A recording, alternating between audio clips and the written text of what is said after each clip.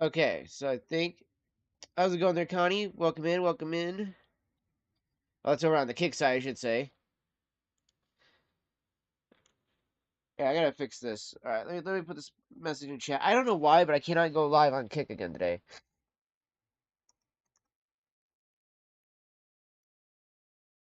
Oh, whoops.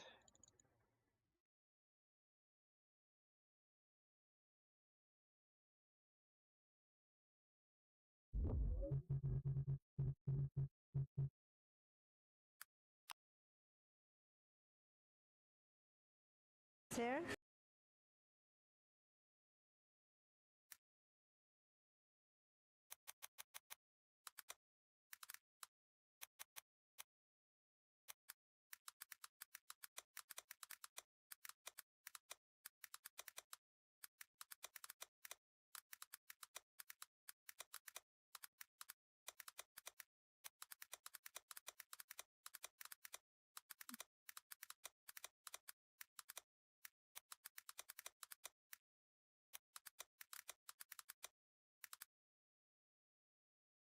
Okay. Just want to let the people around Kick know that unfortunately. Oh wow, there's no shakes on the site. Oh, okay, well just a burger and um fry or not well. Mm, yeah, I'll do a burger and a small fry. That's it. If it's cheaper to do a combo, then do it that way. But I figured it's probably just easier just to do a burger and a small fry to be cheaper that way. If not, just do a burger. Because honestly, I mean, the fries might be cold by the time they get here. So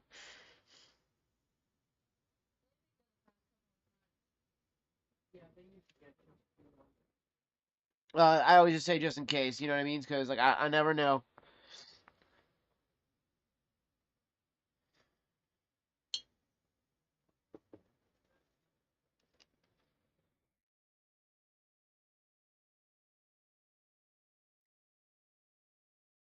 All right. So how we all doing, everybody? Got the stream going back on Rumble and YouTube. Uh, we're going live through the OBS or through the laptop here, so that way if we actually want to do a little gaming, we can.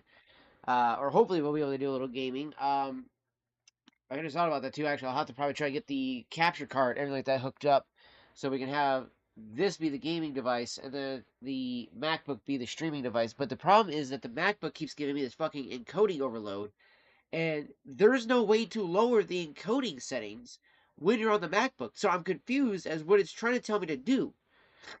Because it's like, oh, lower the encoding settings. Like, bitch, there is no settings. What do you want me to do? Like, there's main, high, and baseline. That's it for the profile, but that's all you get. Like, you only get a profile option. Like, not even joking, chat. So it's really weird.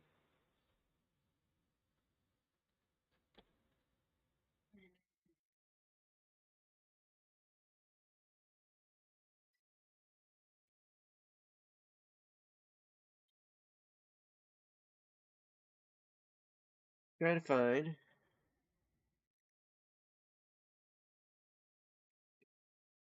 You want to. I'm going to try one of my glass pipe bowls of this here in a bit. Let's see how it is. This vanilla Cavendish from Smoker's Pride. And see if I like it out of that. And if this doesn't give me any tongue bite from there, then I will use it in my Peterson pipe and have some vanilla, plenty of vanilla pipe tobacco leaves to smoke for quite some time. Like, we got a shitload of this to smoke.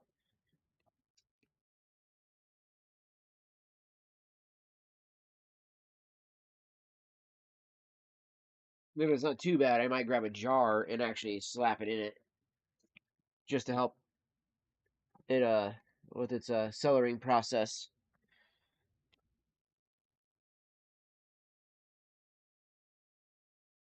And I probably should do that anyways with that one. Because I mean I've been jarring up all my tobacco as it is.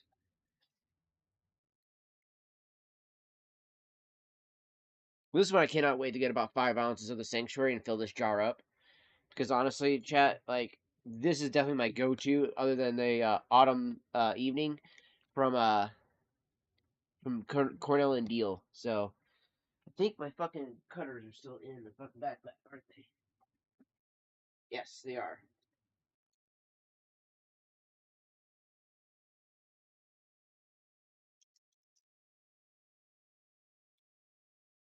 Got a regular cutter there just in case. I got the punch out. I'm gonna try the punch out on the girl with no name. So we're actually gonna open this up here, chat. We haven't opened her up yet, so I'm actually very curious how she's gonna smell, everything like that. So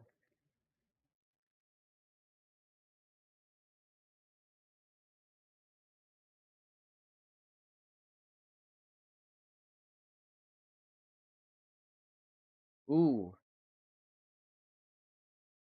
Oh, I love the smell of the wrapper, man. Holy shit. It smells fantastic. And you know, I think, honestly, this might be big enough for a punch out. So it says it's a 44, if I'm not mistaken, right? 7 by 44. Yep, 7 by 44. See here what it looks like on the diameter here. Oh, yeah. Oh, yeah. Easily could do a punch out on this one. So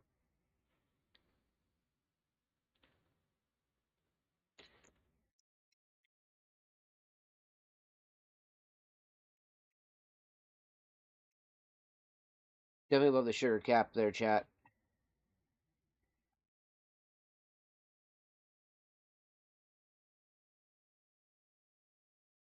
Oh, that is the best punch out I've had yet, chat. Holy shit.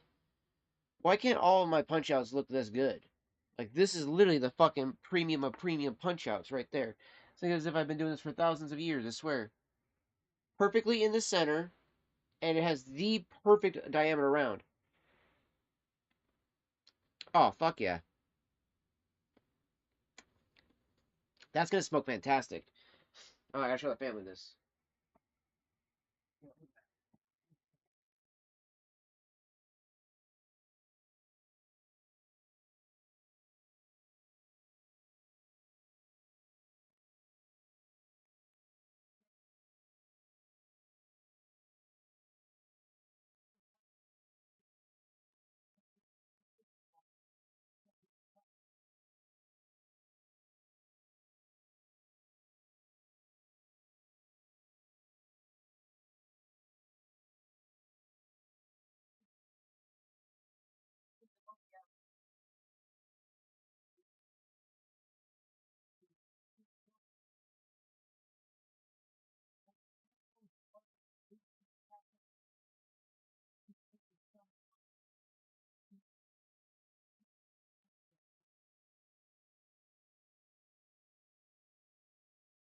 Since we got a burger coming, chat, go ahead and eat our burger, and then give ourselves a little bit of time to relax after the burger.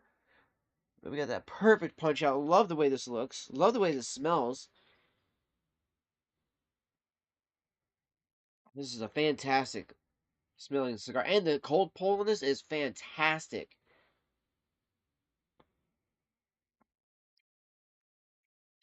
Getting lots of dried fruit and molasses almost.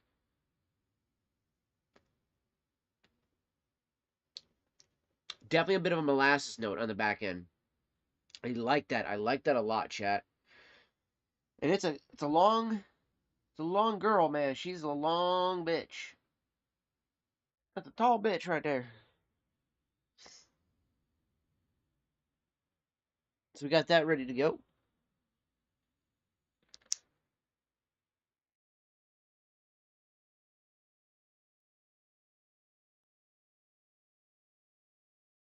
However, I'd like to finish my bowl of 1Q. Use this one plastic Q-tip that I have over here.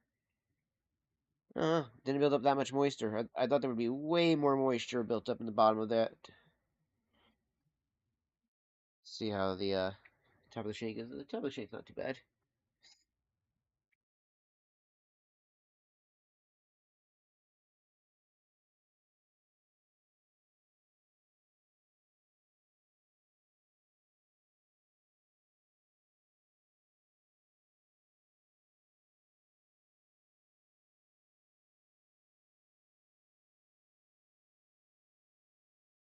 Okay, and then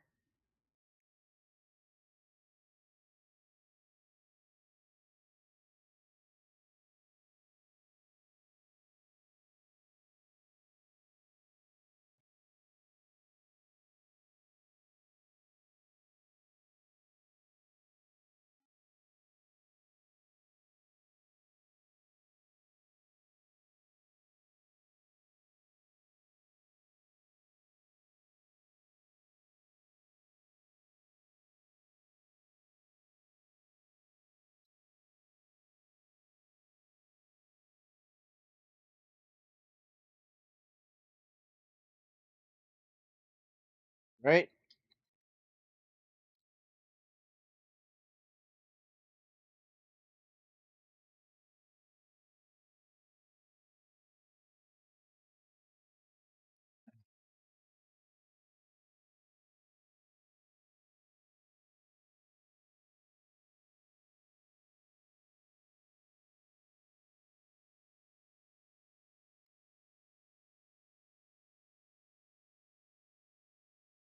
Okay, there we go. Got my 1Q loaded back up, or not loaded back up, I should say, but restarted up.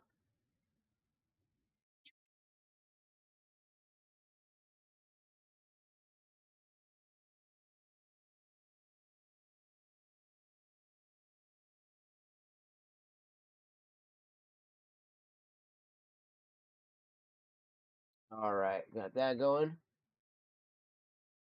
I just want to make sure we have the ability to check on the streams, make sure everything looks good and copacetic there, fam. So just pulling up everything, making sure everything looks phenomenal there. All right, we're looking good on there.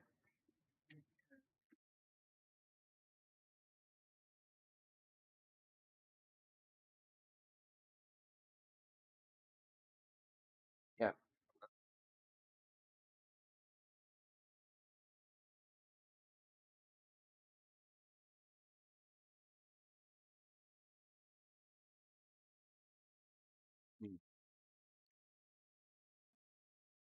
That's why that 1Q loaded up right now, chat.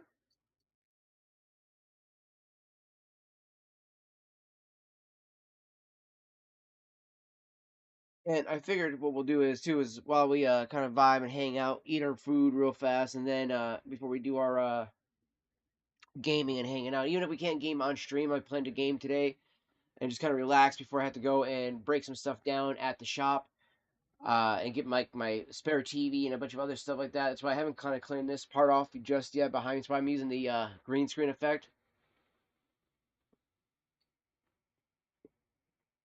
We got all that cleaned up and taken care of. As you guys remember, a couple days ago we did the cleaning stream. The coffee table is the only thing I didn't do.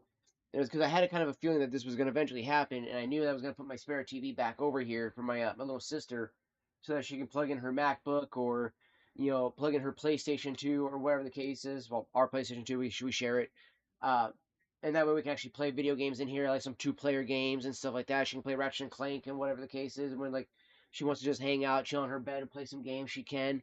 So that way she'll have that set up over there in the back. So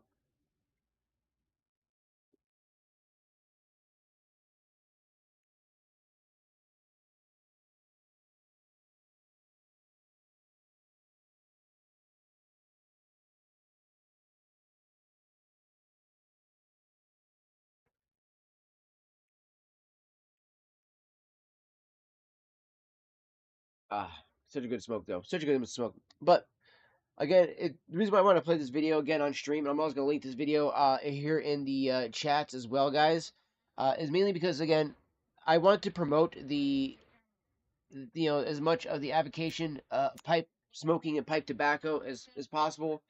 Get the education of it built up more so people can actually be more educated about it. And if they want to choose to do it and they're 21 and older, they can. But more so that we don't have people constantly just hating on something if they don't even understand that thing.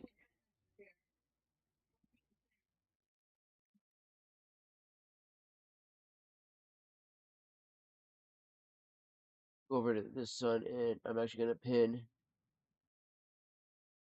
that one over there as well. This way, on both sides, it is pinned.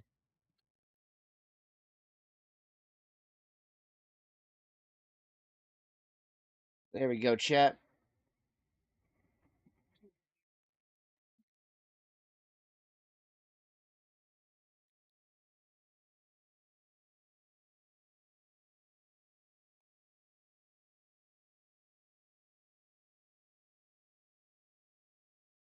Can't wait to bust into the new world too afterwards today, chat. We'll be smoking that one today as well. Oh, I didn't even realize my cat had gotten out of the chair. Oh, hello, Gimme. Thank you very much for the chair back. Appreciate you, kiddo. Appreciate you, darling.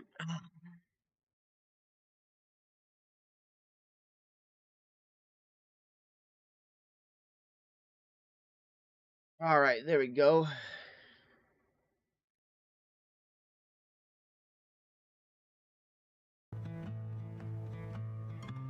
But I love this video that Adam did.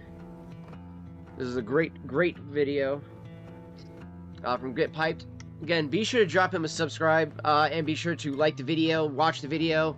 And I hope you guys will enjoy it as well. Another thing I would like to do, by the way, guys, is I would like to get the I would like to get the movie hand rolled, rented, and be able to do a watch party of that at some point, either in Discord or possibly, because I know the guys wanted to do it at the cigar lounge with our buddy Mike, the cigar broker. He wanted to rent it and do like a movie night with all the dudes.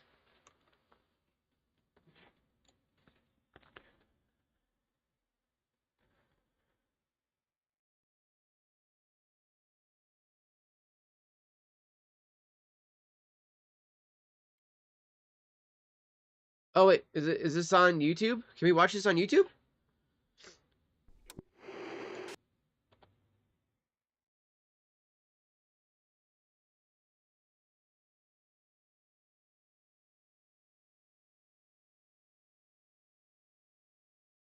I just want to make sure this is the actual movie.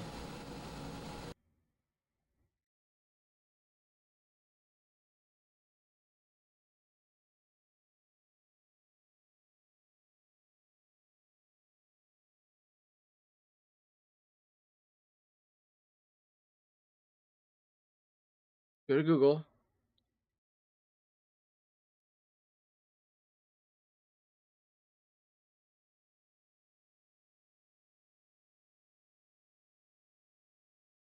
I just want to make sure this is the same film. Hour and 30 minutes. Watch trailer. A render social.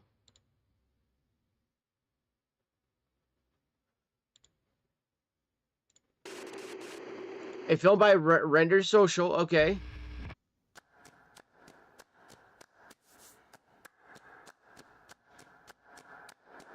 It goes back to the discovery of America. When our ancestors smoked their traditional cigars, that was their direct connection with the gods.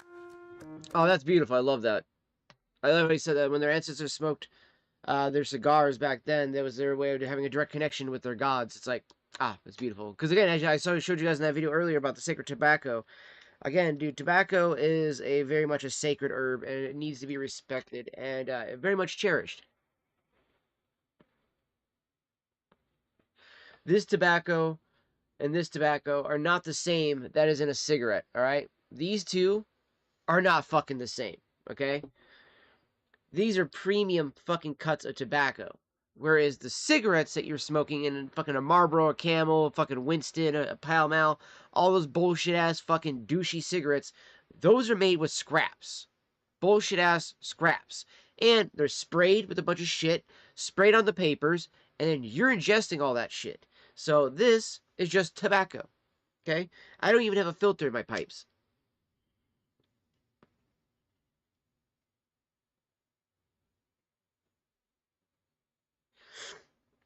So I definitely urge people to, do a little bit more education on tobacco.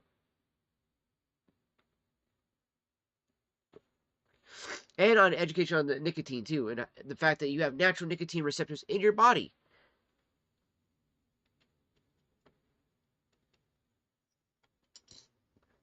And you are eating nicotine when you eat potatoes, you eat celery, you eat a lot of other vegetables like bell peppers and stuff. So, again, do the education. So I'm the 5th generation during 173 years. This is like a labor of love, and you got to wait for the tobacco, and the tobacco will tell you when it's ready. It's almost impossible for one cigar maker to try to copy it. He looks like that. Looks like the guy that's in the video, and then one thing. Cuban cigars are absolutely the best cigars in the world. No, they're not. There are so many Cubans that also Nicaraguan. know a lot of tobacco. Nicaraguans are the best, my opinion. Just saying. You blend great tobacco with great tobacco, you're gonna make great cigars. You have shitty tobacco with shitty tobacco, you're gonna make shitty cigars. And it's as simple as that. It's not that complicated. It's all about Amen, brother. Amen. About the people, about the those that against me, man. They're gonna hate me after this. Big companies are doing that. Yeah, no, they do. And again, notice what it said, big tobacco. Again, these are not made by big tobacco, chat. I want you to understand this. Cigars, pipe tobacco, real shit like this is not made by big tobacco, okay? The cigars you might be thinking, fucking Black and Milds, fucking Backwoods, all that shit like that, that's made by big tobacco. That's not made by artisans. That's the way they can cut down competition. And look how many of these guys are all smoking cigars too. This is the other thing about the industry. Do you want to be in an industry where people aren't partaking of the item that they are, building, creating, and crafting? Or do you want to be in an industry and use it being a hobby where things that, are being made for you, the tobacco, the pipes, all that stuff, these people use all of that shit? I have to be very careful and politically correct, but certain companies benefit. People say tobacco's not true. Yeah, flavored machine-made cigar. Ugh. Chimpanzee is the same as a dolphin. They're both mammals. I've never seen a kid get started on cigars.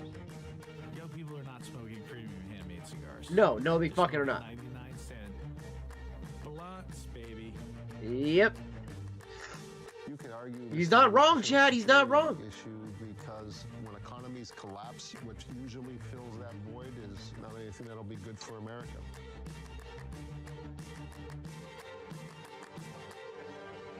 That's fucking scary.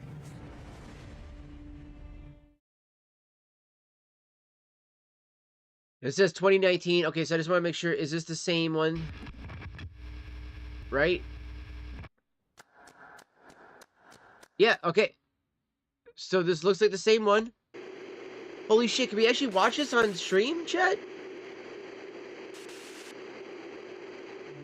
The shot goes in stages. Holy shit.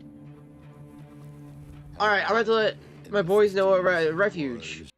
And, dude, yeah, we'll have to let the guys know at the Refuge so we can actually have this playing at the cigar lounge just on repeat in the background. Because they always have fucking cool-ass cigar videos and all this other stuff playing in the background. This would be the best thing. And then just to keep promoting this message across, the nation right now. Again, this is why you see a big revitalization in, cigar smoking and in pipe smoking and stuff. Where the fuck did I put my other lighter? Oh, there it is. Son of a bitch, I lost my lighter. There we go.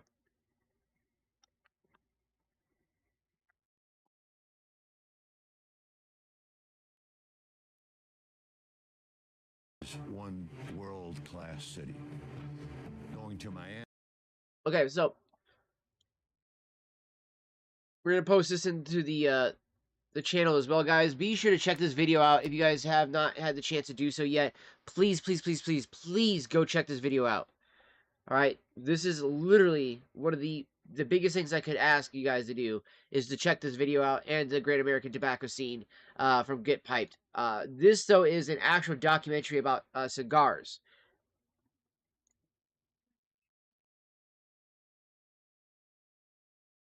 Roots, with its origin tracing back to the Native Americans. For a time, tobacco remained the sacred crop. That is, until the European explorer arrived in the New World. Upon encountering this tobacco plant, the English quickly recognized its potential. As the demand for tobacco grew, so too did its production. I like that we all smoke. Oh, look at that. Evolved over time. A revolution in pipe smoking came with the advent of briarwood. This dense, heat-resistant material transformed I love it, the chat. pipe industry. Oh, look at that. The ladies smoking back in the old days, man. How beautiful that is. Beautiful alternative that quickly became the standard. With briar, pipe smoking reached new heights, and the practice became more widespread and appreciated than ever before. But as the 20th century progressed, the once ubiquitous presence of smoking began to fade. Yeah, can't smoke in a bar nowadays. Health concerns rose to the forefront. The smoking culture that had once boomed. Me and one of my best friends here, my boy Graham, okay, good buddy of mine. He and I are both children that have grown up around parents that smoked around us, the secondhand smoke myth, and guess what? That never caused us to get asthma or anything like that. I already had asthma as it was, all right? It wasn't the cigarette smoke around me. Again, I don't like the smell of factory-made cigarettes, but when she would roll cigarettes and stuff like that, loved it. Like she's doing now. She has rolling cigarettes, and they smell absolutely fantastic. I'll even smoke one once in a while. Again, I don't inhale it. I puff it, but it's enjoyable to puff on, though. To wane. Yet, even as the smoke cleared from public spaces, there were still whispers lingering of tobacco's allure. one such place where these whispers grew louder. Hey, Mini Fox, glad to have you in here, brother. Glad to have you in here. Richmond, Virginia, home to America's oldest standing tobacco factory. It was. Damn it, dude. I'm so fucking irritated about this. It's the only reason why, again, I will finish up this bag of Smoker's Pride, but I will not, if I can help it, I will never be giving STG any of my money.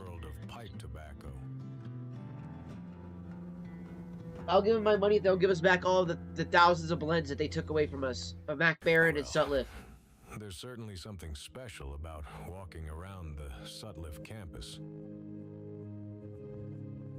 Perhaps it has something to do with Richmond's history. Very nice, brother. Very nice. I actually have a video I need to finish editing and upload later on as well. Were in operation. The city became rightly known as the tobacco capital of the world. So fucking sad, dude. Makes me sad to hear this. Sutliff's story begins in 1849 when it was founded by two brothers, Henry and Thomas Sutliff. The pair began selling. It's fucking sad, man. From a small shop in like, it actually makes me tear up a bit. It makes me really upset to know that, like, I'll never get to really enjoy any of this stuff because it's all gone. And it's because of a fucking company in fucking, you know, over in Denmark who wants to be big tobacco and monopolize shit. And this is the difference between monopolies and actual fucking companies like this. This is handmade by my boy Cody over at the Refuge, a cigar lounge. A cigar lounge, right? One of the owners hand blends this, makes this beautiful jar of tobacco, and literally goes, you know what? I want people to have a quality pipe tobacco for them to smoke and to enjoy, to allow for them to, you know, have that ability to relax and to, you know, kind of ruminate over the thoughts of the day and to enjoy life and the experiences of life. And instead we have this bullshit of like, oh, tobacco bad because, you know, my family member died of lung cancer. Well, what did they smoke? A cigar, pipe, or cigarette, bitch? Oh, cigarette? Oh, Lord, help me. Say it isn't so. It's like, yes, cigarettes suck. We know this. Literally, cigars and pipes pose no lung cancer risk. You do not inhale them. Like, literally, chat.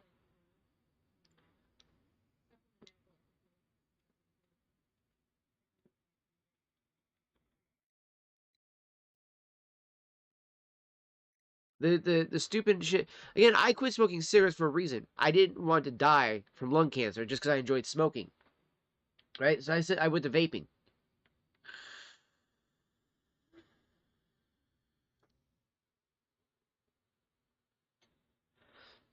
You know? I like the taste of tobacco. I got a tobacco juice in there with vanilla and a hazelnut. And it's like, why is that? Because I fucking like tobacco. I like the taste of it. Right? I used to love smoking it. You know, and I found out why I liked British cigarettes so much is because most of them have a bunch of Latakia in it. That's why. And they aren't sprayed with as much chemicals. But still, it's like, I don't want to end up dying from smoking cigarettes like that. I would much rather have something that's a little bit, you know, in a sense, healthier.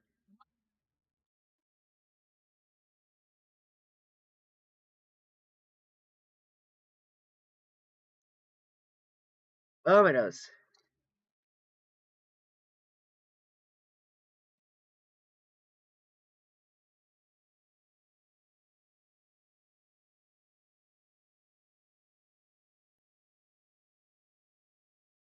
My pipe is finally out. Load some more tobacco in it. Just 1 second here. Food just got here too, though.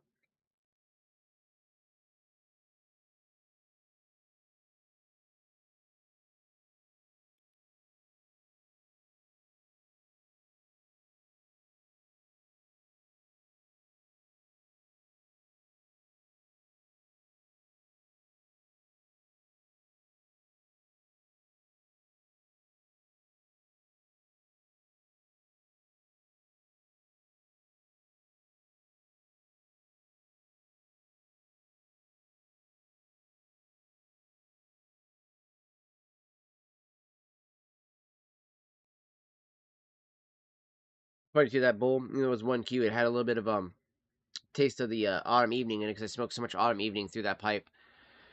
That's kind of ghosted it a bit, which I'm okay with that.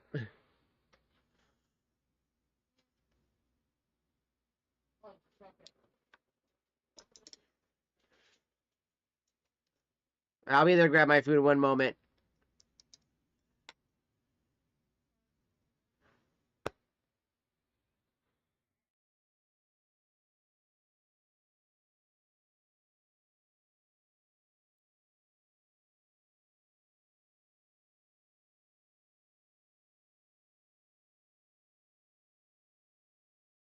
All right.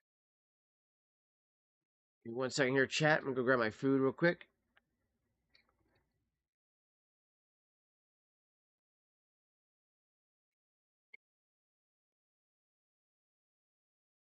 Yeah, but there we go. Gonna move some stuff so I can actually set my food down as once I grab it here too, chat, and that way I can just throw the video back on once I get my food. We can eat while we're watching this amazing video that Adam did here from Get Piped. Again, big shout out to Adam over there on Get Piped. Be sure to drop him a like, a sub, follow him on all of his socials, and be sure to show him all that love there, chat. The dude makes some amazing content here, so all right. I think that should be good enough right there for everything. I'll be right back, chat.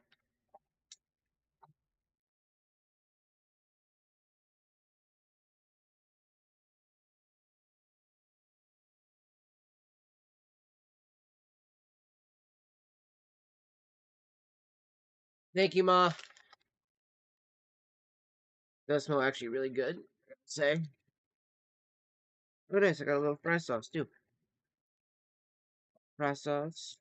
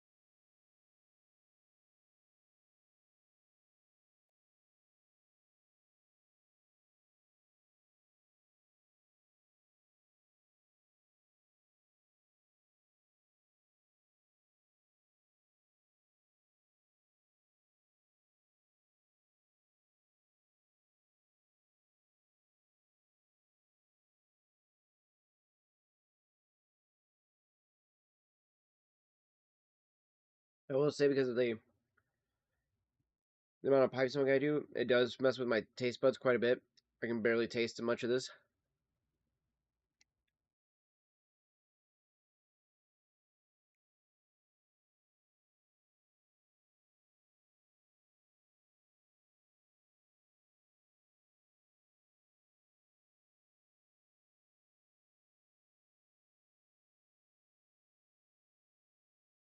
Hmm.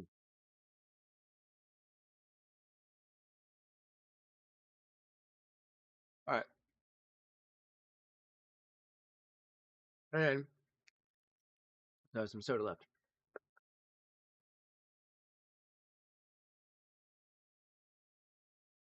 Finish that one up, too. Finish this one as well.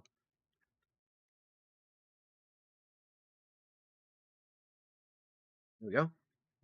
Then the trash. Francisco, California. All right. While others flocked west in search of gold, the Sutliffs found their own wealth by supplying the region with quality pipe tobacco, chewing tobacco, and hand-rolled cigars. Damn right. But after a time, blending in the basements of their homes and mezzanines of their stores would prove inefficient. Yep, they'd have to expand. When Sutliff built their factory in Richmond, it was the 12th tobacco factory erected in the city's industrial Manchester district. Today, There was. Sutliff stands as the last surviving tobacco manufacturer in Literally the 10 months ago was when you had to buy up all of the Sutliff and Mac Baren you could before it was gone. And now it's all gone, chat. Not in here in America at all.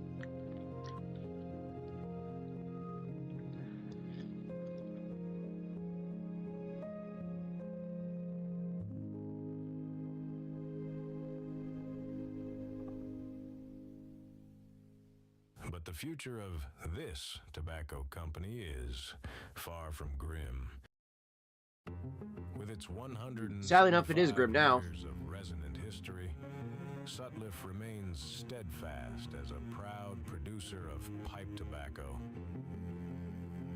Oh, by the way, congrats, by the way, Fox, on creating the short, by the way. I would say that to you as well, brother. Proud of you on that. I mean, yeah, it may have to take you 4 hours, but guess what? Now you got a badass short, though. Perseveres in the face of an uncertain regulatory climate. Through it all, Sutliff stands proud as a guardian of American tobacco, dedicated to continuing the story of pipe smoking for the world, ensuring that the tales of this timeless tradition continue to be told.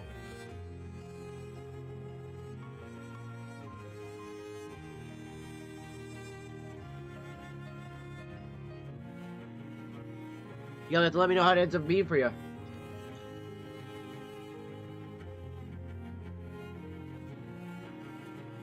Man, look at all that beautiful tobacco that is weighing out there. All these lucky souls that got to try it.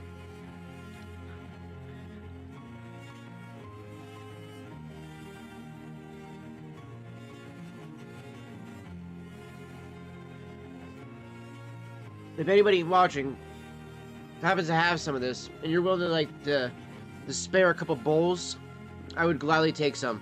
So, if you ever wanted to send some, or if you want to meet up, or anything like that, have a smoke sesh, I would totally do that. Hang out and smoke some quality tobacco like that from Sutliff.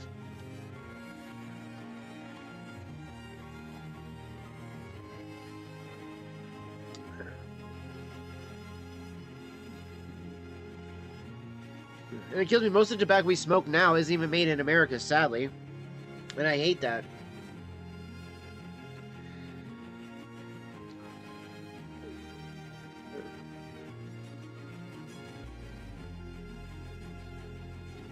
Like even Cornell and Deal, even though it's made in America, most of the Red Virginias are all coming from Canada.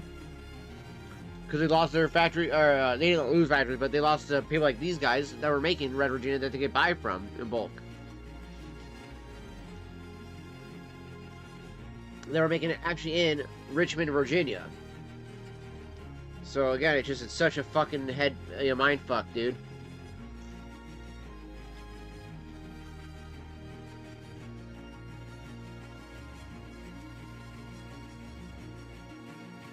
I want to grow some Burley and Virginia tobaccos. And if I could, grow some Perique as well, and then that way I can make my own styles. I would. Manufactories of the weed have sprung up in every direction. The largest buildings in the city are, with few exceptions, tobacco factories. And I may venture to say that more tobacco is manufactured in Richmond than any other place in the world. Yep.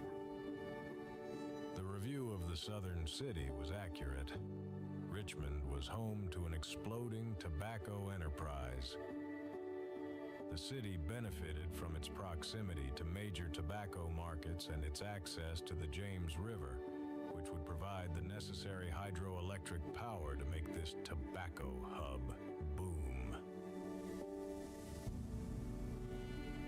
In truth, their portfolio extends far beyond the dearly loved classics, featuring a vast array of aromatic, English, and Burley mixtures that cater to diverse palates. Sutliff also plays a decisive role in the broader tobacco industry, supplying an extensive collection of base blending components to small businesses.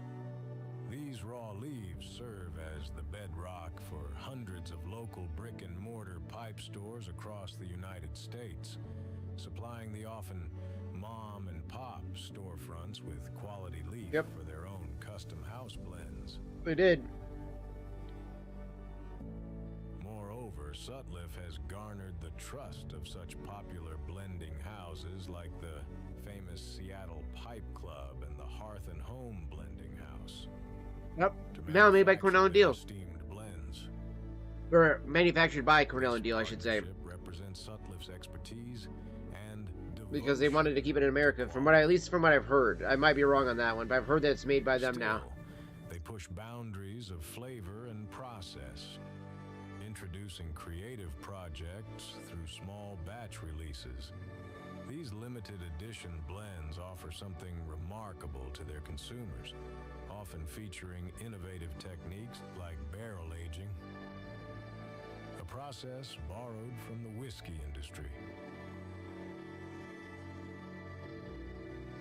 Or double pressing, a process that combines high heat and pressure to achieve unique flavor profiles.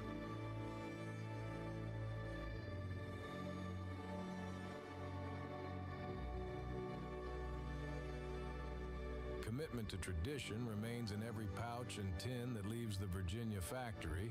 Yep. Their journey goes beyond preserving the past. It's about forging a future that honors the craft and culture of pipe smoking.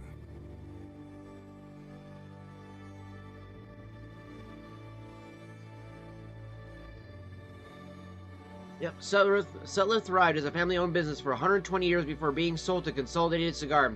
Though the company remained family-operated with Henry Sutliff's heir, Gordon Sutliff, serving as president, Consolidated Cigar was eventually acquired by Saya, which Sutliff remained in Richmond. Its name was replaced with the Altitis Pipe Division. In 2013, the legendary blending house Mac Baren purchased the Altitis Pipe Division, led by the Hallberg family since 1887. Mac Baren rightfully restored the Sutliff name. The following decade marked a golden era for tobacco. Heinrich Hallberg of Mac Baren and Jeremy McKenna of Sutliff revitalized the pipe tobacco industry with bold innovation, relentless passion, and a shared love of the leaf. Sadly, with the untimely passing of Heinrich in 2021, the Hallberg family lost its passionate guardian in the world of pipes and tobacco. The Hallbergs went on to sell Mac Baren to the Scandinavian Tobacco Group just 3 years later. In pursuit of total monopoly, Scandinavian Tobacco Group erased over 1,000 tobacco blends across the Mac Baren and Sutliff portfolios. Within 3 months of ownership, by 2025, the historic Sutliff factory was shuttered, its machinery dismantled, and its dedicated employees terminated. A legacy spanning 175 years was abruptly and unceremoniously ended. Mac Baren suffered a similar fate. Its remaining operations in Denmark were consolidated and eventually ceased altogether, with the factory closing its doors permanently in 2027. Ugh. It actually makes me tear up, too. I ain't gonna lie. I get teary-eyed. As stupid as it might sound to some people, it is, because, again, that's part of our history, dude. Especially as Americans. That's part of our history gone now, thanks to this fucking piece of shit company who wants to make a monopoly of this. Like, fuck these guys. Like, truly and honestly, dude. Like, it's really heartbreaking to hear that.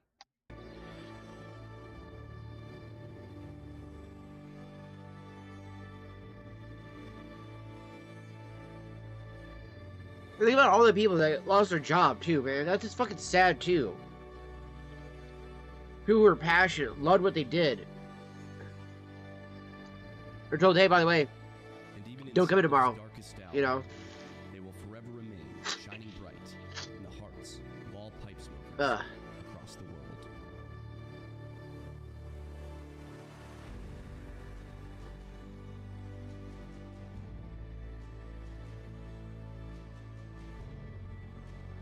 Here's why the video is called A Love Letter to Them.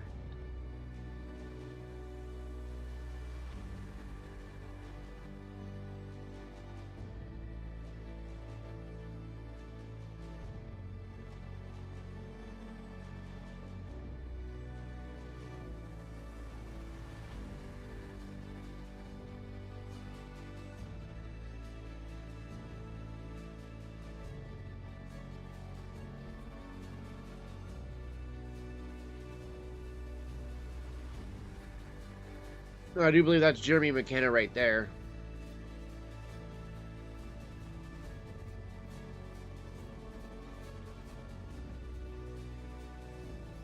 Yeah, they went out and shot some.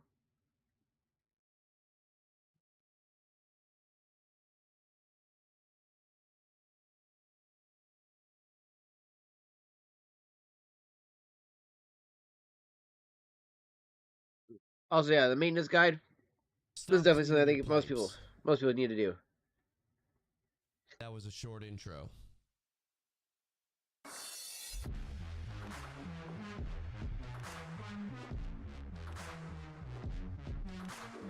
You link the video as well again to chat. My name is Adam, and this is Get Piped, where we, well, love to pipe. And today I'll be discussing something a bit outlandish, but bear with me. However, first, I want to thank today's video sponsor. Any ideas?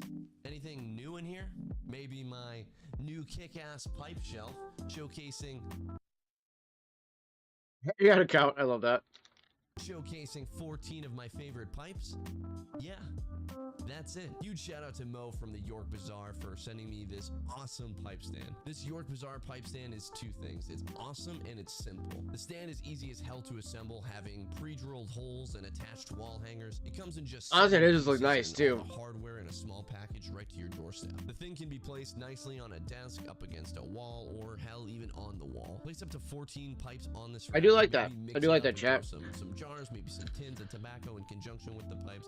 It's completely customizable and it's up to you. I love this stand because it's simple and I can easily organize my 7-day, or I guess now 14-day rotation. It's made out of a lightweight wood. I have no idea. I literally have no idea. But it's not a shite wood or a pressed MDF plywood. It's finished in a cocoa-y mocha brown stain and just looks sleek and clean. And the thing will hold most pipes. It fits every varying size of my 100 or so pipes, having only struggled with a super small bowl. The Peterson Carroll of Carrollton. Check that video out. This thing is awesome for just $49.99. It's just one of the most cost-effective and functionally effective pipe products on the market. Now, I have some super expensive artsy pipe stands, and I have simple pipe stands, and to be completely honest, this one holds far more pipes than any of the other stands and pipes I have. So yeah, I like it. And I'm not being paid to say any of this. Now, he sent it to me, and if I didn't like it, I would have said, sorry, Mo. But instead, I'm saying thank you, Mo. Head on over to his like site. that. It's linked below, and you can pick one up with free shipping to the US and Canada. He also discounts bulk sets, so if you're that one British bloke that was featured on the Pipe and Tamper podcast with, what, 4,000 pipes? Yeah. I know a guy. I mow a guy. He mow a guy. It's Mo. It's the guy who makes this name. His name's Mo. We're talking pipe maintenance. We're talking pipe cleaning. We're talking deep cleaning. We're talking. You got 4,000 pipes, dude. Holy shit! Videos out there that you can check out, which will be far more concise and far less annoying. But that's my approach. Maybe I'll get the soft exhale out of your nose, you know, disguising a chuckle. Nope. At large, the pipe smoking community considers there to be two types of pipe cleanings. The first being a daily clean or a post-smoke maintenance, and the second being a most commonly known as the deep clean. You know, this proverbial deep clean is said to be conducted after greater intervals of smoking, which is true-ish. My take is this. There's only one type, or should be in a sense, and it's done every time you smoke your pipe. I like to call it maintenance. To me, the daily cleaning or maintenance is just part of the ritual, part of the smoke experience. When you're done smoking your pipe, you have to get rid of the dottle, which is the fancy word for the leftover ash and tobacco that's still in the tobacco pipe. And you do this process of just daily cleaning, I guess. I call it a maintenance. It's not super involved. It really isn't, or it shouldn't be. And here's where I'll be transparent as hell. I am horrible at this. I smoke my pipes where I want, when I want. A lot of times it's a partial bowl. So that in turn becomes pipes full of half bowls, quarter bowls, in jacket pockets, or in my car, or even on the shelf. I love that. The car pipes, like, holy shit, bro. You got like fucking 4 or 5 pipes just in the car. But proper you look to see if any of those had symbols. All the leftover tobacco, ash, and dottle that you have inside the chamber. Once complete, I'll rip a pipe cleaner through the stem a few times, as well as the bowl, and you can even buff out some of the charring, the rim charring, before that really sets in. I'm also horrible at removing rim char. Maybe because I don't care completely, but I'm horrible at it. Now here's the guru magic. It's very important not to remove the stem from the shank immediately after a smoke.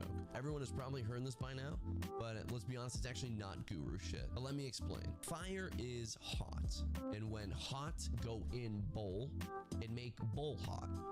Hot make thing expand. Bowl expand. The way he explains this is hilarious. Stem expand. Eyes no see. Eyes no see, but expand. Big expand. Eyes no see, but expand.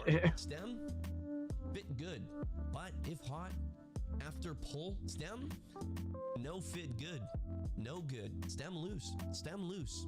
Why? Because hot, no touch. The way he explains it's hilarious. No touch. That was by far one of the most painful things I've ever done. Essentially, science magic comes in and he just expands the wood and the stem. You want to leave it alone until it cools completely and all the molecules and stuff kind of find their way back into equilibrium. Now, should you pull out the stem too soon while it's hot, it messes everything up and you're left with a loose stem. It's because everything's not cooling at the same rate and I don't know. Science, magic, that's why. Now, I've been there with loose stems a couple of times. There's a couple fixes for it. Beeswax is a big one, or honestly, just smoking the pipe more without messing around with it tends to fix things. But just let it go back to natural, yeah. Now back to the maintenance. We find yet or go back to neutral, I should say. when it comes to cleaning the chamber or inside the bowl. Many will say don't touch it. The school of thought tends to favor the need to build a cake or a carbon cake. Now, a carbon cake, or just cake, is a buildup of carbon that lines ideally the entire chamber. Cake is awesome because it helps protect your briar by reducing the heat exposure to the wood itself. It's also said that the carbon cake helps sweeten the pipe, or at least makes the smoke more mellow. All of that sounds cool.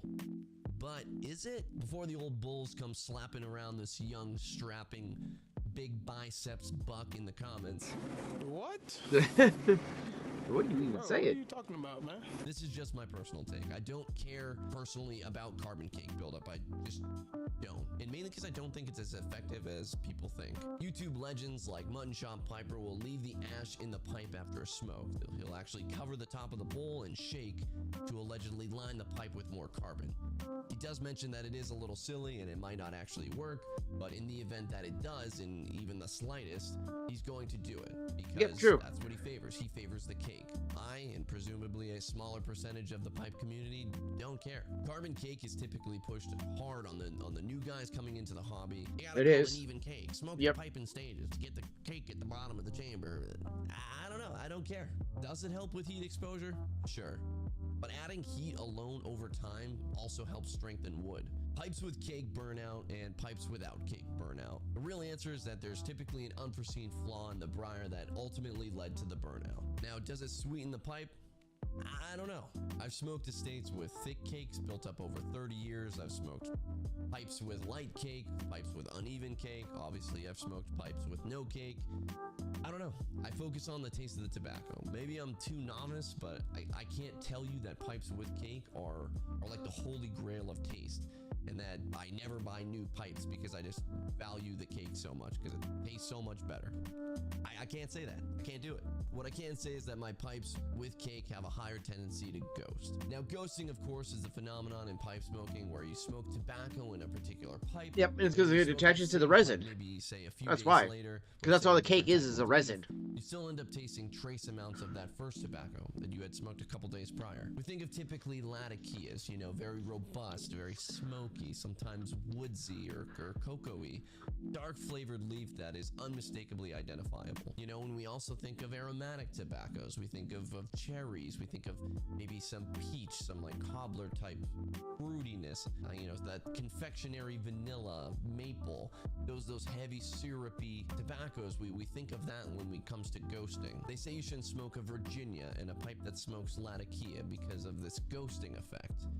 Well, in my experience, I generally don't have that issue. One of those was a clay pipes. You could do it either way. Pipes have a small carbon cake. Yes, wood can be seasoned in a sense, but realistically, if you're consistently doing your post-smoke maintenance on your briars, you just won't see nearly as much ghosting. Now again, there's outliers, and if you have some crazy high Latakia bomb, maybe some very goopy aromatic, you're gonna get ghosting. Doesn't matter what kind of pipe you're smoking. But for the most part, I really haven't had that many issues with ghosting. I attribute that to my small cake buildup. My cake buildup remains relatively thin because I swab my briars really well with pipe cleaners after every smoke. At least I try to. So my intent here is not necessarily to avoid cake, but it's just to get the pipe as dry as possible after a smoke. Yep. And the small cake is a... That way you can actually smoke again sooner, too.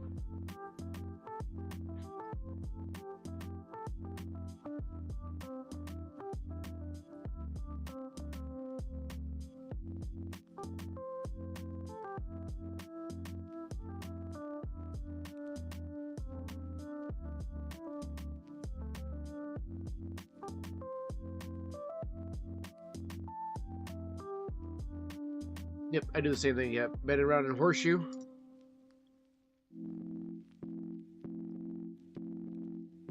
Those ones don't even look like he's using the ones with bristles. That looks like just the pure cotton ones like I have as well. So I have both, but the pure cotton ones are just there to dry out everything, really.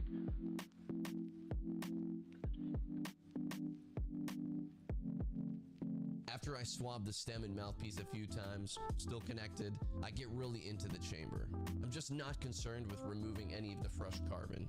A dry briar is a tasty briar. Now, achieving a dry briar leads into the idea of resting your pipes, which I'd argue is a piece of your maintenance process in and of itself. They say it's best to let your pipe rest for 24 to 48 hours in between smokes so it can fully dry out and fully cool off. This too would be the point where you could remove the stem and do any additional cleaning that you might need to do. More hot takes, I rarely do either of those things. I smoke whichever pipe I want to smoke whenever I want to smoke it. Sometimes that's the same pipe for brother. an entire week because it's just in my car. Not the best practice for optimal pipe maintenance. I probably shouldn't even be bringing up in a video where I'm talking about maintenance. But Hey, as long as the you're honesty. swabbing the stem The honesty. and the chamber itself and really yeeting out that excess ash, I think it'll be all right. I also never really take my stems apart. I feel like I just don't have to. Once my daily maintenance is done, I just throw it back up on the shelf or throw it in my car or my new pipe rack, yorkbazaar.com. And then I smoke it again whenever. In short, my argument is if you maintain your pipe daily, you really don't have to do a deep clean. You know, there's no need to put any kind of solution near your pipe. Now that crazy salt-soaked stuff or having to ream your pipes from years and years of carbon cake, your pipe won't sour because you're not letting moisture absorb into the bowl. Exactly.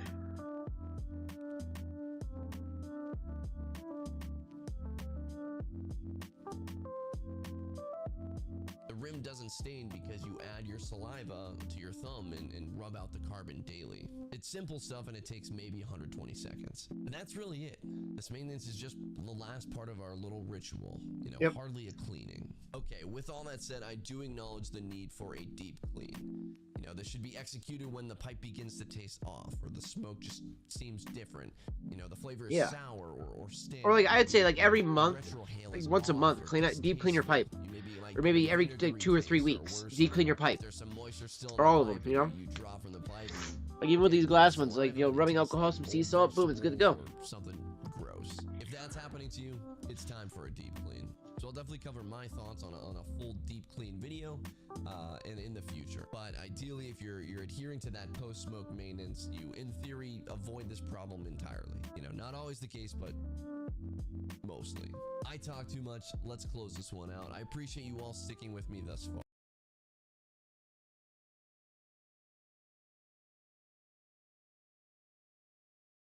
Also, I wanted to show this video here, chat, because I think it is important to remember that pipe smoking, while also being a thing that's meant to be reflective, mentally and everything like that, something you do reflect upon your thoughts and ruminate upon these things, that it very much is also a social thing as well, too. Hello, my friends. Welcome to Once Upon a Pipe. It looks like and feels like spring. So we've got a little bit of I need to start making some of these little tip covers like he has, especially for like the some warmer temperatures after all of the corn cob with how much I've chewed on that stem there, that poor stem. A couple weeks ago. Some of the snow still lying around, but starting to Trying to finish up the rest of this burger here too, Chad. Oof. Hey, I'm excited today for a couple of reasons.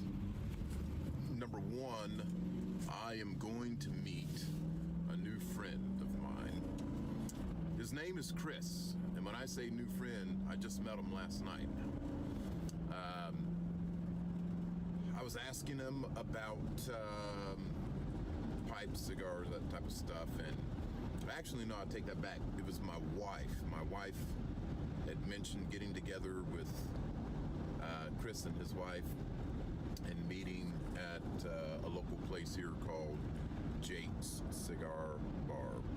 And Chris says, well, I don't smoke a pipe, and you know, maybe a couple times a year might have a cigar. So he said he wanted to try a pipe, and I told him that I would be glad to help in any way I could. So this literally to you, by the way, Chad, that's literally how I felt the other day when I was at the Cigar Lounge, and our my buddy Cody, who was there, the owner, one of the owners, because there's two owners at the store, and he was in there though, and he was talking to one of his buddies, and he goes, yeah, hey, I got a buddy that's trying to get a pipe smoking. Would you come and help him out, like show him some pipes and give him some advice and stuff like that? And I gotta say, that was probably the funnest and coolest thing I've got to do here recently, just because, again, it's that you get to dabble in a hobby so much that once you start to, learn the hobby so much that it becomes like second nature to just know these things. Like, again, it was kind of funny when I'm talking to them and I'm expressing certain things that like they're like, oh yeah, we know that stuff, or like, only the our advanced people know that type of stuff, and it's like, oh, okay, cool. So it's like, oh, so now you're already elevating yourself up to these other levels with the other pipe smokers around the area, that legitimately they're like, hey, you want to go and talk to this guy because he's got to have good advice. And it's like, oh, that made me feel good. And it's like, and they get to see more and more people enjoying a pipe. Like, he sold 3 pipes in one day, and for most people that's probably like, wow, that's not a lot. It's like, that's actually a lot comparatively to most people. That's probably only 1 or 2 pipes a week. To have 3 pipe sales in a day, and he's almost sold out of all 25 of the corn cobs he got in. Like, that's impressive, chat. That's impressive. Morning, I sent him a message and said, Chris, what's your schedule like today? He basically said it's pretty open. I said, how about meet me at Schwab's, 10:30, and that's where I'm on my way to. So I'm gonna meet Chris down here at Schwab's, and we're gonna see how a true newbie, someone that's just completely all right, new to this hobby, this art, what they do, and what he picks out, how he picks it out, all those things. And it's cool to see something new to this, to see how they might go about it, how they might go about picking out their stuff, and also like how they might go about picking out the tobacco as well too, and what are ways to kind of help, maybe some people you might know that are also looking to get into pipe smoking, but you're like, oh yeah, I don't know exactly necessarily how I want to go about it this way or this way. It's like I'm a little nervous because like I don't know if I want to buy this type of tobacco or this type of pipe. I don't know if I need to get this or I need to get that, or how many ounces should I get to last me X amount of days, and so forth and so on. Especially if like maybe you live so far away and you can't really get to like the the tobacconist that easily, so it makes it harder to get to the tobacconist and actually get some decent quality tobacco to enjoy and everything like that, so.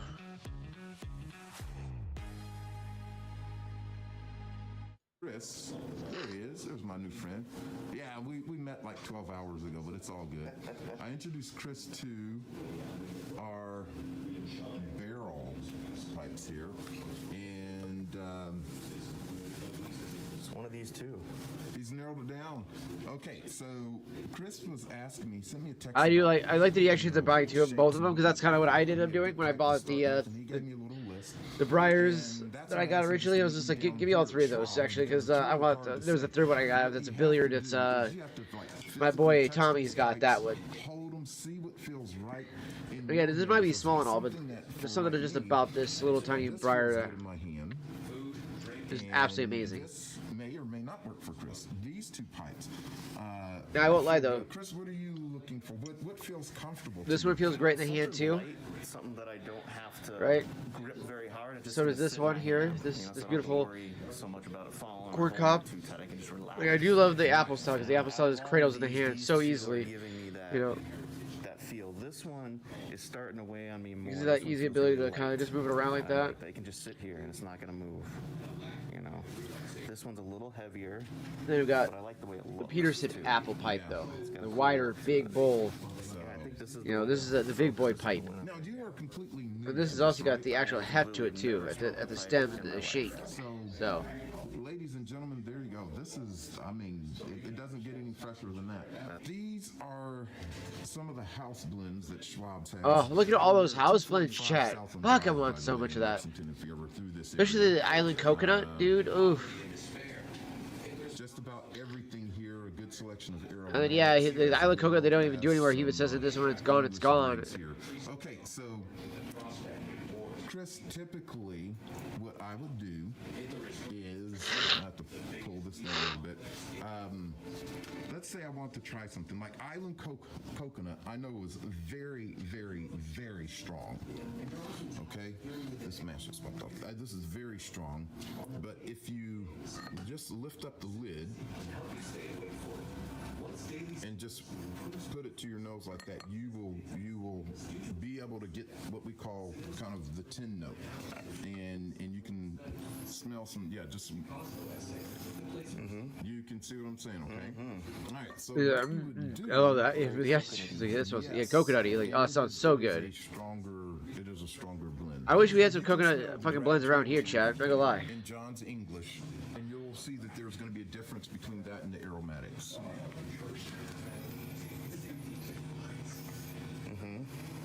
All right, is that sweet?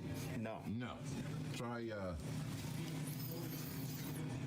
Yep, not sweet either. Yeah. Not sweet. Okay, so none of your English are going to be sweet, and they're not going to smell sweet when you smoke them. Okay, but they are contacts. Very good smokes, and most people that start out on smoking, for some, they always get aromatics that smell like. Hey, aromatics are good to start with. Just saying. Try that. Fucking contacts, dude. Not sweet, but like an earthy cherry smell. Yeah. Dark rum, this one right here, that has been probably my favorite aromatic that Schwab's has, and it's rich. I like that. The room note on this, let me tell you, I would like this during my son's football practice. That's a little better there. My eyes were stinging there. That's why I had like shut my eyes and then I shut them. It actually made it worse. Actually, it felt like it was just like stinging worse. I was like, oh, okay, fuck. That smells really nice. Dark rum is a good one. So, and the good thing I like about that one is that it doesn't leave a lot of tongue bite. Tongue bite is, you will experience it. Every piper does, yes. You'll know it when you have it.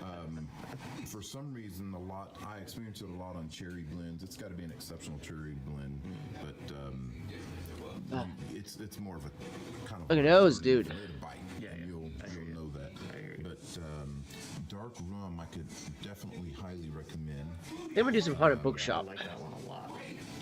So, oh wait, no. You just keep trying these, and you'll find. I'm gonna do a small bowl because I'm gonna light my cigar, but I just want something to kind of palate cleanse. All right, so Chris has picked out 2 pipes. Chris, let's see what you got here. Blue, brown, black. Let's do the black. You know what? We're gonna do a little autumn evening out of the glass pipe here. What I possibly need. This little nail, something like this. You know, pipe timber. We call this a check tool. You know, all those, yeah. You know, which are all in there. Perfect. I like. I'll show you here, man. In my left pocket, sir, carry everything I need for piping. Okay, so there's my homemade pipe tamper, and you can see here it says Johnson. Says once upon a pipe in there. You probably have that.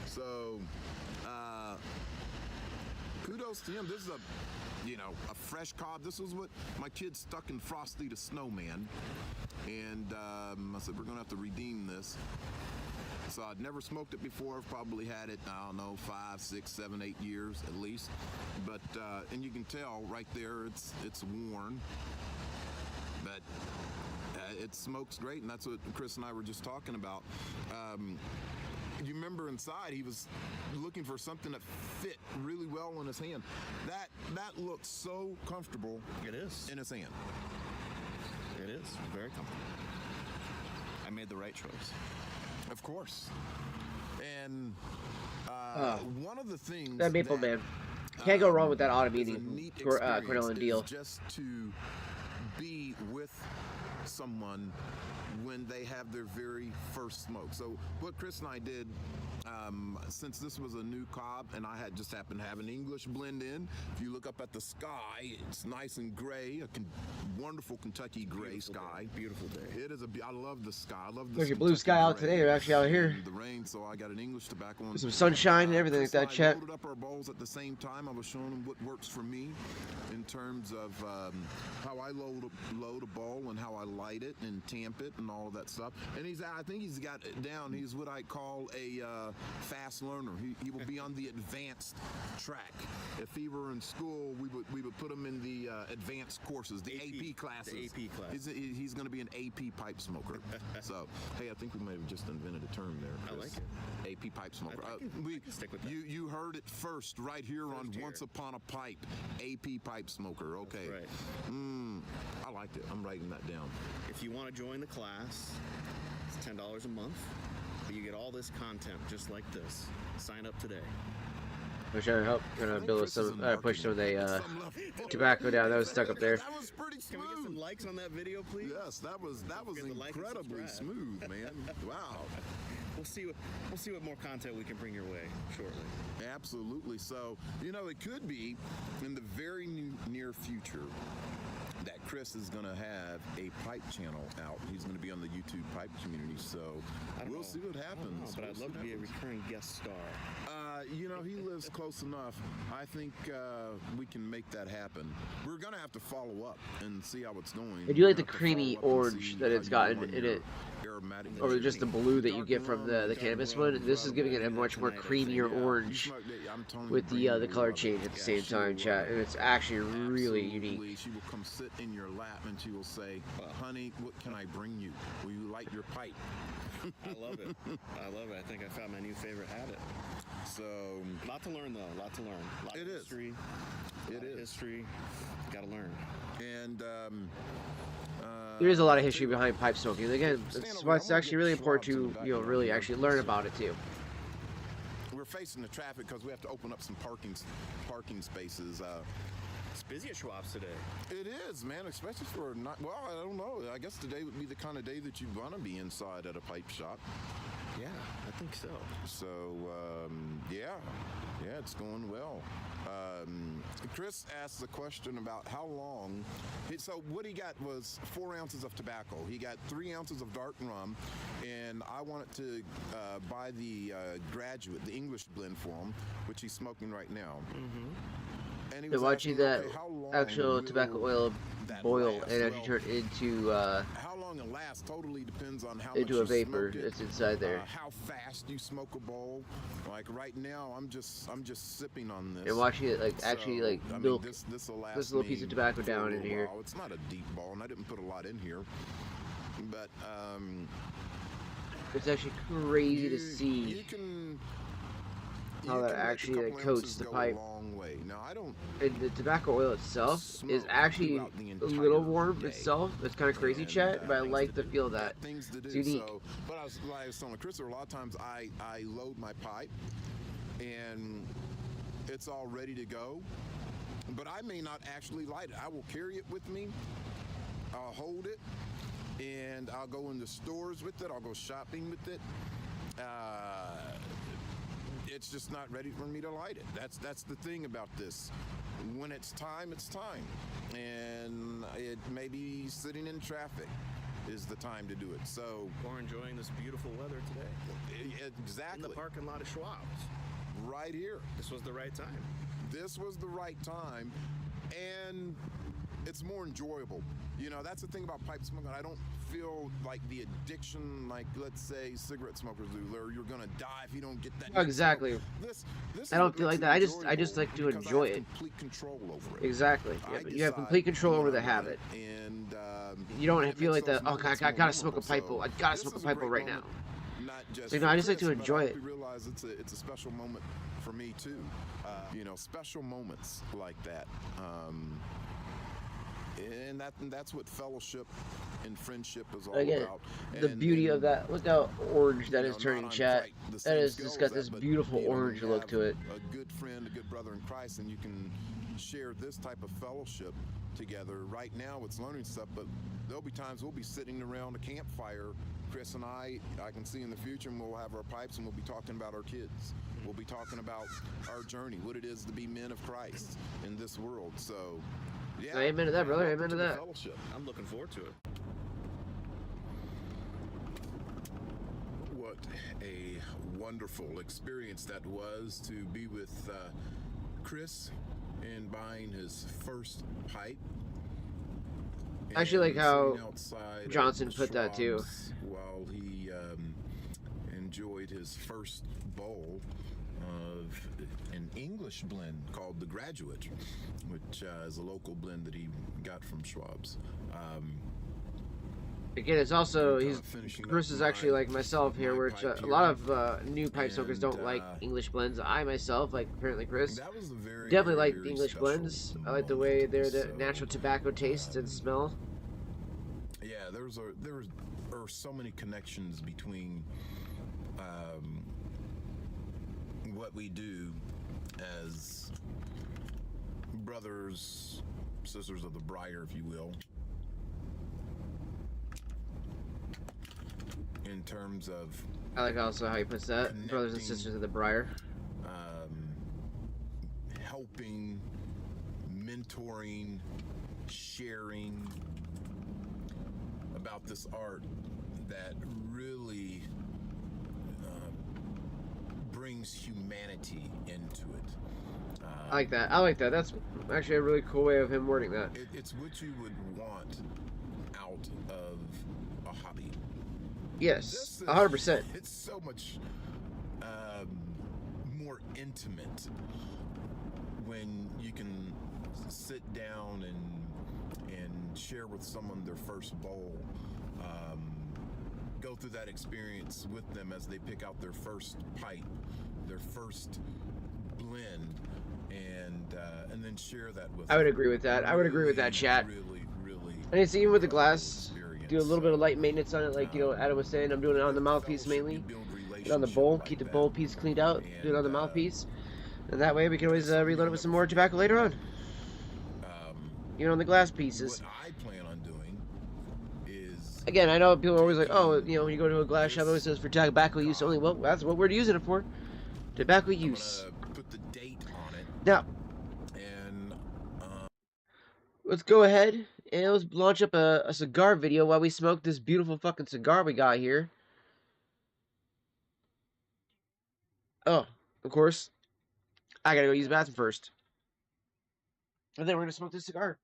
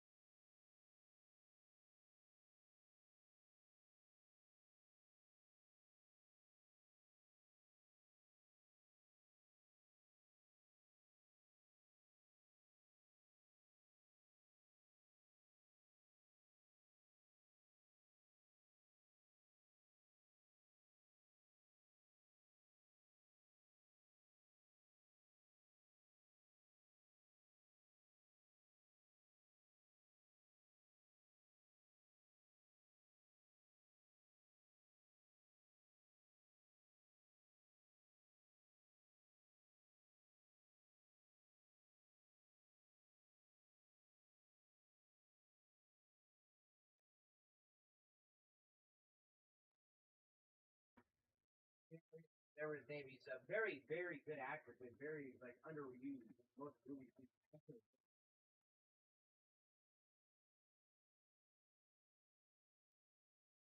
Alrighty, chat. Make sure to wash up because you wanna smell good. Got some Fight Scrub from the Fight Club movie collab that they did with the Dr. Squatch for their their 10th anniversary that they did.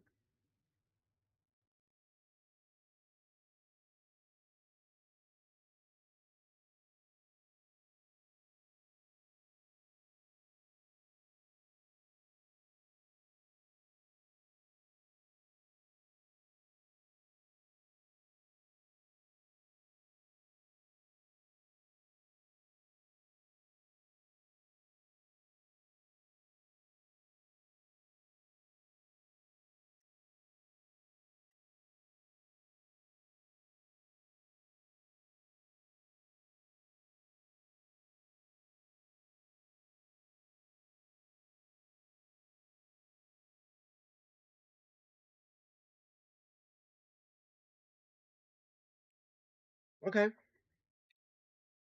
Okay. I see what she's putting down. I see what she's putting down. That is a very, very flavorful, very interesting cigar. Right off the start, chat.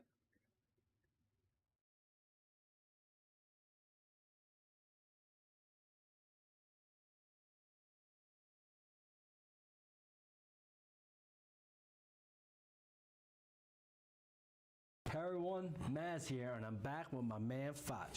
Foch, what are we doing Foch. today? I like the name Today Foch. We're talking about the unwritten rules, the things that separate a true brother of the leaf from, that guy. That guy. Yeah, that guy.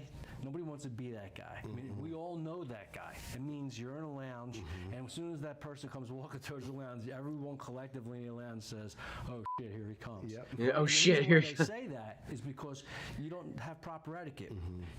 You're a fucking animal, is what he's just saying. He He said you act like a fucking animal. There's obviously a collection of people that are trying to enjoy themselves, and either you're talking at the top of your lungs. We'll get into all the the faux pas per se, but you know who we're talking about. We're going to try to save you from being that guy. All right. But before we get into trying to save everyone out there from being that guy, we're going to smoke some cigars for this That's right. guy. All right. You ready? I'm ready. Let's get into it. Well, he's got My Father. He's got the oh gosh, what is it? So that's My Father. This is the La Opulence there. It's a beautiful looking cigar. Beautiful looking cigar. The Tattoo, that's right. The 20th anniversary, that's right.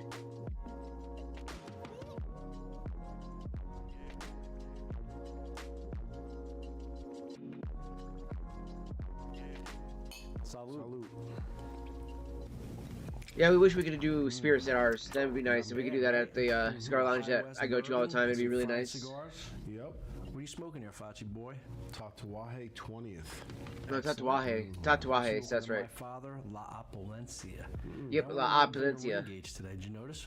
I did. Right? I figured we're going to be sent down for a while. A lot of people out there are like, man, you get stuck It's in rare for you to smoke a big ring listen, you age. got to smoke it all, baby. Look, we're going to talk about it all. Yeah, exactly. And again, I'm not a hater. Occasionally, I'll smoke a big ring gauge. Absolutely. Sometimes they are good, sometimes they are. Sometimes you want something like that. Again, that's why I got the New World right here. A little bit thicker gauge cigar right here. That person in a lounge. We got the Lonsdale Girl with No Name by Deadwood. It's a 7x44. Beautiful looking, and it's got a beautiful ash going on it already at the edge of the If I foot. ever say cigar industry, it's all encompassing. It means everyone, retailers, manufacturers, consumers, right? So don't throw shade on that. But anyway, the cigar enthusiast world, whether you're in a store or in particularly in a lounge, you don't want to be that person. Starting with probably one of The sweet cap really tones down the bitterness as it's coming through. Is being a mooch. Better than the other ones too. The other last sweet caps did not do as good. This is a great actual sweet cap at the end here. The foot's building up all the flavor all the way down here. Towards cigar lounges at times. Usually, Then we get more of that dried fruit. You know, it goes two ways. dried fruit, kind of cocoa kind of vibe, a little bit of earthy notes. Listen, you want to hang here? here, no problem. We like you, but you can't be a mooch. Then the person could stop, or collectively, the regulars there are just like, don't come in anymore, right? True. That's the way it goes. Yeah. You just can't continue to be a mooch. No. But you listen, you know that person. That person comes in, even if they, first of all, you definitely want to support the shop. Everyone should support. I mean, how do you go into a cigar shop? Yeah. And mooch cigars off guys? Well, how do you do that? It's like the girls that do it for drinks, so. Mooch works. You want to say the mooch move? The mooch move is you go in, you buy the lowest price cigar, right? Because you're a moocher, and you get in, and it gets you entry into the club in the back. Then you go back there, and you're always, you know, asking somebody for a cigar. You know, listen, some people smoke cigar butts, which is bananas. They smoke cigar butts. That's like a mooch squared. Like that person is next level mooch. You got problems if you got problems. But you know, it is, and the thing is, you know, most lounges around the country, around the world, you know, maybe the spirits like we're having now, right? They come in, they're empty-handed. Never bring a bottle, but God forbid you should bring a bottle out. They're like moths to a flame. They're the first one. First one, and they're like, "What do you got there, Fotch? Oh yeah. Is it good? Yeah. Yep. Listen, you know, I'm catching what you're throwing. You want some, but at the end of the day, no problem. But you got to reciprocate. You got to reciprocate. So, you know, but if you're mooching cigars off of other people, first of all, you're going to annoy everyone in that lounge. Yeah. And all that, you're doing an injustice to the retailer, because now you're upsetting the apple cart. And the apple cart, those people in this lounge, they support the store, which keeps the lights on, right? So you can't go down that road. And if you're watching this right now and you're like, holy I do that. Stop doing that. You Don't stop be doing that that. person. At the end of the day, if you want to hang in that environment, I mean, he's not wrong though. He's not wrong. You don't want to be the person who's literally mooching, just going there and fucking smoking cigar butts, chat. That's disgusting. That's like going into an ashtray and smoking the cigarette butts. Yeah. Don't be a mooch. Well, let me ask you this. Go ahead. Speaking about being a mooch, what do you think about the people that come in and bring their own cigars and not support the store? Well, that's a no-no. The thing is, the rule is you could bring your own cigars into a lounge, but you smoke that cigar after you already buy something from the store. You don't go into that lounge. Like if I bring my own cigars, I always buy one or two at the store. I gotta be honest with you. My rule of thumb is if I'm gonna like, let's say if I bring this New World in, which I bought at the lounge, right? But let's say I bring this back into there and I didn't smoke it there. Well, then I'm gonna buy one and smoke this one then afterwards, like you said. Then what's gonna happen? And sometimes I'll smoke this one first because I already bought one. Now I paid. I'm a paying customer. I can smoke whichever one I want now, and that's how the guys over there kind of view it as too, as well. I see it the same way. However, if I have two of my own cigars on me, then I should buy two of theirs. You got to equal it out. That's at least how I believe in it. That have zero self-awareness. They usually come in with a bag full or a travel humidor full of fake Cuban cigars, and they want to pontificate about how all their cigar prowess. In the meantime, the guys in there, they don't give a They're just there to relax. And listen, life's stressful enough. The last thing you need is to have your guard up. Like, no one wants to go into a lounge and be like, I need my guard up because every time I deal with this person, they're a pain in the ass, right? Exactly. Let your guard down, sit back, share cigar stories. Again, share cigars. And listen, this is the thing. I'll give you like a little hint to the people that are moochers. If you don't mooch, you'll get more cigars handed to you, right? You get more bees with honey. You get, exactly. 100%. Because people like to share. Again, just like with pipe tobacco, we like to share, man. That's the point of it. We like to build up these experiences with each other. Right? Depends. I mean, I've been in some. It's my experience, man. People in our world are very generous. I've been in lounges where people offer me cigars that are no longer on the market. They don't even exist anymore. And just have a conversation like, here, I want you to have this. I'm like, I can't take. Right. Oh, it happens all the time. But again, what you give is what you get. Correct. So be respectful and don't be a mooch. Yeah. So Foch, what about this guy? Goes into the shop, throws all the trash, toll receipts, right, in the ashtray, right? So as soon as he comes in, unloads his pocket and just throws everything that is in his pocket into the ashtray, you know, outside of like the normal. The dumbest thing ever. I can't stand like, that, dude, man. I've seen people cause fires because of that. Like putting the band in an ashtray like that, and it just poof. There's ashes in there. That's all it's meant for. It's not meant for your. How about this? your lozenge, you know, rappers. Right. Well, how about this person? And by the way, when we say that guy, we're not just keeping it to men. Right. We mean that person. Like, you know, basically, you know, everybody says, you know, you don't want to be that guy. But so you don't want to be that person. But anyway, what about this guy? That was gay. He comes in. He's chewing gum. We get it. Yes, girls can smoke too. Cuts a cigar, gets a big Oh god, I swear to God, if somebody does something like that, you should be slapped. What are you raising a fucking barn? Put in a napkin, you just blew your nose with into an ashtray, which everybody's. Our mouths are on the ends of these things. You put your fucking your cigar like that on those. This is why I have my fucking torch that I do, because again, I can then just sit there. I usually put it in front of the ashtray like so.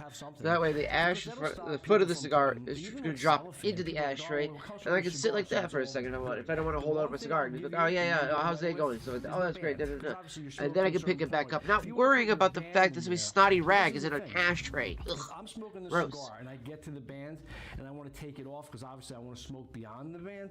What I would actually do. I have a controversial theory about this, about why people would take the band off at a lounge before, or when they get there, they start smoking before they actually get down to the end of there, but they just take the band off right at the start. It's because they probably brought in one of their own, and they don't want you to know that they're smoking one of their cigars, so they want you, the lounge workers, to just be like, oh yeah, that looks like one of the Toros we got over there up on the wall. Oh, that's fine, that's fine. Not realizing that without that band, you didn't realize that it wasn't the right cigar that you don't sell. You know, it's quite easily when they see that, you know, when they see her face or they see that side of the band, they know that they sell these cigars at the lounge. Like, I literally can't even get these at Big Smoke. The only one I could get at Big Smoke is the Fat Bottom Betty's, Sweet Jane's, and a couple of other ones, but not the girl with no name. And maybe I can, but I've not seen it there.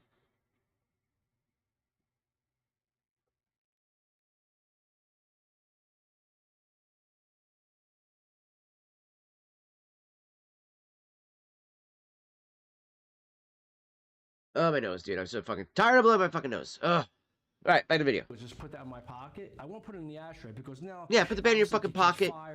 Put it in a trash can. Get up and walk your happy ass to the trash can. Like, literally, leave your fucking jacket at the thing. Take your trash. Go to the trash can. Dump it in the trash can. Okay? Take your band, but only take the band off once you get to this point. There's a reason for it. Structurally, it fucks up the cigar. Secondly, you're taking the band off. My first thought is, you're not smoking a cigar you bought there. You brought one in, and you just don't want us to know. So then I'm going to start being like, hey, did you bring that cigar in? I will straight up ask you that. And I actually had the guys at the lounge be like, whoa, why are you asking people that? I'm like, because if somebody takes out the band before they're getting to that point and they're just smoking like that, high chances they brought that in. They didn't pay you guys. And then they start thinking about, yeah, you're right. I did see that guy go to the counter and stuff like that. Hey, what are you smoking on? Then the guy just gets up and starts kind of walking out the door. And you're like, yeah, exactly. That's the point. He didn't buy a cigar. He brought in one.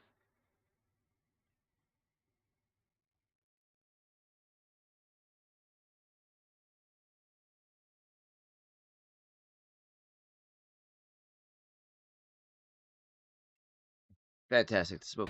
To me, I don't want to. Honestly, it's a fantastic smoke on it. Stick it in my pocket, and when I get up, boom, I jack it in the trash. Listen, that's why it's called an ashtray. So yeah, 100%. And cigar ashes are 100%. Pipe ashes as well too. Everything else is probably a lot is questionable, and some of it is just ridiculous. Yep. I mean, we did a video a while back, and we talked about how people literally put chicken bones, and people were like, "Is that a true story?" True story. Yes, I was there. People were eating wings, and we have trash cans everywhere, and they were putting wing bones in our ashtrays. Yeah. Again, you're being that guy. Don't be that guy. Yeah. Why the fuck are you putting chicken bones in the ashtray? People are so super nice in cigar lounges. They're judging you. You just don't know it. Correct. Right? Yeah. And so you're sitting there and you're like, oh, these guys love me. Nope. They don't. Wrong. They do not. Wrong. Right? Yep. So anyway, I knew that would get you going. I knew that would get you. That aggravates me more than anything. Yeah. But yeah, listen, it's good we're doing this because not just for like, people that obviously go to lounges, but even retail shops that deal with that. They know they're not alone. Mm-hmm. But we're trying to hey, look at people. That is a good smoke right there, but it's not even the entire time too, chat. Experience in the lounge and the retailer. It's for you too. Right? We want to try to educate you a little bit. 100%, chat. So Eric can always use new information or even refreshers on certain things. Guys, listen, it's really simple. Ashes, ashtray. Trash can. It's that easy. True. Well said. Here, give me some of that. All right. Well done. I know you're fired up right now. Yeah, that goes right. It irks your fuzz? Yeah. Yeah. It goes right up my coolie. It does? Mm-hmm. All right, Maz, what about this one? Go ahead. What about the guy who doesn't respect the air in the lounge? Meaning, guys who come in, smoke cigarettes and vape, and don't want anything to do with a cigar. Right. Well, this is what I will say. As a tobacconist, some tobacco shops carry cigarettes. Right. If that's the case, then I guess they have a right to smoke in the lounge. But that's up to the shop owner. Correct. When it comes to vapes, very few true tobacconists carry vapes. Right? It's true. And if you go into a cigar lounge and people are trying to enjoy themselves, and you got, that gigantic, it looks like like a harmonica that you blow smoke that smells like blueberries and birthday cake. Right. And everyone's trying to enjoy the aroma of a cigar. And honestly, it's like, and this is not stuffy saying this, you're trying to sit back like a proper gentleman, right? And all of a sudden, here comes, this person, and they're hitting that vape and blowing everybody's face. Listen, dude, I've had people like come in downtown and like smoke joints, like smoke weed, which again, I know weed's like very obviously legal in many states, but like we'll come in the back and like just post up and then start, hitting a bone. And I'm like, you can't do that here. I'm like, and they're like, oh, why not? I'm like, well, first of all, we don't sell marijuana, right? And second of all, everyone in the room is not used to the smell of marijuana. So you're upsetting the whole apple cart. Yep. And listen, we shouldn't have to do that. Now, again, I'm sure you're watching this. When we say you're not going to be that guy, you're thinking, well, I don't smoke weed, but you might be that person. I know a lot of people that do the vape and smoke cigars. Well, and again, too, it's funny too because when I talk about vaping at the cigar lounge, a lot of the guys actually talk about it, and it's funny. Like I've had the guys actually ask, like, "Can I get a hit?" Because they want to try it. This one does not apply. This applies to more old dudes like this that don't fucking understand vaping. Okay. As I've tried to express this the other night, vaping is much akin to pipe smoking and cigar smoking and then anything else, but none of these ass licks fucking understand it. They're like, I just don't like the smell of that. Hey, dipshit. Not everybody likes the smell of a fucking cigar either. You fucking moron. Like, just saying. Like, just because you go into a cigar lounge, maybe I'm going in there to buy fucking pipe tobacco. Maybe I don't necessarily like to smell cigars. Maybe I don't want to smell a cigar that day. A vape has never offended me.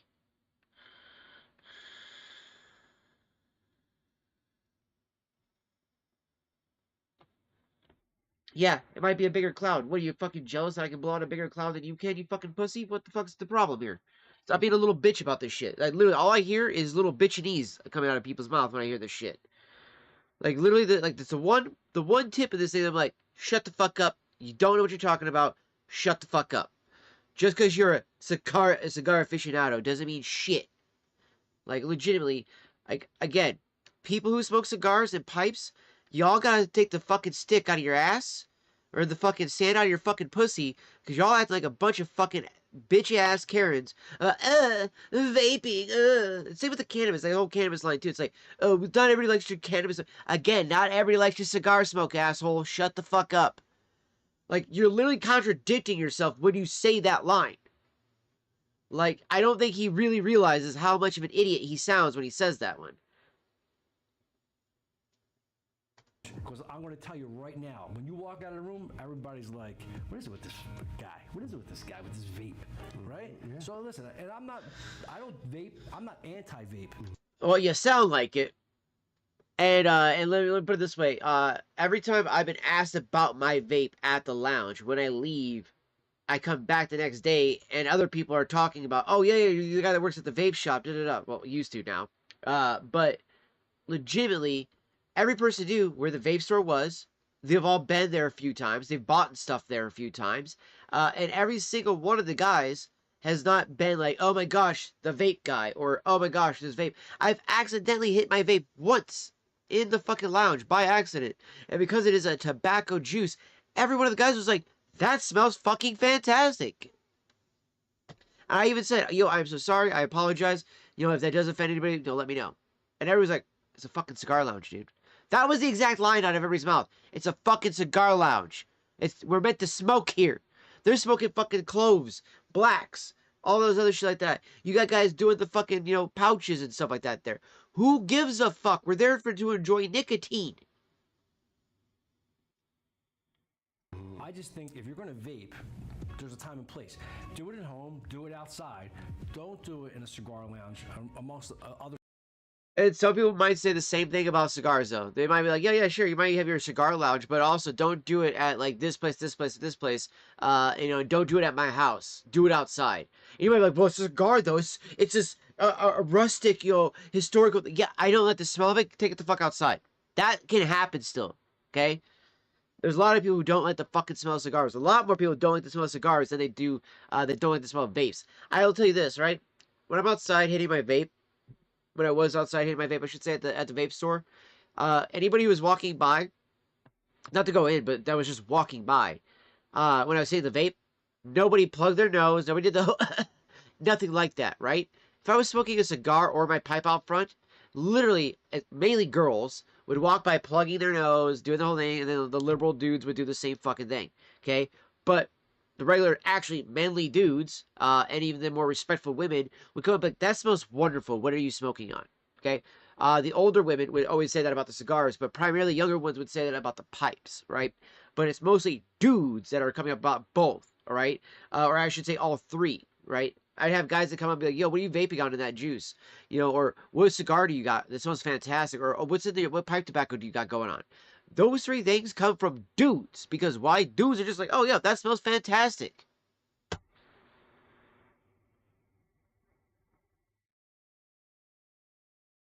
Like, I just don't understand. But these guys here are acting kind of like putzes. I'm just saying.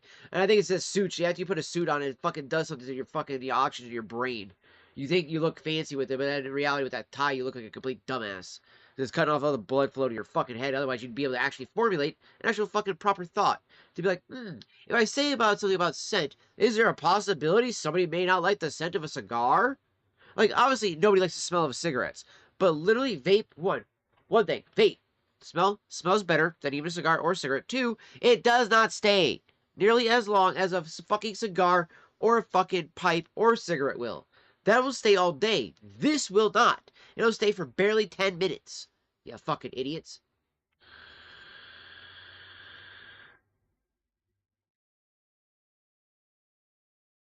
Blowing that out the window, the way I have been, it still has, I've only smelled it for a few seconds in here, and then it's gone.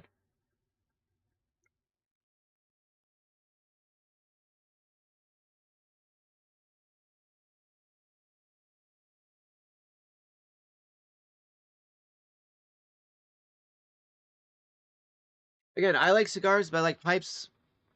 I like rollies, I like vapes. You're going to upset everybody. Just don't do it.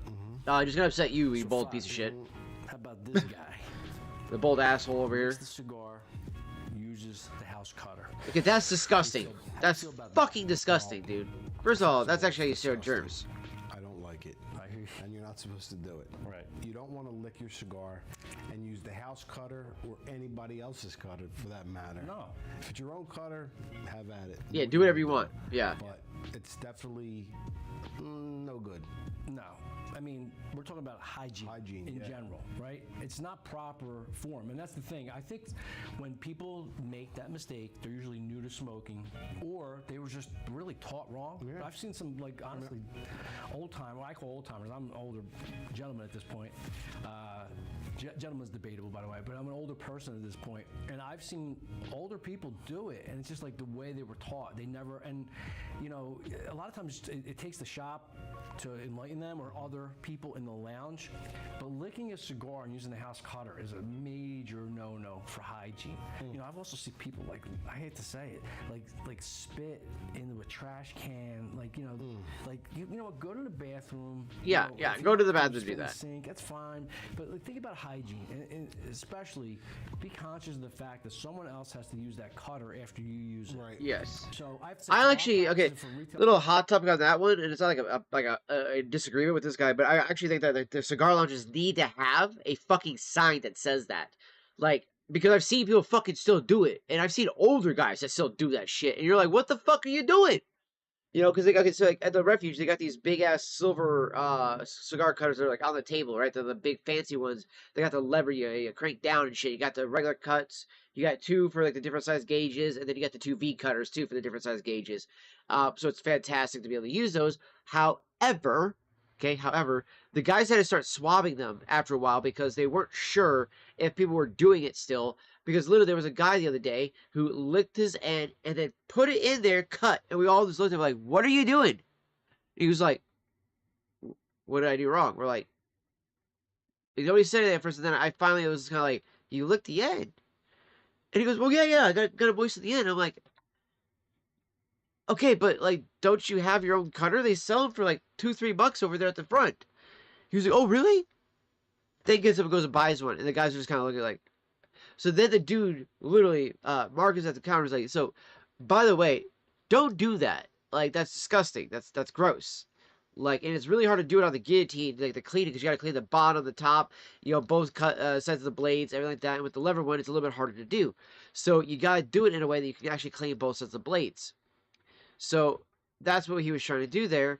And so after the guy left, or got done cutting a cigar, I should say, and he's sitting there smoking it, he sees Marcus go over there, clean it up, and stuff like that. He's like, "Oh, I guess it's really that big of an issue." It's like, your germs are literally, it's like, dude, you might share a soda or, something like that with your girlfriend or your wife, but you don't do that with another dude, alright? That's just fucking weird. Retailers out there, you might want to do this. We don't leave cutters in the lounge, right? Because we don't want to leave it the chance that we don't witness. We want to make sure that that cutter that's sitting there is clean. Yeah. So if you leave cutters out in the lounge, there's going to be that person, that guy. Yeah, that's why usually the guys at the lounge tend to make people do it at the front now. And when it comes to a point, you have to obviously keep the cutter in sight where you could see it. But I'm telling you, if you're doing that right now and you're going to a lounge, people are definitely judging you. Don't lick your cigar and cut it. It's not sanitary. All right, Maz, what about the cigar snob? I can't stand that. They think they know everything. Yeah, no, I get that. I get that. I think some people, not obviously our followers and our subscribers, for the most part, love us. But some people think we're prudes and we're snobs because we were dressed in suits. I'm giving them shit about the ties and stuff like that because it's just how the vape thing came off. We're wearing suits. It's just because we're just being proper. Sure. And work in an environment where it's conducive to it. But neither one of us were born with a silver spoon in our mouth, and neither one of us ever would come across as a snob in anything we do. No. But especially in the cigar world, because obviously that's where we come from. But when you flex in the lounge, right, and you become that cigar snob, people immediately have an aversion to you because no one loves a know-it-all in life. In any walk of life, no one loves a know-it-all. I just let them talk. I know, but the thing is, it's aggravating. But I'm trying to help. Yeah, no, I hear you. I'm trying to help that person out. If you're a cigar snob, this is going to ring true. It's going to hit hard. Yeah, no, you sure that. This is the thing. You're not impressing anybody. Yeah.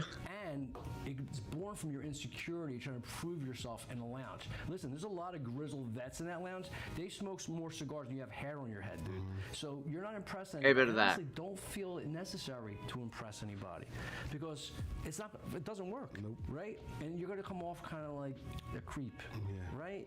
A snob. No one wants a cigar snob. I've seen so many people that will sit back, so unassuming, right? Have more money than they know what to do with, right? But they're great, generous people. They'll sit back in the lounge, they're dressed casually, and they sit there and they actually enjoy the conversation, and they don't put on airs, and they're not snobs about anything. And honestly, they could afford to smoke the most expensive cigars in the world. They smoke what they like. Correct. That's what you need to do. Yeah, they're smoking a factory smoke. Oh well, who cares? Because you're smoking a $150 cigar. Now again, if you have the wherewithal to do that, God bless you. But you can't be a snob about it.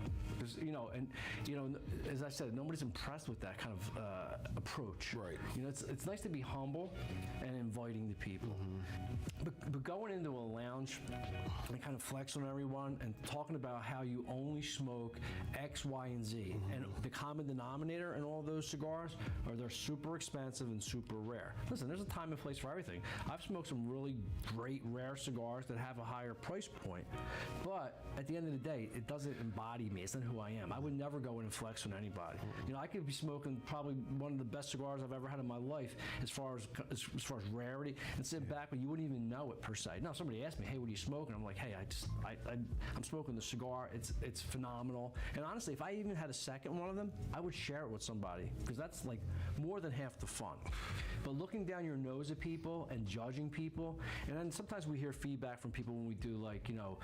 The thing I don't like about these Deadwoods I've had, the last couple that I've had, chat, is that these rappers have been kind of breaking. So a rapper just started to come undone here as I'm smoking this.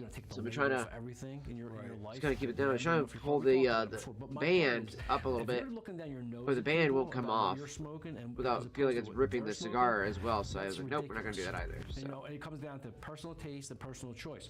You know what? I might be smoking something that's a lower budget cigar, but you know what? It suits me just fine. Yeah. But going in and being a snob and pontificating and showing your prowess, to me, as I walk through the lounge, sometimes I hear people doing that. You know what I think to myself? That person's insecure. They're insecure, and they don't know what they're talking about. So that's why like the Creator or God, whoever you believe in, right, gave us 2 ears and 1 mouth. Yep. So listen twice as much as you talk. Correct. That's a good rule in life, but especially in the lounge. Take it all in. That's why I tend to like to smoke my pipe more and just listen to people speak, because I like to listen to the conversations more than to impart on the conversations, because I don't always have necessarily something to impart on it, but I like to listen more. Like it's his living room. So that guy, I mean, I actually go back, and sometimes I feel like I'm that guy at times when I come home. I take down my backpack, everything like that. And there's no like place to set down the jacket or anything like that to do that. Put your feet up. I take my shoes off, right? With my No, shoes fuck that. I've been wearing all my smelly I wear feet Crocs for all the times that I'm not 7 fucking taking them hours. off still. We've got guys that And do that, I put them right on top of your nice coffee table. You know, and I put them there and I wiggle my piggies. I wiggle them, right? So the whole lounge can enjoy the aroma, right? And I'm sitting there. I mean, listen, whether you have socks Oh, on, my nose. socks Fucking off, hell. no socks, you don't do that. Ugh. And, you know, there are kind of guys that they want to change the channel. They think it's their, like you said, their living room. Yeah. They want to put this or that on, watch movies. That's a great point. It's not for that, man. That's a great point. You know? Well, most lounges I've gone into, if they have a television, sometimes they don't, but if they do, the house chooses the channel. Yeah. Yep. Asking for the remote to put on your favorite soap opera. Oh, yeah, we get that. We get that, but most of the times we get, you know, it's politically driven. Yeah. Let me put the news on. I'm like, nope. The news causes problems. Everyone watches the news. Half the room's going to be against you. Half before you're going to start a war back there. That's like getting gasoline and throwing it into the room, right? You can't do that. Listen, leave sports on. Yeah, but listen, it's an easy topic. You know, it's like you leave sports on, but regardless of what's on, don't ask to change the channel to your liking, because again, there's a place where you Yeah, that's why like, when I made the comment about the hand-rolled video, that was because legitimately the cigar broker himself actually said he wanted to do a movie night and show it there. And we have a pretty. And I can tell the guys it's actually free on YouTube, so that we can actually watch it there and have it on their TV there and stuff like that. Yeah, choose the music. Right, enjoy. Yeah, it's just the history of cigars and stuff like that, you know. You should play more death metal. I'm like, yeah, there's a place for that. Your house. You know, we can't listen to death metal. We're gonna scare customers away, right? Yeah, you got like some of those old guys coming in, like 80 years old. All of a sudden, you got death metal blaring through the radio. You think that guy's coming back? He's not coming back. So, listen, the lounge is not your living room. No, that's why I do like it. I actually like when I go to the lounge, I hear jazz music playing. I think jazz is perfect for a cigar lounge or pipe smoking. Discussed that earlier. How do you feel about the snuffer? The person, no. Right? Yeah, no, okay, yeah. Snuff your cigar in an Yep, ashtray. no, you do not do that. Cigarette. Exactly. I mean, when you snuff out a cigar, first of all, it permeates. It makes this horrible odor in the whole lounge. Agreed. It's upsetting. Well, and the thing is, again, that's another thing I think that the newer smoker is guilty of. I could see it, yeah. Right, but that's why we do these videos. Right. If you're a newer smoker and you stamp out your cigar, stuff it out, like a cigarette, don't do that, because what happens is it actually burns longer, right? It does, and I've seen some people say like, no, you nudge it into the ash, and they're trying to like find reasoning and again split hairs about how to do it. No, it stinks on the ungodly. No. It's the easiest thing to do. It's like we're taking. It takes less work to do this. Yep, just set it the fuck down. Just set it the fuck down and it's gone. It's long filler tobacco. It goes out on its own. As a matter of fact, it goes out on its own to the point where, because we talk a lot, especially me, that my cigar goes out, I knock the ash off and I relight a lot. But if I want my cigar to go out, all I do is set it down. Exactly. It's less work. But you're sitting there stomping it out. And the thing is, we're doing you a solid by telling you that. So if you're still doing that, just don't do that. Because the thing is, once you do that, and you're It like, "All right, fellas, literally see you fucking later," stinks and up you the leave, entire you're fucking like, place. "Man, that guy, I mean, he stunk the whole lounge up." Exactly. Right? So I knew you'd be passionate. I knew you'd be passionate about that. Yeah. But again, we gotta have some Yeah, grace this because we have rap to is realize just that not some wanting to people are just stick. new, and they're doing that. Set If up, you're chat. That's what we're seasoned getting right smoker, now. you're still doing I just that, try to look it down stop and it's doing not want to that. stay. Don't be that guy. So Foch, I'm gonna wrap it up with this one. Imagine this: you go into a lounge and there's someone in the lounge and they're promoting another store or another online entity. And even though we work for Holtz and we have a big online presence, that is horrible form. It is. There's nothing drives me Yeah, crazy. dude, I'm sorry, that's rude as than fuck. If a person walks into a lounge, you think about that. You're in the person's lounge and you're sitting in a chair. No, appreciate those emotes there, Fox. Appreciate that, dog. And you're being a salesperson for an online store or a place in Sweden or Germany that sells Cuban cigars. They ship you to banned sect. Yeah. What are you doing? Like, you can't do that. No. That's horrible form.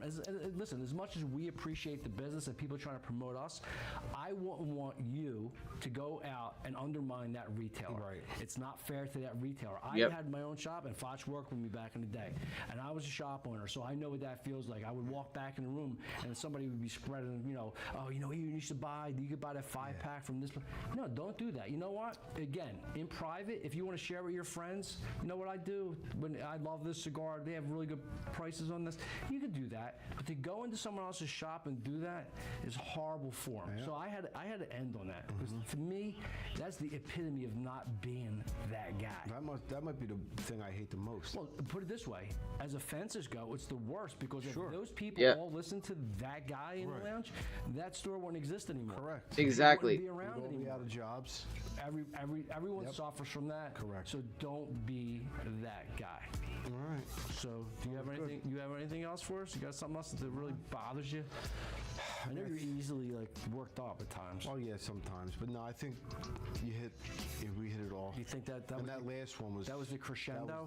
That was the it? icing on the cake. I like that. That's part of our culture. All right, let's bring it back here. This one here. I do like this Mythbusters one that they do. This one I like fully, chat. I don't argue with them on this video here, where I did like the last one. Today we're busting all the myths that are out. After I get done with the cigar, I am gonna load some of the Haunted Bookshop though. I'm really actually craving some of that nutty notes there. You ready to go? I like this earthy one here. That and the what do you call it? Sanctuary are definitely good. The espresso, I need to smoke up some of that too as well. I'm gonna probably do a bowl of that and the corn cob here in a bit too.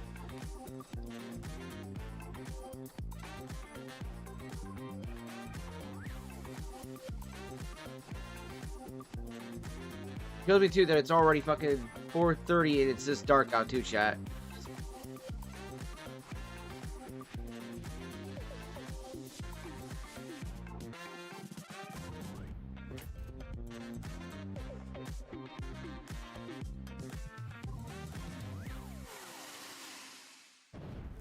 All right, Maz, let's bust some myths. I'm ready. What do you got for us, boys?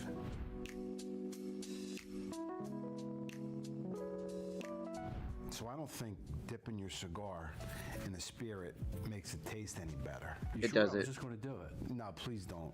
But listen, do what you want. If that's what you like, of course, go at it. Right, but we don't advocate it. No, we don't. There's people that do advocate it. I mean, Arnold Schwarzenegger. I was just going to say Arnold Schwarzenegger. He started something that, I mean, it's funny because for years I didn't hear about people doing that. I mean, I'll have to be honest. As a rookie, I did it. I think we've all been there. Yeah. I mean, I have have to say, I remember, because you don't know. Right. I remember trying it and thinking to myself, this is not good. No. I remember. I'm going to do it now. No, don't do it. Let me do it. Go ahead. All right, let me do it. Go ahead. Let's try it. All right, so what do you think of your little science experiment, and then you dipped your cigar in your drink? It didn't do a damn thing. Well, to me, It did do a not damn only thing. Do you ruin your cigar? Yes. But you kind of ruin your spirit, too. Yep. Because a lot of times, people cut the cigar, it's freshly cut, there might be some shavings at the head of the cigar. Yep, They right dip there, the cigar, chat. That's the big the one, head of right the cigar there. In their drink. So, it could be, a $50 pour. Sure. And all of a sudden, now you got tobacco shavings in there. And now your cigar doesn't want to draw properly. Yeah, you got like a $50, $60 pour of scotch or brandy, and you dipped your fucking cigar into it. You're a fucking retard. There's probably Just some saying. people out there that are sticklers about their humidity. It's got to I don't know, why would you spend that much money on a pour? Because you're going out and having the experience with your friends. That's a true gentleman's club, not a titty club. It's a club where you sit down, you enjoy a good spirit, you enjoy a good smoke, and have good conversation. You get a great steak. They're both delicious separately. Yes. I've never yet seen somebody pick up their ribeye and jam it into a glass of the wine. No. Because why would you do that? Right. To me, cigars are the same way. And don't put ketchup on your steak either. Well, you put ketchup on your steak. No, I put ketchup on my meatball sandwich. Well, that's fried ridiculous. meatballs. That's sacrilege. But yeah, That's what I like. Well, put it this way. I'll tell you what. It's a You sacrilege. get more leniency putting ketchup on your steak than dipping your cigars in a drink. That's how big of a no-no it is. All right. To I me, can it's see that. It's a total myth. As you said, you can do what you want. We don't advocate it, and to us, that is a myth. And it does nothing for your cigars. No, it hurts them because it really messes with the integrity of the blend because it's going to wet the cigar, which will create a tough draw, and the cigar will sting the palate, and that's just not good. So that's a myth that needed to be busted. Okay. Yeah, you should be smoking the alcohol like that anyways, too, chat. In your drink. Okay. So myth number 2, Maz. The darker the wrapper, the stronger the cigar. Yeah, I think that's a mistake. It's funny, too, that I thought this would be about a 2-hour-long cigar. It's only been about an hour-long cigar so far. Fall prey to. Just because the cigar is darker does not mean it's stronger. That's correct. The best way is obviously to ask a tobacconist, person working at the shop, about the blend. Because just shopping and smoking with your eyes can be very deceiving. Because I know for a fact there's a lot of dark cigars out there, have a lot of great natural sweetness, and they're perfect for new smokers. And there's some other, even like lighter wrapped cigars that will kind of light you up. Yes. Right? So darker doesn't necessarily mean stronger. Correct. So that's definitely a myth. Right. That needed to be busted. Good job, Fox. What about the darker the berry, the sweeter the juice? Well, that's true. Okay. Yeah. If you dark cherry, definitely sweeter than Bing cherry. Okay. All right, Matt. So myth number 3. All cigars need to be aged for years. Yeah, No, that's not the case. all premium cigars for are the already most aged. part. And obviously, it's personal preference. That's what falls into Yeah, it. I mean, you could age them more. Sure, you Cigars could are totally aged age them for more a and very get some long more time notes out of at it the and change the facility, at flavor a little bit. factory. Totally, So sure. from the time, basically, the seeds planted in the ground to the time it gets into your hands is average 5 years. I know a lot of people will sit cigars down for at least a year before they even touch them. But also, we talk about it on this channel, cigars age at different paces depending on the blend. So a milder cigar definitely needs less age than a full-bodied cigar. So laying a cigar down for years as a rule, to me, is a myth. Yes. So if you want to lay cigars down for 6 months, a year, make sure it's something that will hold up to the aging process that has some strength to it. But other than that, for me, mild cigars are ready to go right out of the box. Yeah. So when cigars hit the shelves, they're ready to be smoked. I totally agree. Myth busted. Give it on that one there. Give it on that one. All right, Mads, here goes a good one. Cuban cigars are the best cigars in the world. I mean, listen, taste is personal, for sure. The thing is, you have to be true to yourself and true to your palate.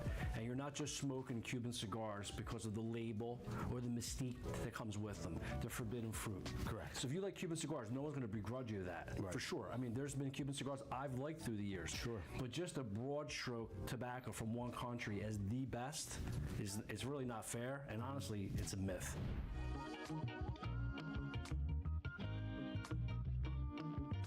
A couple days ago, This is a big one. People love Bungie talking dropped about Yeah, this one goes. This a one few gets things lot about of the attention. flashy social. The site looks cool. I'm liking the way it's gonna look.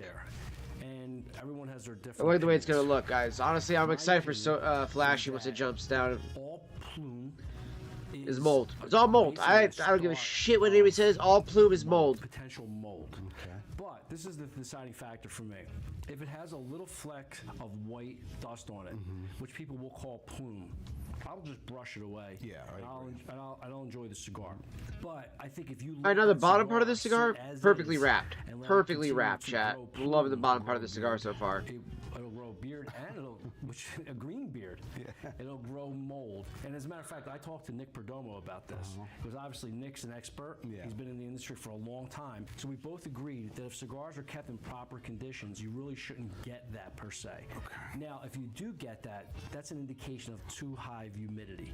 Right. So in my opinion, the cigar is not, at that point, you're not going to dispose of it if it has some white flecks on it.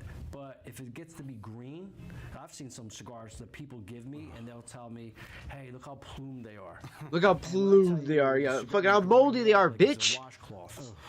And they'll be in cellophane, and the cello will be all soft. It even changes the texture of the cello. So for me, if there's That's plume in a disgusting. cigar where you consider plume, you don't throw the cigar out, brush a little bit of the white flecks off, and enjoy the cigar.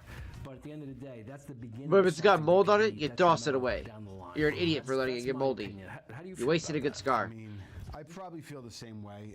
As long as the flex, it's not spotty. If it's like an even, you know what I mean, even coat on the cigar. Yeah. I'll brush it off and I'll smoke it. Yeah, if it's minimal, and the thing is too, if it's not on the foot of the cigar. If you see like what looks like plume or mold to you at the bottom foot of the cigar, as soon as you combust that cigar, it's going to taste like an old basement. It's going to be very musty, and that's not the way tobacco is supposed to taste. Right. So even though there's a big debate out there, there's certain people that go out of their way to get cigars with all this plume. But when you think about it scientifically, right? When you see it a lot, you see it in tube cigars, right? And then think about it. Those tube cigars are actually, the moisture's kept in there. So to me, that will breed a little bit of what could be mold. So you see those white flecks. But in my opinion, I'm not wasting this a good cigar that's been aged for a long time. So it's just a little bit of white, it's not on the foot, brush it off and enjoy the cigar. If it goes green, it's mold. But to me, plume is really a form of mold early on. Okay. So that myth is really, it's busted in a way for the people that are hardcore. It's not mold. In my opinion, it's the beginning of something that's not good for the cigars. 100%. No, it is not. The only way that's true is if your refrigerator has been converted over to a humidor. Right. Other than that, it's not, because the refrigerator is meant to take moisture out. It's low humidity in the refrigerator. I want to say it's like 40% or something. It's like air conditioning for your food. Right. Right? It's supposed to keep it fresh. As a matter of fact, a lot of people that are kind of like in that school of thought, they're like, oh, I put them in the drawer in the bottom, the crisper. I'm like, crisper? I was like, you hear what you're saying to yourself? Is it made for vegetables? It's made for lettuce, so it doesn't get soggy. Right? So it pulls humidity out. Correct. So cigars, I would say, cigars are very comfortable where we're comfortable at about 70 degrees. And a little cooler is good. Well, I'm comfortable at like 65. That's fine. Right. But what I'm saying, when you put it in a refrigerator, it's much lower temperatures. And low humidity. A refrigerator is meant to kind of rob the air of moisture. Correct. So you don't want to do that. So don't keep your cigars in a refrigerator. And you know, on the opposite end, I know people that keep cigars in their glove compartment of their car because they don't want to bring them into the house. High temperatures are bad as well. Yep. So either way, but the refrigerator trick, don't do it. It's a myth. Busted.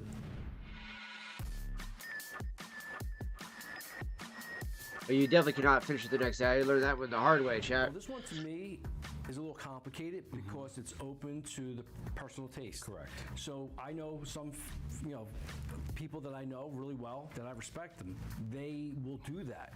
But for me, I just smoke a shorter cigar. We've done videos on it. As a matter of fact, smaller cigars. We did one recently. To me, when you pick a size of a cigar, it should be suited for the time you allow or you have to finish it one seating. Right. Can you do it? Yes, but I don't advocate it. And to me, once you char that tobacco, you gotta remember, it's all long filler tobacco. So like people think, oh, I'm gonna cut the end of the cigar off. No, the tobacco burns all the way through. And once it's charred, it'll never taste true to form. So you're fucking basically contacts, smoking dude. charred I have to tobacco. change out my contacts, I swear. It's not gonna taste the same. So for me, can you smoke smoke it the next day. Yes. If you do that out there and you enjoy it, go for it. But to me, that's a myth. Smoke a shorter cigar. You'll be definitely better off that way because the blend will be true to form. Right. So what do you think about most of the cigar flavor comes from the filler tobacco? Well, I definitely think it's a very hot topic in our industry. Yeah. And I think what it happens is people that are very driven by math think to themselves, how could one be greater than 8 or 7, right? Yeah. Meaning leaves. But in reality, the best way to show how, well, there's two things you can do. You could score the bottom of the cigar, which we've showed in another video, at the foot of the cigar and take a part of the wrapper off and then just expose binder and light it and try it, right? And then when it hits the wrapper, you can see how it influences it. Or even better and easier, is just smoke cigars, a few cigars that have the same fillers but a different wrapper. Like La Roma de Cuba is a perfect example. Yeah. The Connecticut and the original are the same exact cigar on the inside, but yet different the wrapper. wrappers are different. Connecticut broadleaf and the other one's a Maduro. Night and day. The wrapper influences it, and plus the wrapper is what sits on your palate. So when Exactly, you're that's putting what's this sitting on on your tongue. The wrapper sits there, and there's taste buds on our tongue. So even though the filler and binder are extremely important parts of the equation, they don't outweigh the wrapper, even though it's one leaf. So to me, the wrapper makes the majority of the flavor. And I'll die on that hill. I'll die on that hill. I think that and the binder. I think the wrapper and the binder do the majority of the flavor truly, and then the filler adds all the extra punch to it. Tasting notes, to me, personally, is not correct because I know what I'm tasting, and when we talk about cigars and we try to describe what we're tasting, there's a lot of different notes in different cigars, and it's general and it's broad sometimes, and sometimes it's very precise, succinct. But when you think about it, like in anything you really consume and you enjoy, spirits, there's tasting notes in that spirit. Wine, right? Beer. You're gonna taste something. Well, the thing is, it'll have distinctive notes that remind you of something else. Right. So when you're trying to relay, in our world, what tasting notes mean to us, we're trying to relay to people an experience that will get them there. Like, in other words, people to give them an idea what it tastes like. And put it this way, I know on the channel we talk about tasting notes, you and I, and we've been smoking a long time, and also I think that's a big factor. Sure. If you've been smoking for a short period of time, you might not be able to pull tasting notes out. But when you've smoked for a long time, you will be able to gather them. Yeah. And a lot of times it comes to you when you're not even looking for it. I mean, there's some notes that I get that I'm like, what does this taste? Yeah. And eventually, either, if I'm smoking with you or doing these, reviews, sometimes you'll be like, well, is it this? And I'm like, yeah, that's it. So you will definitely get some notes. Yeah, but I don't think tasting notes are bull. And I know people get upset with us. They're like, no, it just tastes like tobacco. That's a big broad stroke. In that layer of there's different flavors in tobacco. There's definitely subsets that equal chocolate, coffee, Yep.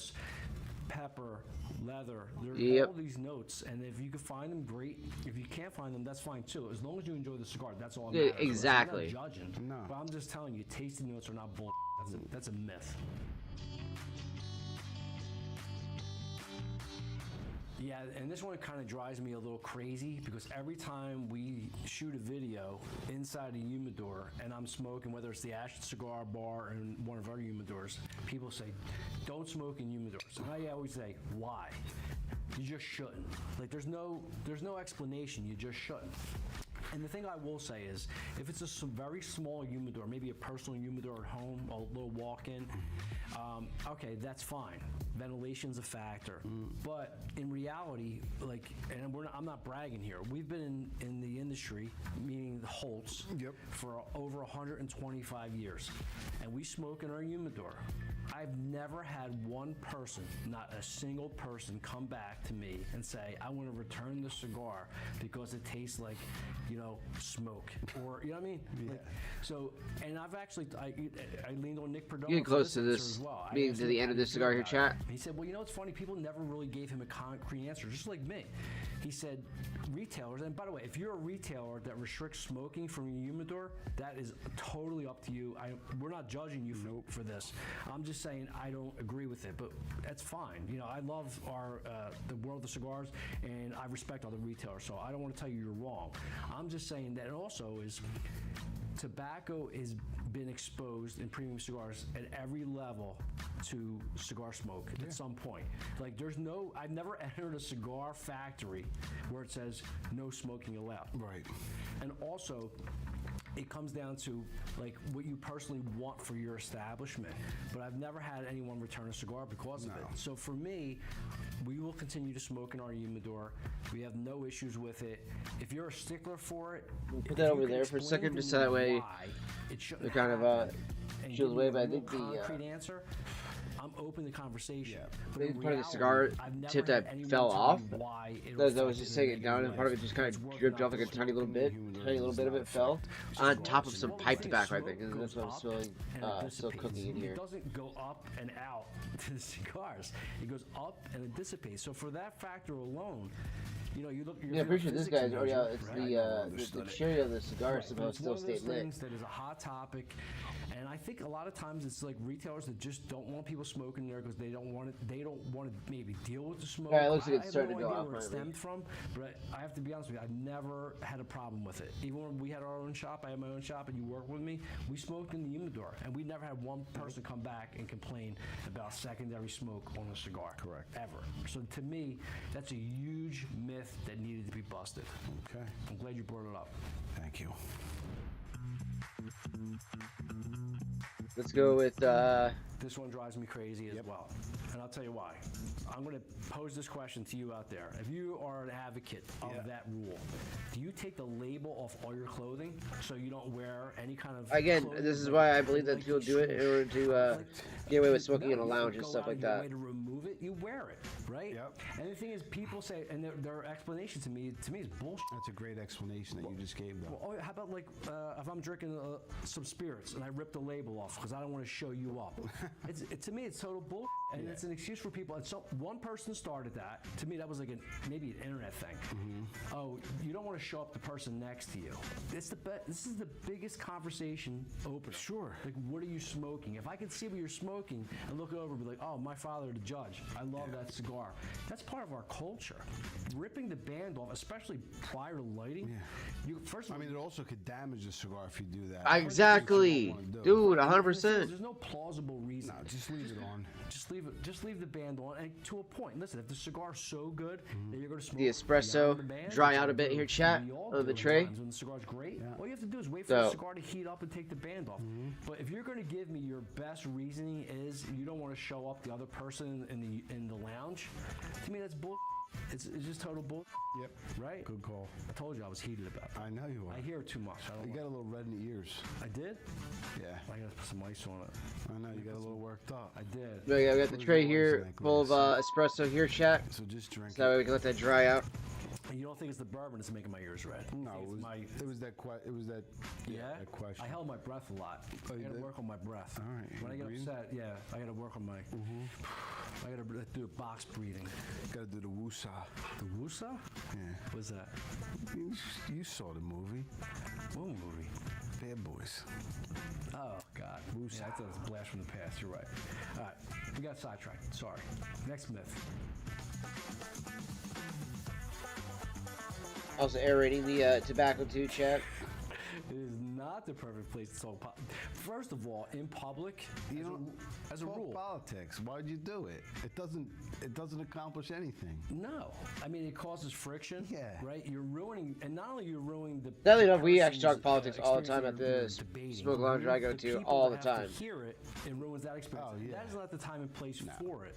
I mean, in my opinion, there's really not many time and place for that. You're not going to change anybody's opinion. So no, and people just get upset. Don't say anything. And it really ruins the vibe in a room. Yeah. So, as a rule, if you've never been to a cigar lounge or you're new to going to cigar lounges, there's certain topics you want to avoid, right? Correct. So, religion, and politics, right? We talk to It's those like, both at the cigar lounge I go to all the time. I love you it. go to an Irish bar, you don't talk religion, and you don't talk politics. It always ends bad. Sure. Right?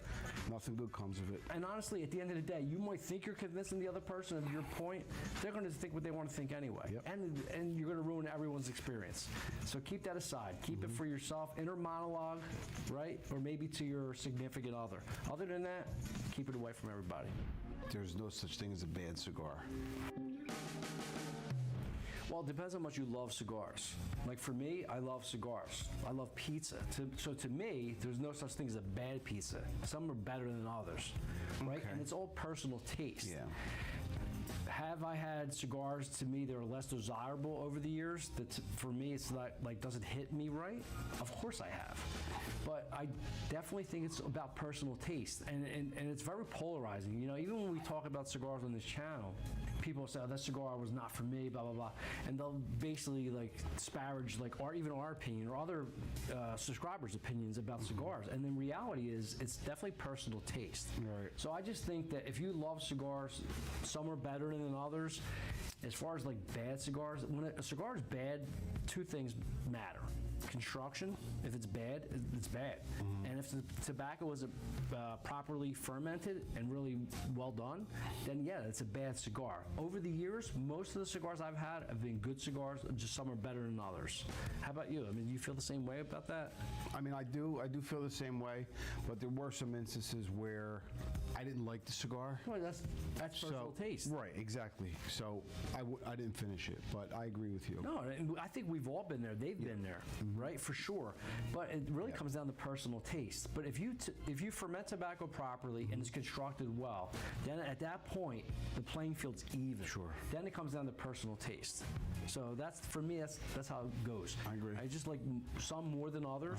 But if those two factors are in play, construction and fermentation, you're good. Okay. Cigars are for stuffy old men. That is not the case at all. As a matter of fact, this new generation of cigar smokers are more informed than they're the ones that are any bringing it generation in of cigar to the smokers. forefront And here, they chat. enjoy it because they are like, kind of like we are, and we've been in the industry for a long time. They're like nerdy about it, which I love. When I encounter new young smokers, 28, 25 years old, they are so in tune with the market because social media changed the landscape for our industry. So they want to try the new product. They want to talk about tasting notes. They want to try different blends. If you remember, like years ago when we first got in the industry, people were very brand loyal. They just smoked this, that, or this. The new generation of cigar smokers are much more engaging for new options, and I don't think that's. Well, let me ask you this: do I look like a stuffy old man?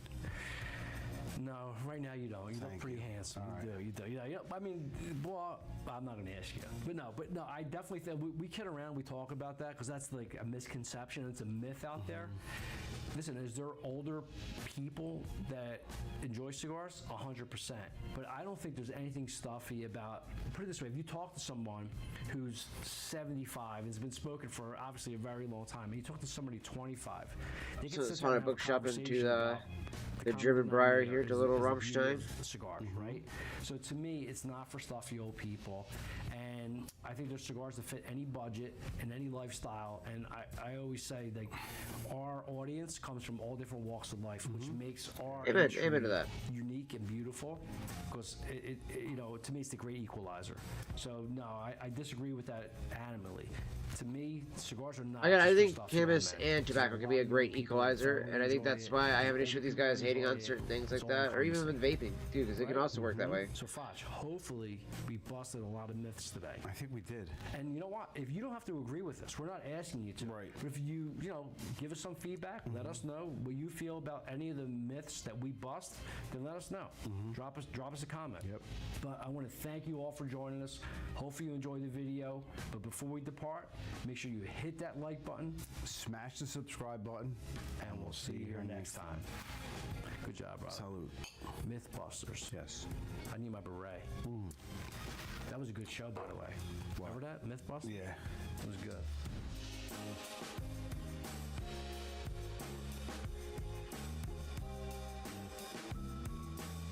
I also like this one here. The tips for the first time being in a cigar lounge. Honestly, I mean, I remember exactly what that feeling was like before I entered into a lounge.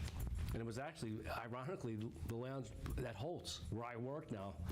Well, you know, the downtown shop at Walnut Street. Same with me. Yeah, I remember walking around, and I would peek back there, and I was probably like 19-ish, and I remember like specifically walking around there, like, you know, jeans, t-shirt. Oh, yeah. And I would look in the back, and there'd be all these guys in suits, and it seemed like a high-powered. And you had your South Philly tuxedo on. My South Philly, the tracksuit on. Yep. And the thing is like, I wanted to go back there, but I felt like, because those people were they're from Philly, not like Boston. they were talking like big business. It was definitely intimidating. And you know what's funny? Because I couldn't hear through like the door, right?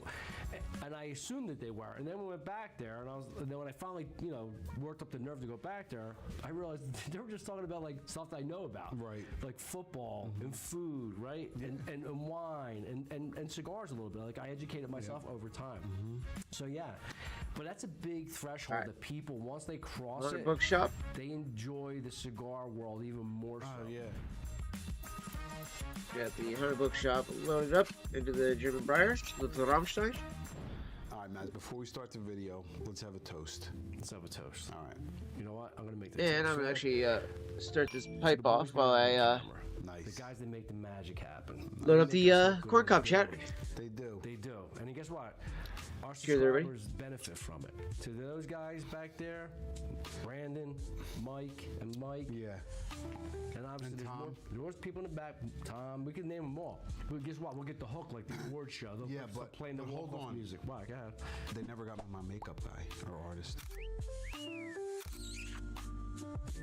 They're working on it. They don't want to just get any schoonbayou off the street. They want to get a good guy or a woman. He's Goomba off the street. I fucking love the Italian. Just fucking languages. Like, oh, he's Goomba, man. What's fucking Goomba over here? I think we have to work on your list of demands. Yeah. Because there's a lot. I know. I mean, well, there's not a lot, but there's more. There's more. No, I mean, there's a lot you haven't mentioned. Correct. The makeup person is in the works. I have it on good word. All right. But our toast needed to be to these fine young gentlemen. Yes. Right? They make us old Italians look pretty damn good on a regular basis. And that's hard to do. Yeah. Right? I'm put together by I'm all busted up. Wow. You know what I mean? Yeah. And I hear you, but you're right behind me. We got that olive oil skin. We're good. I mean, we should age gracefully. Yeah, right? Drinking olive oil every day. All right. Yeah. But I had to make a toast to them. Getting back to them. All right. To Mike and Brandon, they're in this room, and the people behind the scenes. And like I said, to our subscribers, always salute. But to the boys behind the cameras, man, they kill it on a regular basis. All right. So to them. Yep. All right. Salute. They're like, did they get a pour? That's good. You know what I'm hoping for comes to this. I get more FaceTime than you get because I mentioned them and you didn't. Yeah, well, you always get more FaceTime than me. People say I talk too much, but listen, I don't mind it just because like I'm at a loss for words sometimes. You know, you're a lot better on the camera than I am. So I don't mind. No. Honestly, I'll just sit here, drink, and smoke. I don't even have to talk. Who doesn't want that job? Yeah, it's great. Yeah, no, it's awesome. But no, I just think it's by nature. I mean, I'm the baby of my family. You're firstborn. Yeah. I think there's something to that. Like, so for me, I had to be vocal to get attention because everybody else is like, shut up. Well, you do a good job. Like, I just want to talk. You do a good job at it. As you say in Italian, come on. But I just want everyone to know that you have free reign. No. It's not like Mike's back there telling you, listen, No, I know. I'm easy, though. I just think to sit here, relax, drink, smoke. He's a guy. He's like, I like that. So often. What? If we switch seats. And did the same thing? No, different. Like, I want to, like, embody you and become you. Nah. Yeah, that'd be fun. You could even wear my glasses, even though you stretched them out last time. No, I didn't stretch them out. What do you think? I mean, they don't stretch out like this. as soon as you put them on. Yeah, we could be like, what was that? You got so offended by it. Like, well, I got a big head? You saying I got a big head? What the fuck? No, it's not Cisco Niebuhr. The one where like the two sisters, they know they're sisters and they find each other and they're like, hey, bang, bang, bang. I think you just made that up. No. Anyway, it'll be fun. We could be like Batman and Robin, or like Cisco and Ebert. Okay, so if I'm Batman, you're Robin. Correct. Or if you're Batman and I'm Robin, because I don't want to show partiality. No, you're Batman. Okay, I'm Batman. Thank you. If I'm Batman and you're Robin, one day it would be fun if I was Robin and you were Batman, and our persona. That would be fun. But you could still do the talking. Then I would be Batman. It's fine. No. You're not getting it, are you? I'm okay with it. I understand. You're looking for excuses to be quiet. I have no choice. So basically, you just want to be sitting at a bar stool, drinking and smoking cigars, and not talking to anybody. Correct. That's not the show. It's not our channel. It's all right. You can't just do that. Imagine if we both took that position. People would like tune in, and me and you. Like this. And we just grunt at each other like two old men. You can't both be that person. Can't do it. By the way, this got long-winded. It did. Should we intro this video already? Go ahead, yeah. Okay. So what are we talking about today, Flash? Today we're talking about everything you need to know about the first time visiting a cigar lounge. That's important information. It absolutely is. But before we get into that, let's fire up the cigars. Let's do it. Let's go. That was a nice V cut he had in his. Oh, so the V cut I got in mine is a little bit shallow. Like, it wasn't as deep as it was for his. That Olivia is also a good, nice looking one.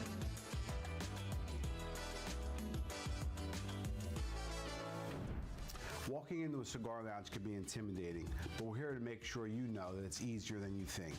Starting with, I find it kind of weird. He does have his torch way closer than I thought he would. And enjoying the experience. So, Fosh, this is about lounge experience and going in for the first time, not feeling intimidated. You know, and we talked about choosing a cigar. Right. So before we even walk into the lounge, what do you recommend for people if they're looking for a cigar? Like, what would you do if you walked into a new shop and they have a lounge? How would you go about it? Well, I mean, the first thing I would do, I would have something in mind that I want to smoke. You know, maybe you do your research ahead of time. Yep. And if you can't figure out what to smoke, obviously we're here to help you. So ask your tobacconist. No doubt. What kind of flavors you like, what kind of strengths you like. Yeah. And then, you know, go from there. Yeah. Because they'll help you out. Absolutely. And that kind of gets you where you need to be. Right? So now you made your selection. Hopefully you enjoy it, which, you know, talking to your tobaccos definitely gets you there.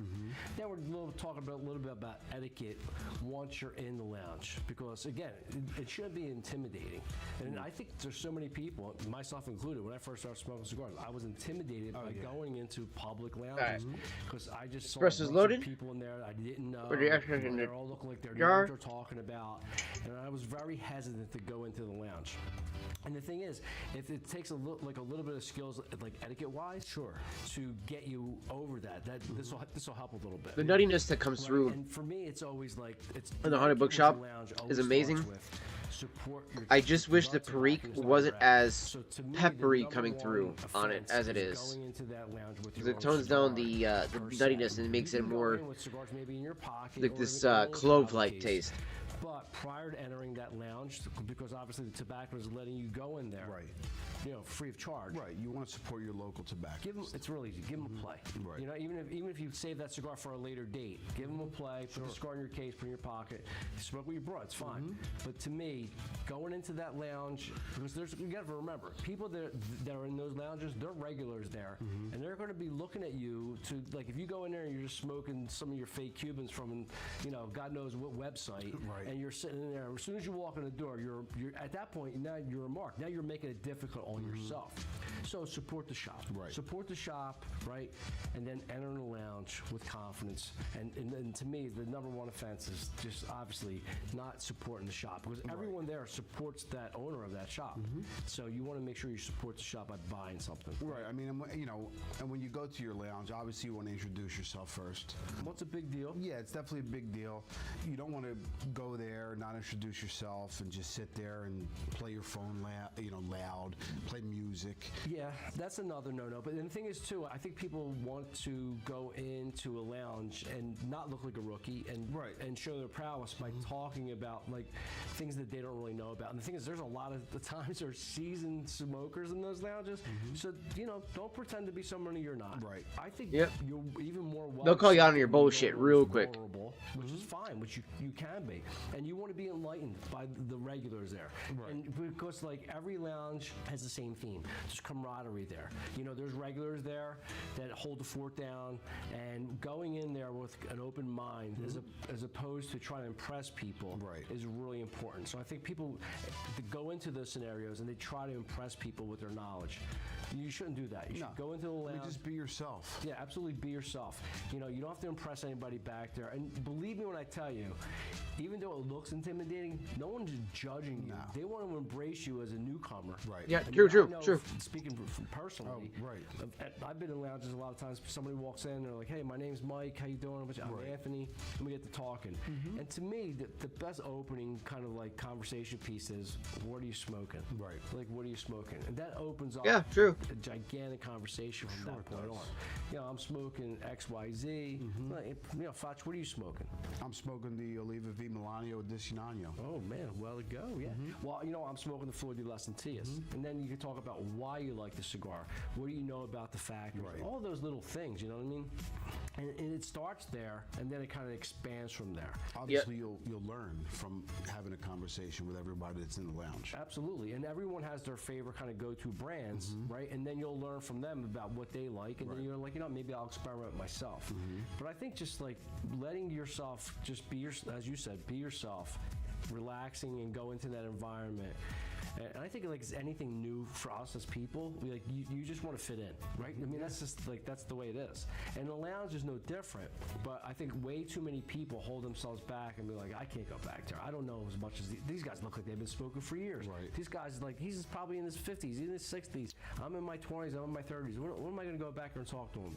But the thing is, I always say the cigar's a great equalizer. Even when I was a young man, even though I was intimidated at first, once I ventured into the cigar lounges, I realized that even if somebody was like 20 years my senior, we had a common bond. It was cigars, right? And then we find out we have a lot of common bonds. The food we enjoy, the sports teams we root for, right? And that's usually the way the conversation goes back in a cigar lounge. Like anytime you walk through a cigar lounge, I mean, sometimes it gets, a little like, political at times, and that's a no-no. Right. By the way, religion and politics, no. Don't do it. You're not going to convince anybody across from you that your point. You're only going to wind up arguing and fighting. It's no good. And guess what? The store owner, they don't like that. Right. They don't want any. The two store owners I hang out with, that's what they do. Go in there, talk about like lighthearted stuff. Well, yeah. I mean, I'll give you an example. Like I was just away. Yeah. Out west. I went to a cigar shop. Obviously didn't know anybody. Introduced myself. We started talking, and then all of a sudden we got into movies. Yeah. And that's a great topic. Goes to show you just. And then there's so many great shows like series on TV. Yeah, talk about that. Talk about the food you enjoy. Talk about the wine you like to drink if you're in the wine. Right. Whatever. It's just keep it a light conversation. And honestly, it always circles back to cigars anyway. By the way, when you were out west, did you tell anybody you're like your big cigar celebrity? Did they know? Nah.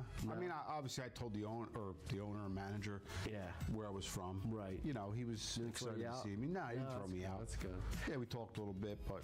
Right. He's like, I bet he said to you, "Where's Mass?" Well, he didn't, but that's all right. I don't even know if he knew we had a channel. But no. Who is it? You remember the name of the joint? I don't remember the name of the joint. Okay. I remember the guy's name is Dave, but I don't remember the. Come on. Yeah. Like and subscribe. It was in Jackson. So. It was in Jackson? Yeah. If he watches, he'll know who it is. All right, Dave, you're watching this right now. You better like and subscribe. All right, but no, Foch, and that was a great move. Like you go in there, and honestly, I'm being facetious when I say, like, obviously you're gonna go in there bragging that you work in a cigar shop. No. But it's good. And the thing is, like, when I encounter people, even in our lounge, once I start talking to someone, I could tell immediately, that whether they're new to smoking or whether they're seasoned smokers based upon a lot of times their knowledge. But the thing is, it's like I don't really have to embrace that person as much as, like, in other words, the people that are in that lounge will take people like newbies under their wing, and start talking to them. So when I walk back there, I get a good feel for people. And the great thing about it is, like, there's all kinds of people back there. And I always say there's nothing really like that in our world as you know, as people, like, where there's very few places like where you go into a public place, right? And the great equalizer is one thing, which is tobacco and cigars, and from all walks of life, from like high income, you know, blue collar, like everyone has something common. I've seen people form phenomenal relationships based upon that, like, first encounter, right? Like, there's been so many people I've met for the first time in cigar lounges, and you start talking, and you have that common bond, and things evolve. But like the thing is to remember is, like, do yourself a favor. Don't be intimidated. Jump in there and do it, right? Just be a part of it. Yeah. And then once you're a part of it, it's like Cheers. You know, instead of beer, it's cigars. Yeah. When you walk in, they're like, "Hey, Foch, what are you doing?" That's how it is at the refuge. They're like, "Oh, hey, go, how's it going?" Yeah, I mean, you know, it's kinda you cool talk to everybody, like, "Oh, hey, look, it's Ron, it's James." You know, it's this person. Again, you know, people have There's tons of people that go there regularly, like myself. So it's I do get where he's coming from on that. For sure. Yeah, that leads to the best conversations. And it's always interesting, like, especially if you're visiting like a city that's not familiar to you. You go back into the lounge with regulars, and then you can start bouncing off from, you know, I'm really a big fan of Italian food. I'm looking for a steakhouse. You know, where is there like a cigar bar around here per se? Like, there's the kind of conversations that lend to a great time, and it's one of those things you'd be surprised. Before you know it, you're exchanging numbers, right? And you're trying to get together at another time because of the common bond of a cigar. You know, so many great relationships have been formed over a cigar. I mean, we can't stress that enough. And really, it starts with the first step, walking into the lounge. Yep. So if you guys haven't visited a lounge yet, do it. Make it a great experience. In fact, great points, by the way. Definitely don't be intimidated by going to a lounge. You have to take our word for it. Make that leap. Amen to that, brother. Amen to that. You might make a friendship that'll last a lifetime, right? Which we did. We did. Of course we did. No doubt we did. And we want to know about your experience. What was it like the first time you entered into a cigar lounge? Drop us a comment and let us know. So hopefully you enjoyed the video. Yeah, it's a really good video for about how that kind of goes on with the with the world of meeting up and hanging out with cigar smoking. Again, cigar and pipe smoking, it's meant to be more social. It's meant to be an activity that you go and do and hang out with other people. You talk about the tobacco that you're using. You talk about the enjoyment and the fun and all that type of stuff. These are things that I find to be actually enjoyable to talk about with other people, and specifically as dudes. Again, it's really hard for guys to find ways to openly go and make friends with other dudes outside of maybe doing this, right, with streaming. We've managed to make a lot of friends this way, right? We got a lot of great friends that we've met through the years of doing stuff like this.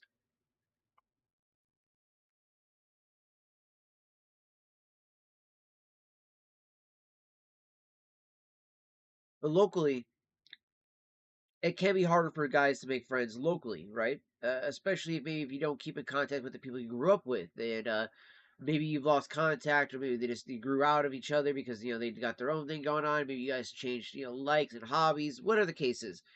You faded out of time with the people you used to hang out with.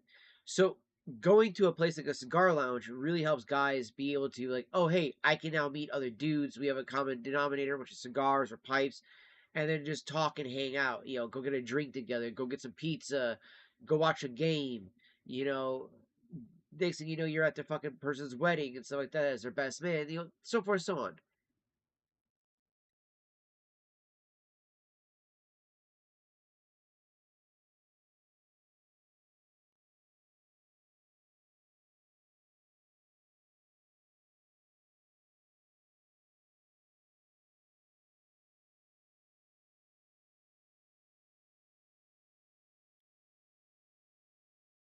It goes to the end of this bowl here. I can taste it. And it's funny too, because the Hunter Bookshop has more of a cigar-like smoke too.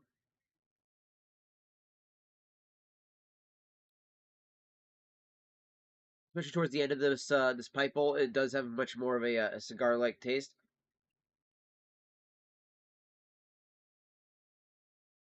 Reminds me of a Connecticut broadleaf is what it reminds me of.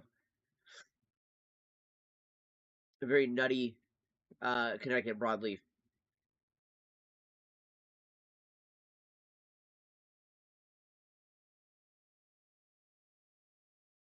Of course, I gotta go use the bathroom real quick, chat. I shall return momentarily.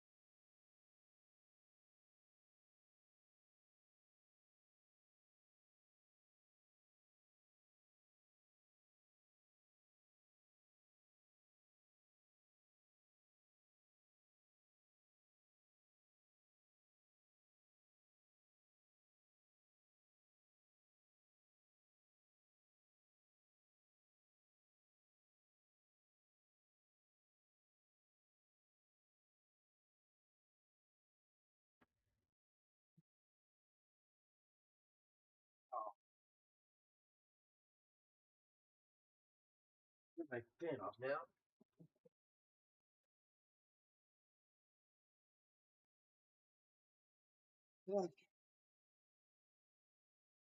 Now my grandma went back into her room. I can turn the fan on because holy crap, was that getting kind of cold now.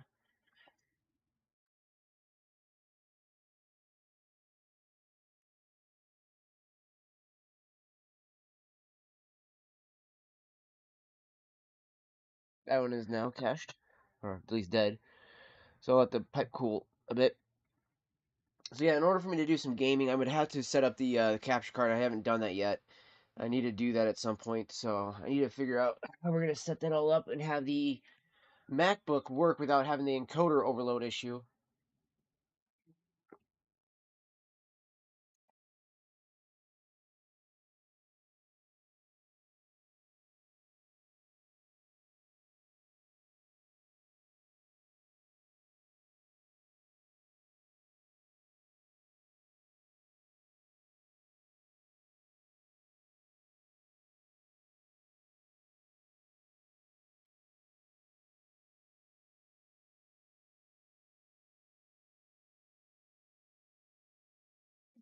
Excuse me. All right, load up here. Hit up this bowl of espresso I got loaded up, chat.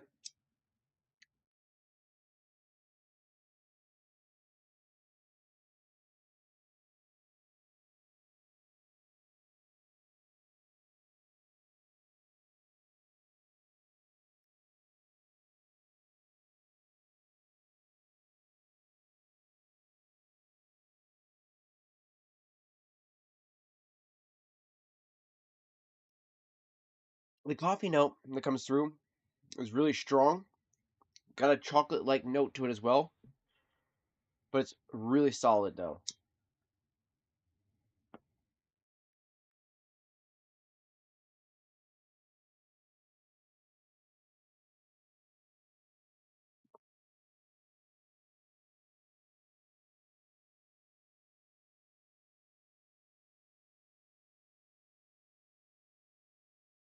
I'm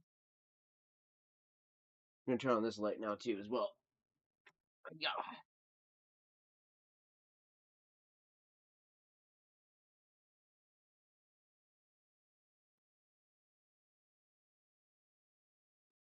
See how this looks on the camera here. It always look a little washed out when when I got this light on above me.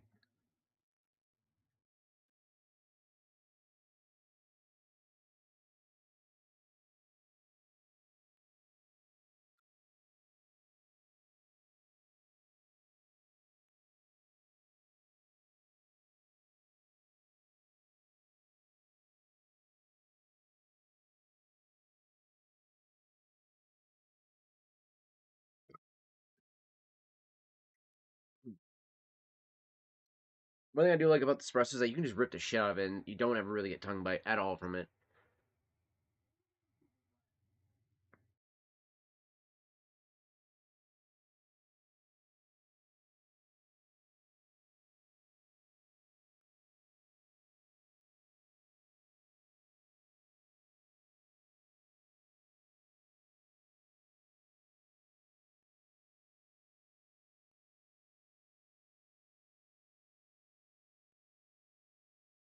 Mm.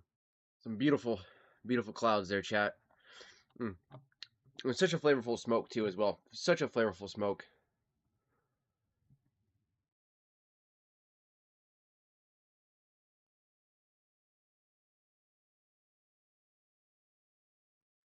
I'm also really happy that we do have this ability to watch the hand rolled movie. So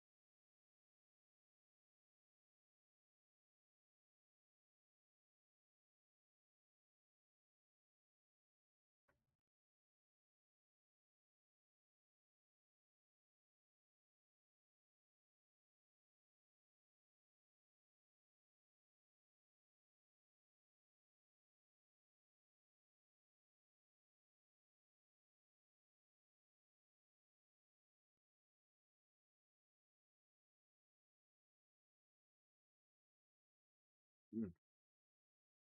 I think it's such big, deep rips too of it too. It's just so nice, chat.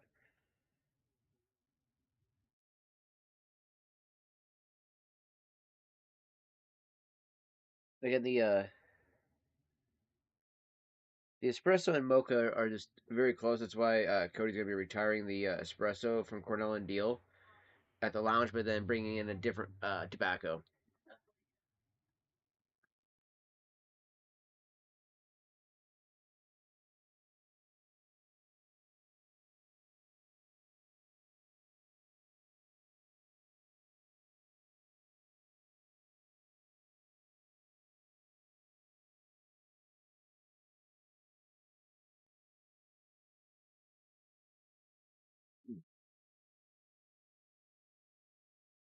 I also got to make in some more of the sanctuary too, as well. Apparently, they had put all of what they had left in the jar the other day, and that wasn't even close to the 5 ounces. I was like, "Yeah, I definitely want to pick up 5 ounces." He's like, "Well, we don't even have that yet." I was like, "I got." He's like, "I got to blend up some more." But I'm like, "Wait, let's get up on it." He was like, "Shit, is that that popular?" I'm like, "It's that popular, man. Like, I want some more of that sanctuary. Like, I want to fill this jar up, man."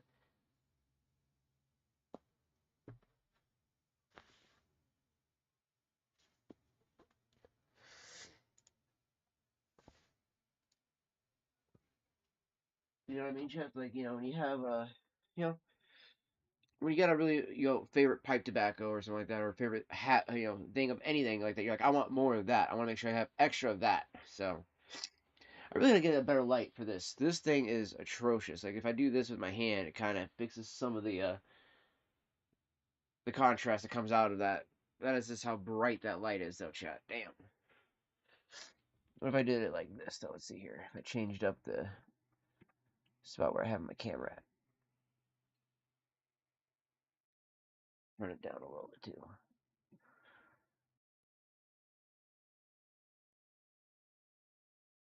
No, because this one is just that bright. Damn. Okay. Yeah. Just that bright of a light, chat. What about if I turn off the light?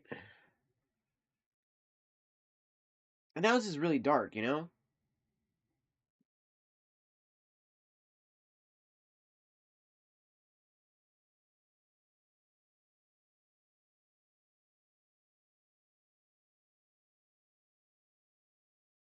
Can't also see the smoke as nicely either.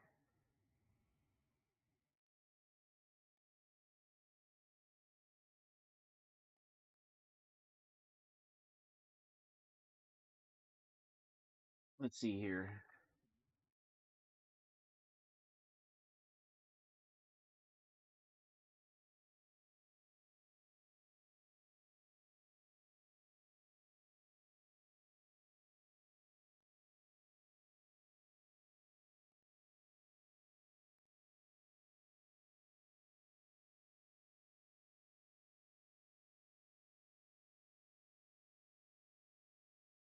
No clue any of that was stuck back there like that. Looked like I knocked out the internet. Did I knock the internet out?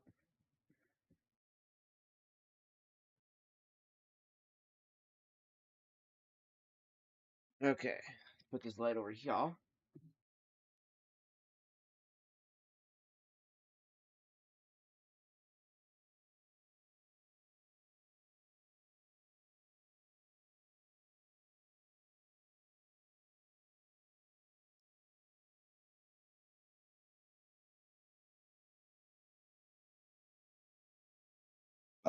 That's better. It's fucking bright as shit, but that's better at least.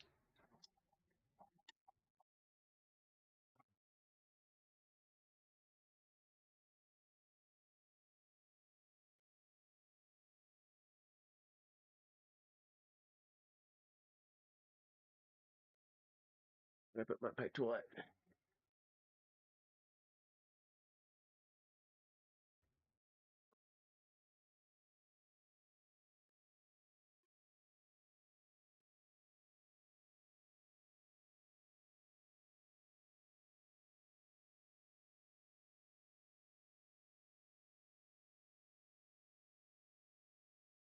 There we go.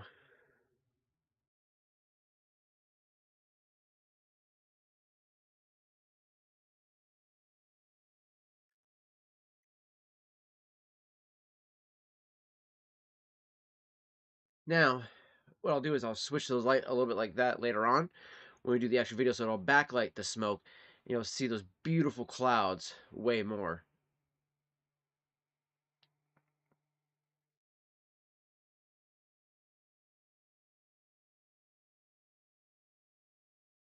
And I love also seeing how the smoke swirls and moves around as well too.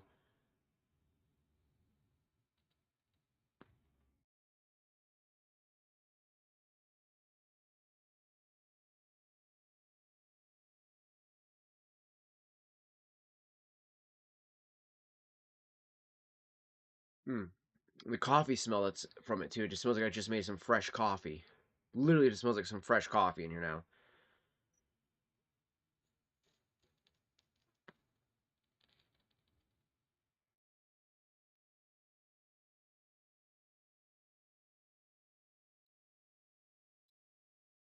It's crazy how much you can hit this like that too.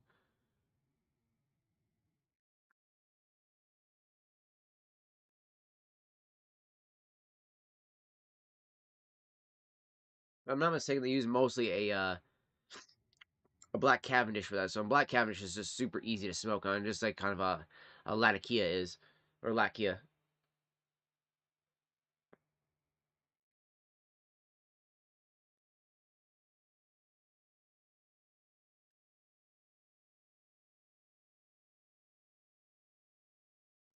It was an enjoyable smoke though, very enjoyable smoke.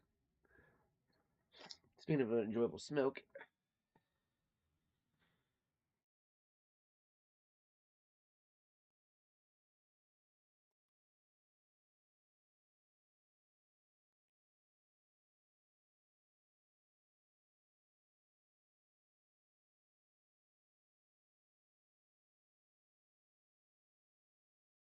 damn, I have made it so smoky just in this little area.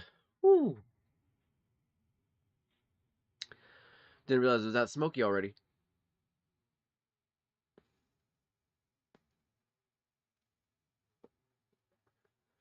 But when you're puffing away on the corn cob like that,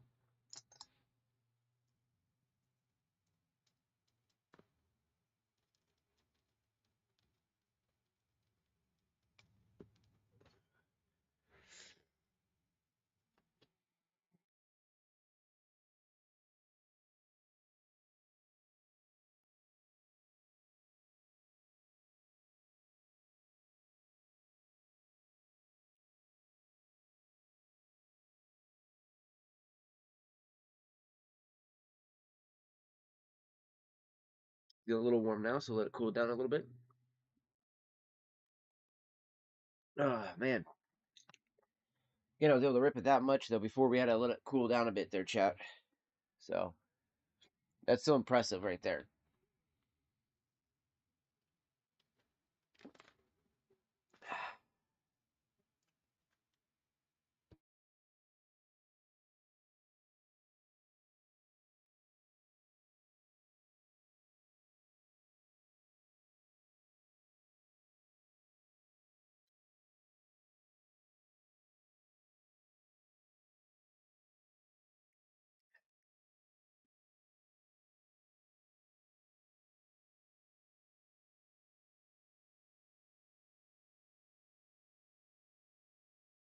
Yeah, it's honestly just super nice and tasty, honestly.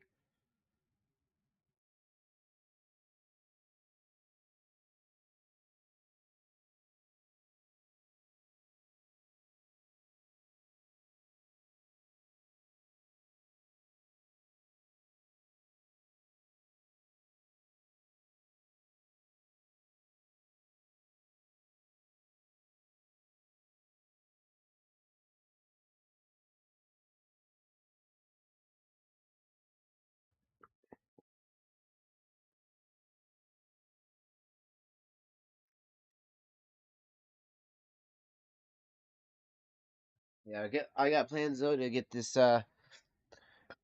capture card all hooked up though, chat, so we can actually have the gaming coming back to the streams as well. And like I said, we're gonna be doing a lot more of the gaming content again.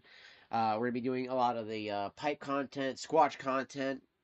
Got a bunch of squatch videos I have lined up that I'm gonna be doing as well for that. So just lots of fun stuff that I have planned for the stream there, chat. That I'm looking forward to doing. I'm looking forward to a lot of different changes we're going to be making to the channel, making to the just the content in general, and also how it comes to be presented as well too.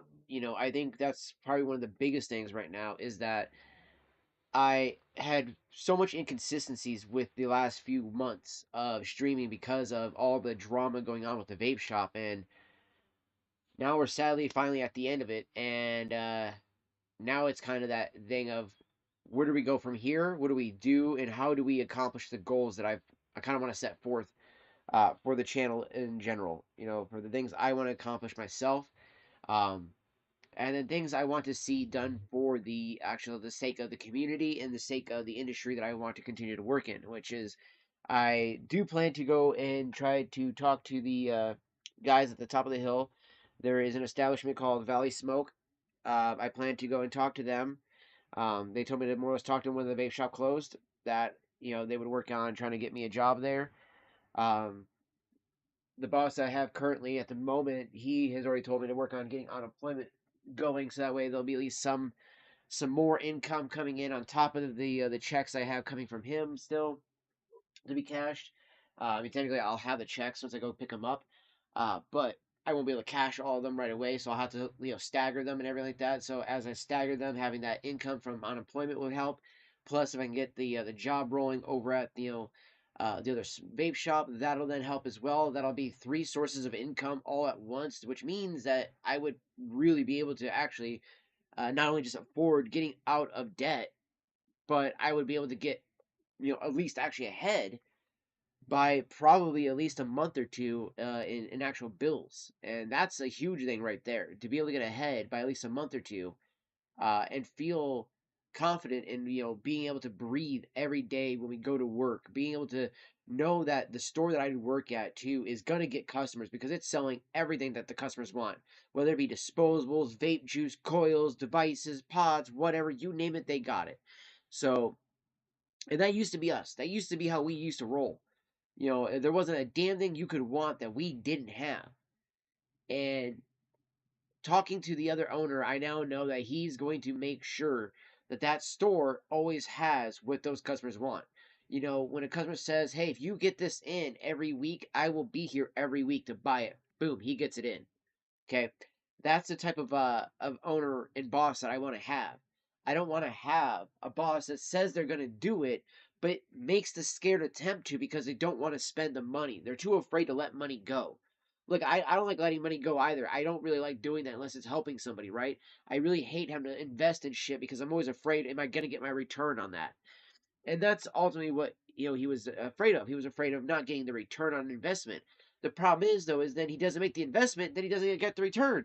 Then he doesn't even get the choice of being like, well, I don't know, blah, blah, blah. What if? It's like, well, you just didn't fucking do it. So, or then you do it too late, and then you're like, well, why didn't I get this return? Because you did it too late. And I think that's what bothers me the most is because there's so many things he could have brought in months, weeks, years sooner. We would be literally the kings in this area. We would literally be the kings. Like it was the first fucking vape store in all of the town. And he let it flounder because he was too busy trying to become the rich, business owner in the area without actually making an established business first. You got to have that namesake for at least 10 years. 5 to 10 years, okay? Once you have that namesake, you can go blow your money however you want because you got millions at that point. He was spending money as if he was a millionaire before he was even a couple $100,000. Like, he didn't even have a couple $100,000 in his pocket or in his bank account before he's just spending money like that. But he's not investing that money back into the business. And this is coming from all the customers that met him, talked to him, knew him personally, and knew his brother, and knew how he was all going about his stuff. And then to come to find out that everything that I had been told wasn't necessarily a lie, but was a little skewed, but also the fact that, like, for the longest time, I was under the impression that his brother was now a real estate agent. Apparently, that had dried up so bad for him that he had to go work at one of the local factories instead. See what I'm saying, Chad? It's like, damn, okay, so real estate ain't doing it. The vaping industry apparently wasn't doing it for them. So, like, what's next for them, right? And it's like, the vaping industry would have done it for them. That's the problem. As much as everybody constantly goes like, man, is it just that the industry is changing? Is it this? Is it that? No, it's because you have people that don't commit.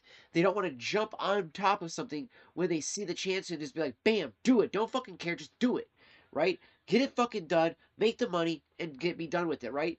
He wants to make, hundreds of dollars per item, right? These Fumies, we get in for about like, I think it's like 15 or 16 bucks or something like that. I think it's like, for per case, you're paying around like 60 bucks or something like that, 60 or 70 bucks.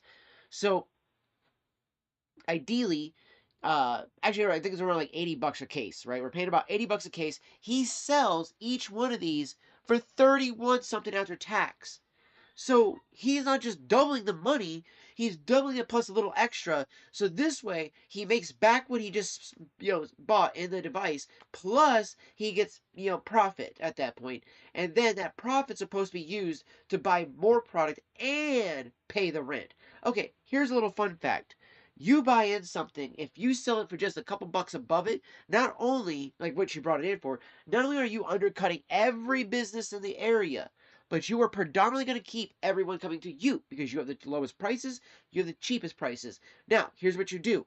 You get all those in, you spend a certain amount of money, you call the manufacturer, you get the lot price, and you get it in at that price. So then you go, okay, I got a pallet now of Fumies, okay? So I got 1,000 of them instead of just a couple hundred of them. Now you have 1,000 of them. Now you move them all for about, $4 over. Well, now 1,000 of them for $4 over the profit, margin wise. Well, guess what? You just made $4,000. Simple as that. That's how quickly you can make that money. But instead, no. He wanted to make 20,000 off of a 1,000 product. That's what he was doing. You see what I'm saying? Like, instead of just making the $4,000, he wants to try to squeeze as much out of the community as possible and be like, okay, But if they're willing to do the $4 over, well, maybe they're surely willing to do $16 over, right? No, because people don't want to spend 30 fucking damn dollars on a vape. You know, it's like, holy shit, bro. And I kept trying to explain that to him. Like, if you undercut all these other motherfuckers, you would be the king. But instead, somebody else does that, and then they take all your customers. And then you're like, why do we only have 2 to 4 people a day? Well, I don't know. Maybe it's because those 2 to 4 people a day that are coming in are only coming in because of me. Because they're like, oh, dude, if it wasn't for you, I wouldn't be coming into the store anymore. It's like, well, why do you come in? Well, because I treat them politely. I try to make sure I give them the best service that I possibly can provide. And I try to make sure I give them the best product that I can possibly provide. Because if I can't provide it for you, I'm going to send you somewhere else. I'm not that person who goes, well, can't find it. Well, sucks. No, I know that you're going to be able to go look online or go look at another store, and I know that's the possibility. So if I then tell you, hey, I don't have it, but I do think you should go check out these other locations, and if you find it there, definitely go grab it there, especially when maybe price they might have it. But, be sure to come back to us whenever you might need some juice, this or that, right? Boom! Instantly, they come back. Why? Because you were the nice guy to be like, oh, hey, let me still help you get a deal. Let me help you find your product, but then still bring you back to the store. That's all you have to do. It's all you have to do. It's really not that hard. I've been doing sales since I was literally knee-high to a turd, okay? I think I was roughly around, anywhere between, 10 or 11 when I very first started selling newspapers. Door to door, I'd be like, I'd knock on the door, hand you a free sample of today's paper, and I was that kid who put his fucking foot right in the door, even if you were going to slam it on me. I was putting my foot in that fucking door, and I was making sure you weren't fucking telling me no, all right? Like, if you told me no 50 times, then I might leave. But legitimately, no to me as a salesman was just yes in a different light. I just had to make you finally say the word yes.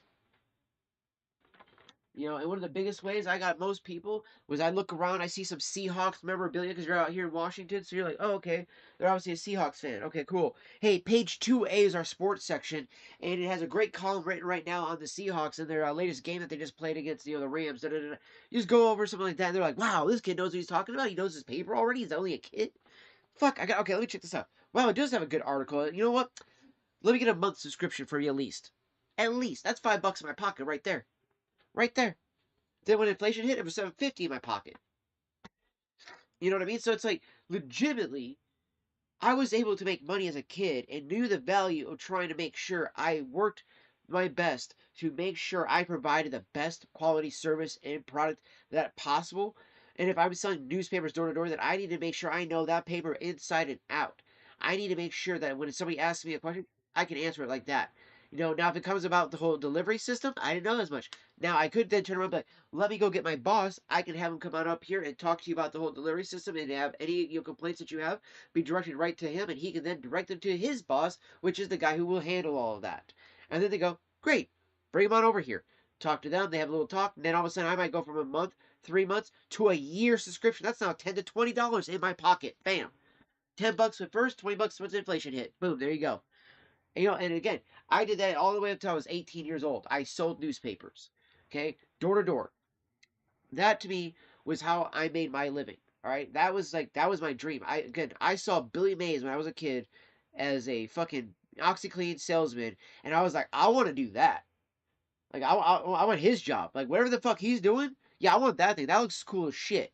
He's just selling people shit all the time, and people just fucking buy. Fucking dude, totally sign me the fuck up. I want that job. Obviously, I don't need to do all the cocaine that he was doing, but it's like, legitimately, the dude had one of the greatest jobs ever, man. He got to sell you something that he liked doing for his entire life up until he died.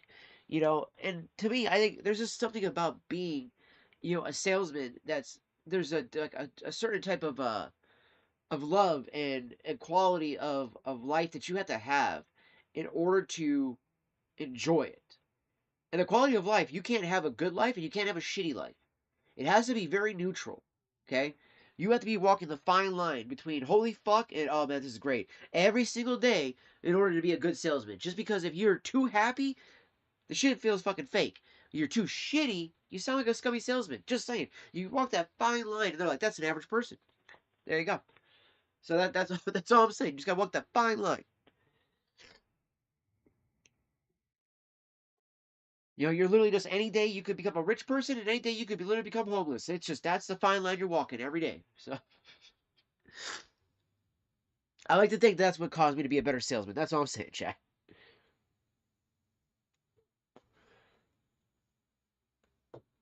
But at the end of the day, too, though, when you're doing something like sales, right, you gotta love what you're doing. Too many people get into sales because they're like, oh, it's an easy job. Fucker, no, it's not. It is a mentally, fucking, spiritually draining job. Okay? You will be literally contemplating suicide almost daily, okay, when you're working in sales. Because literally it is unthankful, it is ungrateful, people fucking shit and walk all over you, and they treat you like pawn scum. But you still wear a smile and you're happy to do it anyways. Why? Because you love doing it. There is a bit of masochism that is in it. There is a bit of sadism that's a little bit in it. Because you're kind of being tortured by people, and you're kind of enjoying it in a weird way. You know, that's another way I can describe it too. You're gonna have to be kind of fucking twisted in the head. Like, I'm not even joking. You need to be kind of fucking twisted in the head in order to work retail. Because if you're not, dude, why the fuck are you even working retail at that point? Go find something else, you normal person. What the fuck is wrong with you? Like, what the fuck?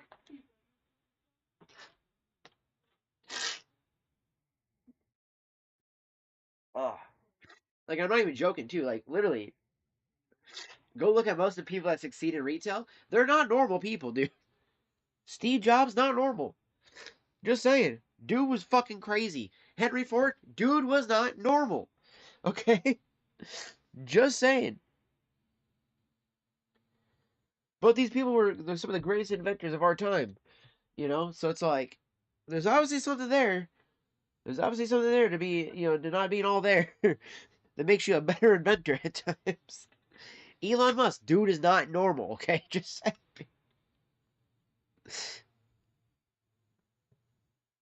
Like, how many more examples do I need to give you?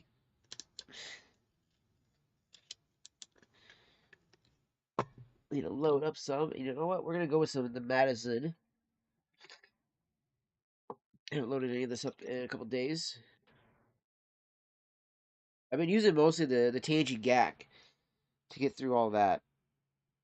And if anybody doesn't remember what the Tangy Gak was, it was the quarter that Shauna was so kind to give me like 4 weeks ago. Not even joking. 4 fucking weeks ago. Oops, wrong camera. 4 weeks ago, she gave me that, and I managed to make this quarter last me that entire time. We then got an eighth of the Sangria Sunset. We still have some of that in here. I got a good sized little, good sized nug in there. I almost said little fat nug, but I mean it's not that little. It's a good sized nug. And then we got this big guy here from the Madison, along with this chunk right here. And then we got a couple pieces here in the jar as well. That's what's gonna go in the grinder, along with a little piece off that other chunk there. And then the YU jelly, or YU jelly. So we got left of that one. So we still got some bud left. And then I got just a little bit of dabs left too. So, and I've been conserving those by using the flour. So that way I can actually conserve it a little bit easier. And honestly, it has worked a lot by doing that. Plus, being a tobacco smoker more so now too, it's really helped also conserve a lot as well, because I'm constantly just like, like, all right, let me load a bowl of tobacco and da da da da, and then that literally fucking like does the trick just as well as having smoked actual, cannabis and stuff like that, chat. Like I said, it's crazy how well tobacco has done for the epilepsy and everything like that, guys. Like, seriously, I am a firm believer in the medicinal properties of tobacco, so.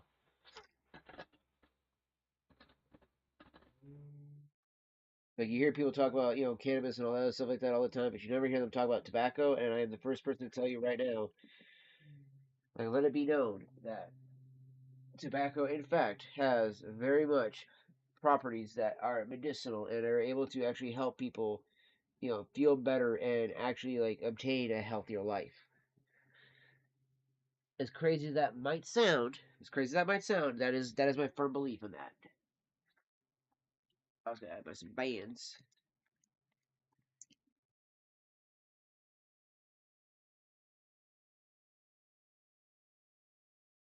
My Ziploc baggie.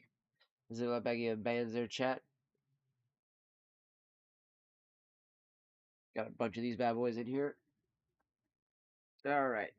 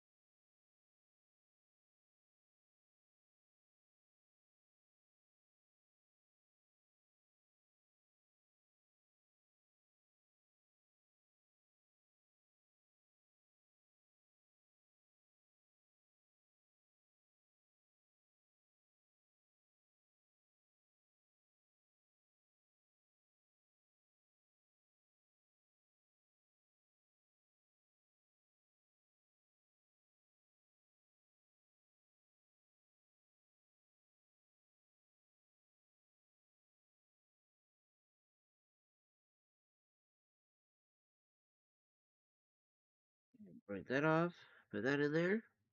In the jar. Like, where the hell's my ashtray at?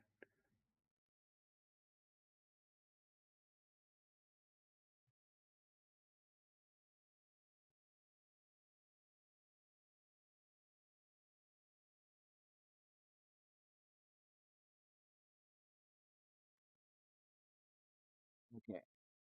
Ashtray in there. Boom.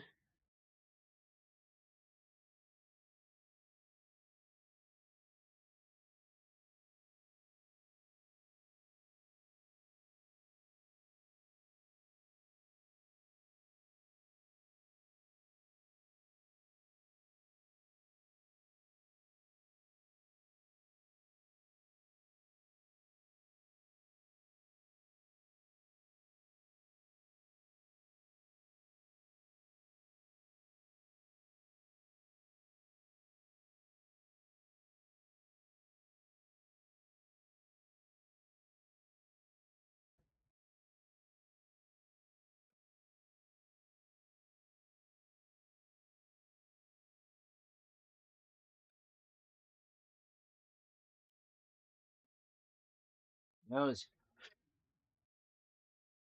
Ugh, fucking hell, chat. Okay.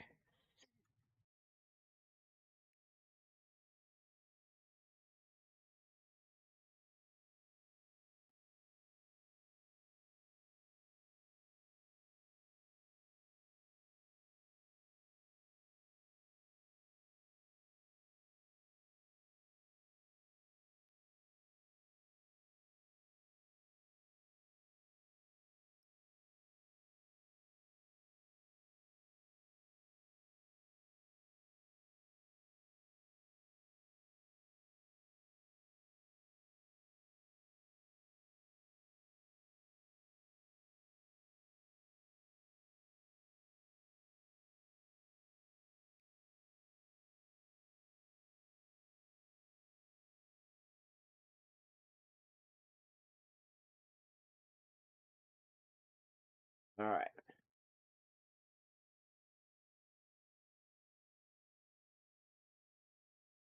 Man, all these hiccups. What are you doing? Drinking out there? Well, the sister's got the hiccups like I fucking drinking. I just went to the bar fucking for 5 hours. Like, I haven't been drinking. What are you talking about? That's what she's doing.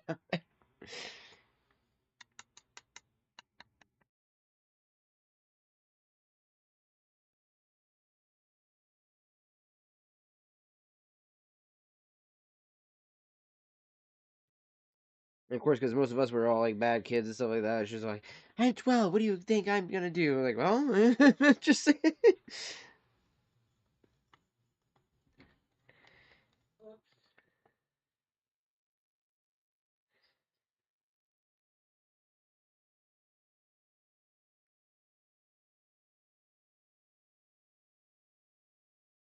I love the way the Madison Square Garden smells too, chat. It always has such a good smell.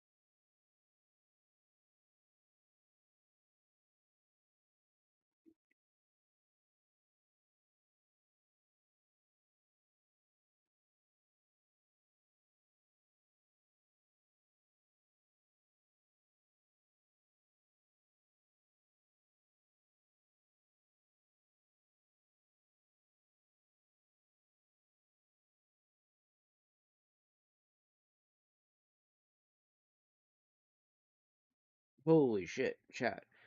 The amount of keef we have in here right now is that's pretty ridiculous.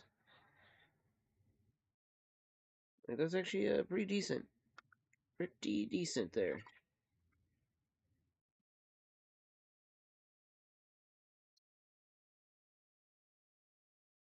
I'm actually excited to when we got like that whole tray down there just all covered in keef. That'll be just fucking gnarly as hell.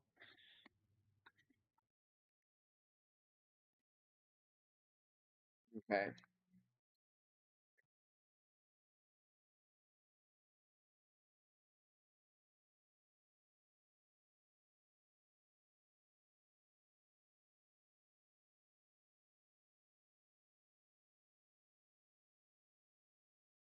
Boy.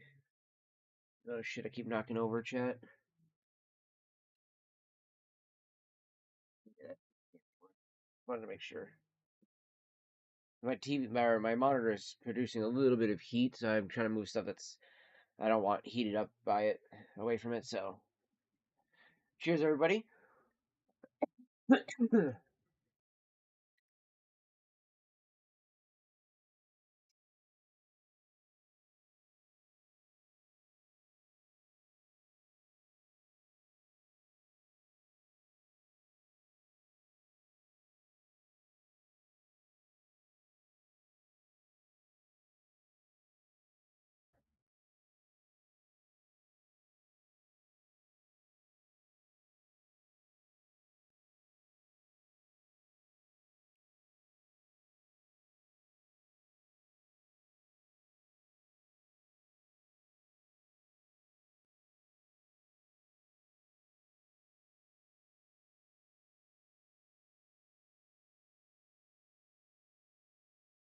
Ooh, hot damn.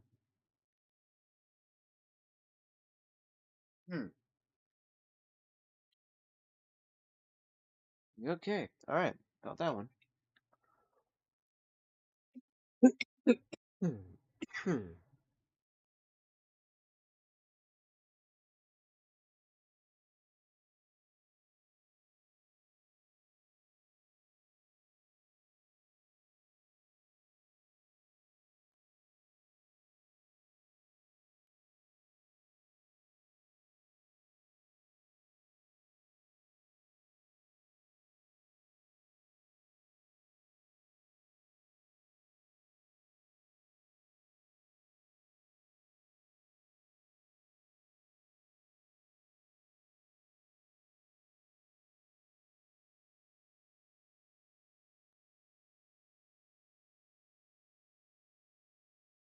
That air dry a bit.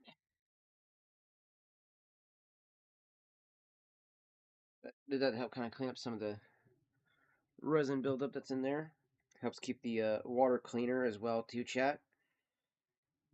And allows for each hit to be that much more cleaner and more enjoyable for every hit you're taking, too.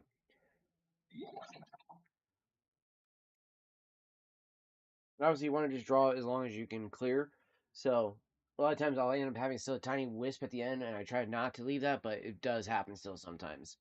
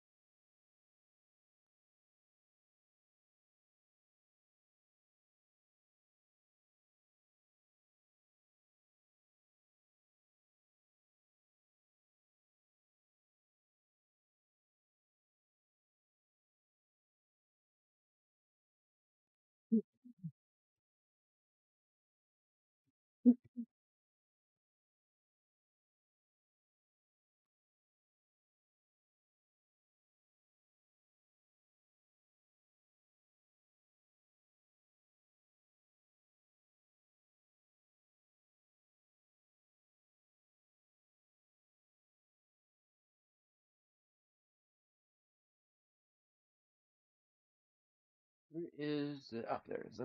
Where's the Vuber case?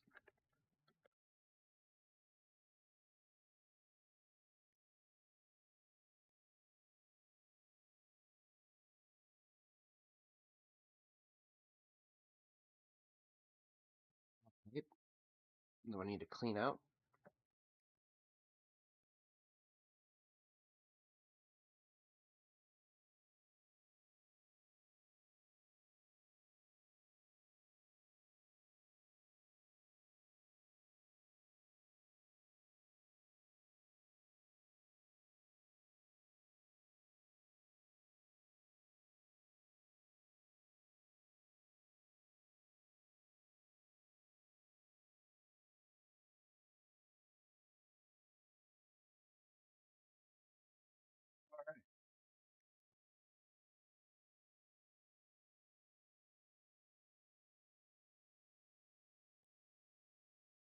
Last hit out of this guy.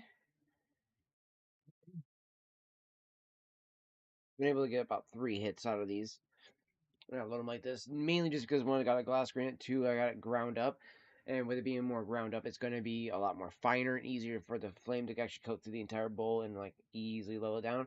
But if you noticed in the bowl, the water, how the smoke was starting to turn yellow, if it turns too yellow too fast, it's actually really hot smoke. And then when you pull it up, it actually has a ton of resin as well in it, and it'll get all over in your mouth, your teeth, and it makes you almost instantly cough and want to throw up because it just coats it instantly.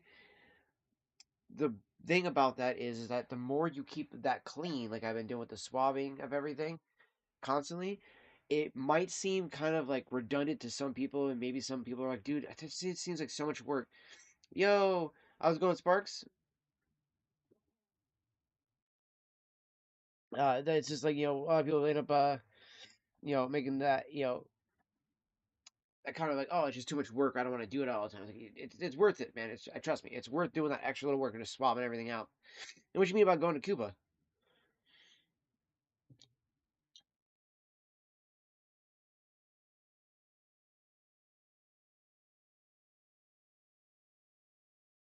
What you talking about going to Cuba for? Oh, you talking about oh, no. This is just I think from the film that I was talking about earlier in the stream. This is from a thing called Hand Rolled. It's a film about cigars. It's a full movie. I've linked the thing actually in the chat a little while ago. Here, let me actually relink it. So this is a film that talks about the history of all this stuff, and about like especially about the recent rise in cigars in America and stuff like that. But it talks about how a lot of these people, like it's like one of the main reasons why like you and I have talked about this before, when it talks about like people like that are like, oh man, I'm totally for communism. It's like, you being a Cuban American, you have that like actual like blood of be like, dude, you don't want that shit. Like you got why that's bad better than most people. And then me being a person who was once given the fucking Communist Manifesto and was once brainwashed by a fucking commie teacher that communism was great and da da da da, it just hadn't been worked out yet. Uh, and then I had to undo that brainwashing a long time ago. And even still to this day, I can still see the trappings of that shit from teachers all around me. And I'm like, man, this shit has never just went away. It's gotten worse. You know what I mean? So it's just like, it's one of those things that's like, the craziness it is the craziness to see what we're happening with New York, right? Oh, let's turn New York into a communist place. That sounds great. Like, no, it doesn't. Fucking doesn't at all. But one of the things that I loved that the Mike, the cigar broker that was at the Refuge, the cigar lounge I've been going to and hanging out with all these great guys, he was talking about like this documentary starts off with some of the biggest names in the cigar industry fleeing Cuba, grabbing everything they could, like some of the plants, their family, everything that they could, and be like, we gotta go. If we don't leave tonight, we're dead. We gotta go. And it's like, wow, dude, like, and I think especially for right now, not only just for the cigar industry, but also because of what is going on with the Democratic Socialist Party of America, which is them, basically saying, hey, we're all totally going to be, communists and Nazis, but it's okay, it's totally chill. Don't worry, guys, we're totally here for you. But in reality, we really want to make a bunch of slaves, a bunch of fucking, government fucking, infringements and all kinds of shit like that. And as much as they're constantly all like, oh, the conservatives, a big government, that's why they're the ones stripping government, right? Like they're the ones that are trying to make it smaller. I don't know about that, man. You know what I mean? It's like I don't know. And being an independent, as I was, especially so much back in the day, I had so much hatred for the Conservative Party because of like the whole religious side of it. And then I would have my own religious awakening and stuff like that, and end up becoming a Christian. And and then it's like that whole like, well, I guess I have to walk back a lot of shit that I might have said before to even like to Dennis and things like that. Now, granted, there's things that too that I still disagree with him on. Even when it comes to like some things with Trump and stuff like that. I mean, at the end of the day, I was gonna vote for RFK, but then when my boy RFK goes, "Hey, I'm endorsing Trump," I'm like, okay, well, wait a minute. What have I not seen that this guy's seeing here? And it was the simple fact of what he said. Stop looking at the things that you disagree with him with. Okay, you're always gonna find something that you disagree with him, but look at the things that you agree with him on, and that's how we build America better. And I was like, he's fucking right. Like you could have a whole group of people that all predominantly think the same. Sit them all down, and if you go, let's go into for by individual like laws by each person, you're not going to get anything done. You're going to have to be like, okay, look, we're not agreeing on shit here. Can we find something that we agree on? And that's what he did. And it's like, it's how our country was founded, man. So give me one example where communism has worked out way. Exactly. And I would always hear people tell me like Sweden or Switzerland or oh god, what was another one? Somebody once fucking told me Cuba. That was fucking funny though, man. Somebody once told me Cuba, and I was like, I got a buddy that you should talk to about that. like, like, that was probably the funniest thing I've ever had said to me. And that was actually when I was working at the vape shop. That wasn't even when I was a kid. That was literally while working at the vape shop. Somebody recently, not that long ago, about a year and a half ago, made that comment. I was just like, what? Like, what? No, no, like don't say that. Like, no, communism would not work.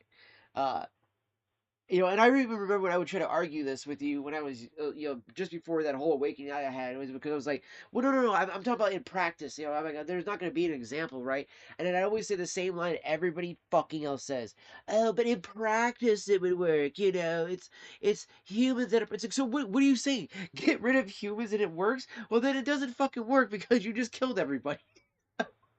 It's like, okay, wait a minute, hold on. I think I'm seeing a problem here. Wait a minute. I think I see this. I see this problem, and I see the solution here. Don't do communism. Don't do communism as the solution. The problem is if you have communism. And it's like, especially when you have these people that are like, oh no, just have, like it's so funny because when you listen to them, they're like, oh, I don't want government to run my life. I don't want this. I don't want that. But I want government to do this, this, this. You're like, so you want it to run your life? No, that's not what I said. You know, like one of those videos I just recently saw. I think that most people got to see. I actually played it on my stream and linked it too in the chat. Uh, it was the millennial meets Hitler, and the fucking way that like they does the thing like me too. And she's like, no, no, we're different. And he's like, no, no, we're not. We're actually very much the same, you and I. I was dying so fucking hard. I was like, oh no. I was like, it's so true though. It's so true. And it's because like legitimately, like the other good one too is uh millennial me the millennial liberal meets the fucking founding fathers and shows about the Second Amendment and he's all like, I don't think you would think that means what you think it means. Like, he just instantly schools her on that shit. Oh man, dude, it's crazy though. It's crazy. Like all the stuff I've started to see more of. And it's funny too because like I was telling my mother this too. When I was a kid, growing up to about 12, just about there before 13, before I went to 7th and 8th grade. Actually, no, 8th grade. So we were like around like 15 or 16 when this happened, right? So when I'm in 6th and 7th grade, I adamantly wanted to get enlisted. I wanted to join the services, all that stuff like that. I even had recruiters come to the house, and talk to me to do the whole like pre-recruitment stuff like that, so that I can have it all like ready to go and all that jazz. Granted, they pretty much also told me I was too fucking insane to join the army. That was funny. Uh, like I didn't even have a psych evaluation. They were just kind of like, yeah, don't think it'd be safe to have you in the military. I was like, what? They're like, it's not necessarily safest for us as so much that you might commit a war crime. And I was like, wait, they still do those things? And the one dude just got his eyes wide. Like, yes, there are still war crimes. I was like, oh yeah, maybe I should be in the military. Okay, yeah, probably should do that. Oh, I was like, that's probably not for me then. So yeah, it was one of those things. But yeah, I was definitely very patriotic when I was younger. And then as I got to my teenage years, then all of a sudden, once I got the communist fucking manifesto, the primer on communism, I had a communist teacher. I had two anarchist teachers. I'm not even joking. I had two teachers that truly, fully, wholeheartedly believed in anarchy. And during some of those early riots, just before like the whole what you call it, Occupy Wall Street and everything like that happened, I remember there was some like fucking riots and protests that were going on over in Seattle. Two of my teachers so happened to be missing during those days, and were missing a little bit after those days because they were in jail. Somehow they still had their job when they came back because we had a substitute teacher for like 2.5 weeks. That was the longest I'd ever had a substitute teacher for. And I was just like, we would make jokes by week one, like, "Yo, so are you just gonna be our permanent teacher?" And they would just be like, "No, no, no, that's not gonna happen." And then by week two, they're like, if you guys actually put it in a letter, I might become your permanent teacher.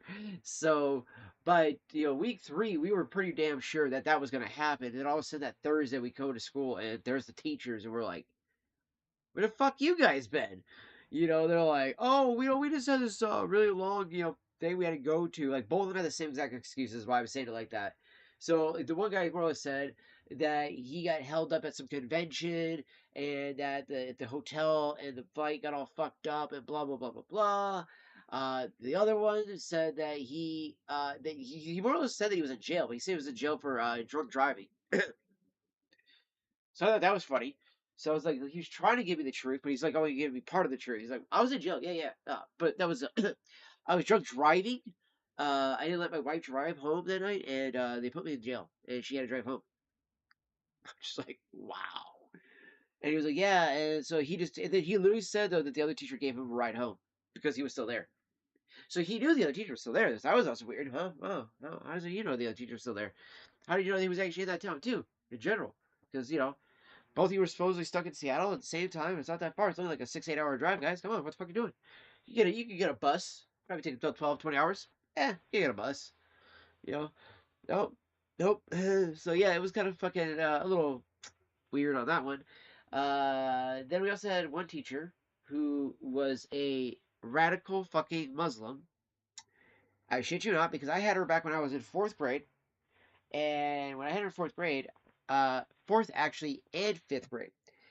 4th grade, she taught us French and Persian. Her excuse for that was that we might get enlisted in the military, and it took one of my other friends. What was his name? His whole name. I don't want to dox him. Just literally almost said his name by accident because I've said this story so many times to people around here.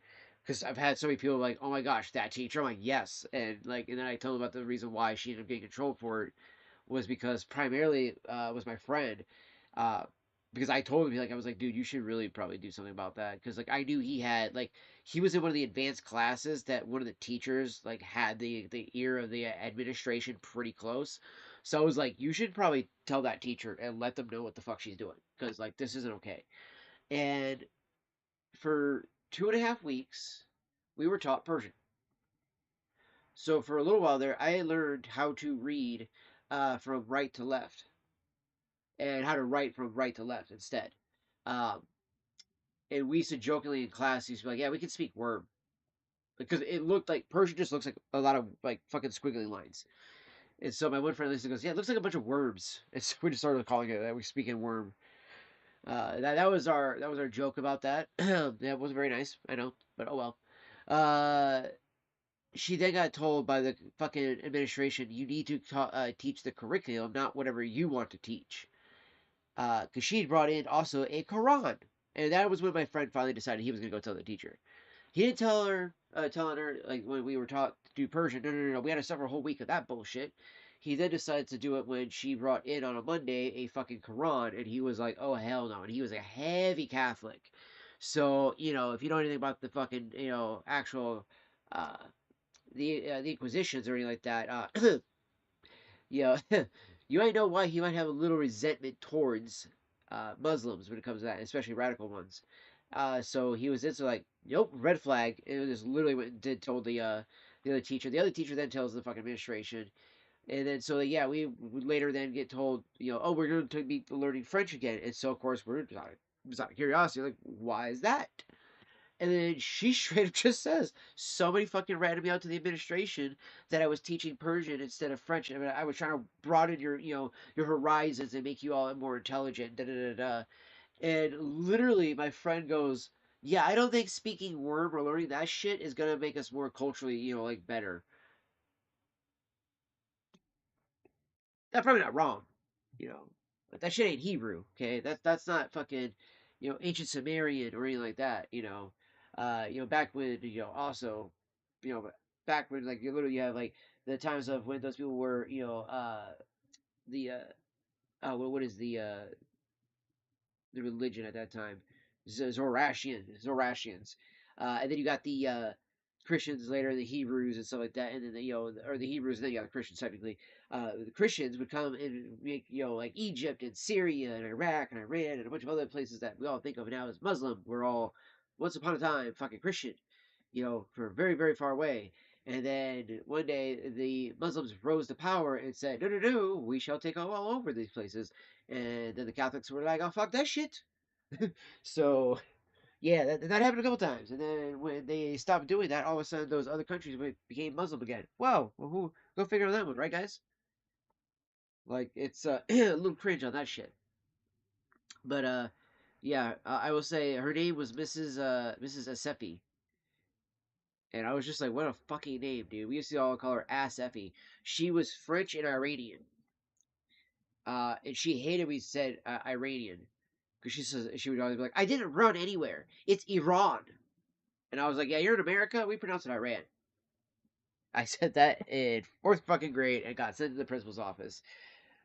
My principal, who was a World War II vet at that time, was just like, you could go back to class if you want. I was like, I don't want to. He was like, okay, well you could chill in the office then. So I sat in the office. She thought I was in trouble the entire time. Eat wrong. My teacher was just kind of like, or my principal was just kind of like, yeah, you could chill in here. He went and got me a chocolate milk, and he like told me, he was like, I'm not. This isn't a reward, but like, I figure you might be thirsty. I was like, oh, okay, yeah, thanks, bro. Like, mind you, this principal I would salute in the fucking like the hallways every time I saw. Like, since I went from third all the way up to fifth grade when he retired. And so he absolutely loved that. That made him like super tickled that I would do that for him. And I actually got other kids to start doing that too that were super patriotic at the time about it. And they would all like salute him and shit. And he just loved it. Again, he was a World War II vet, dude. That's badass. Like how often are you gonna say you get to meet a World War II vet? I mean, dude, I actually got to work for one actually once. So my mom and I took care of one. And this dude was a legend. He also used to work and live, battle alongside John Wayne. So he was like the dude who actually would feed the guns to John Wayne, like feed the bullets to him. Like John would be like on the machine guns on the tanks and stuff like that. He literally would be feeding the bullets to him and stuff like that and maintaining the tanks. So I was like, that's fucking dope, dude. Like that's like what a fucking like thing to be able to say, you know. So he always had some like crazy war stories and stuff like that. He always loved watching John Wayne movies. He had a massive quilt of John Wayne off to the side with like a bunch of memorabilia from like the war and stuff. And just a thing that said an honor and a decorative memorabilia to the legendary John Wayne, all this type of stuff like that. It was just like, wow, dude, what a fucking like what a guy, man. So like legitimately, it's crazy to see, you know, it is crazy to see you know how much influence that dude had on people's lives, and it's like, dude, also like again, he served with him too in the military, which that's badass. To serve with the legendary John Wayne in the military, that's pretty dope.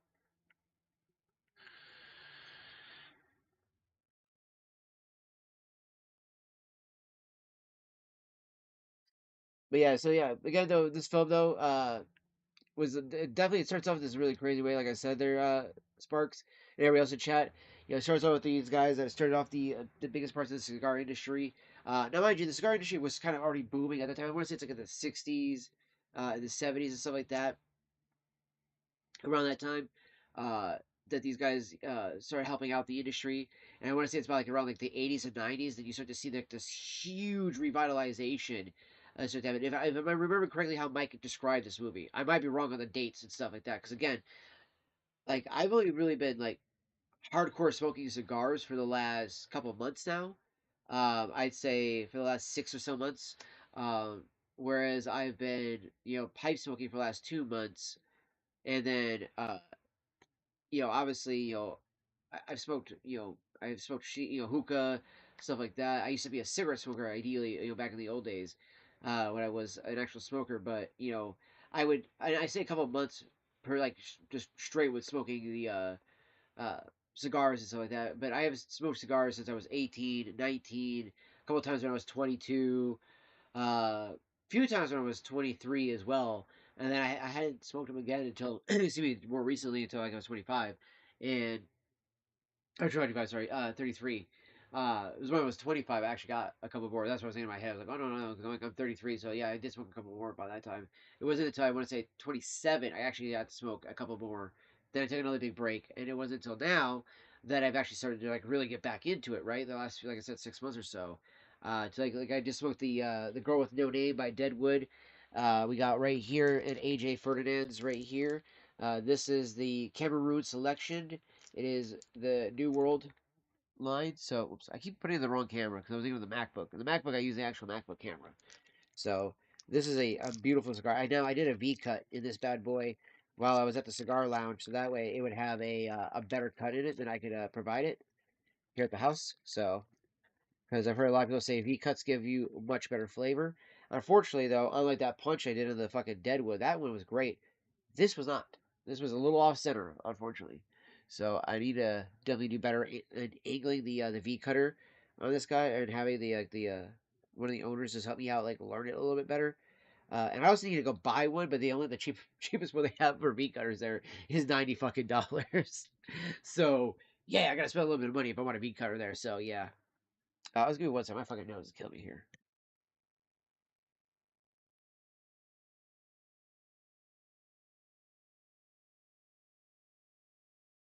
Okay, fucking hell, dude, my nose. So yeah, I want to be enjoying this cigar at some point tonight. I think probably, yeah, around like 7 o'clock, we'll probably bust this guy out.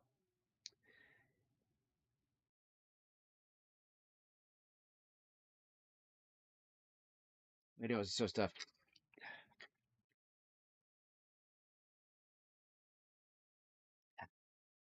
I can't smell. I kind of want to wait to smoke that until I can smell because I can't smell right now, and I'm kind of getting irritated because I want to be able to smoke this when I can smell the notes as well. Yeah, this gold band is actually like kind of sharp. Actually, I cut the cellophane actually.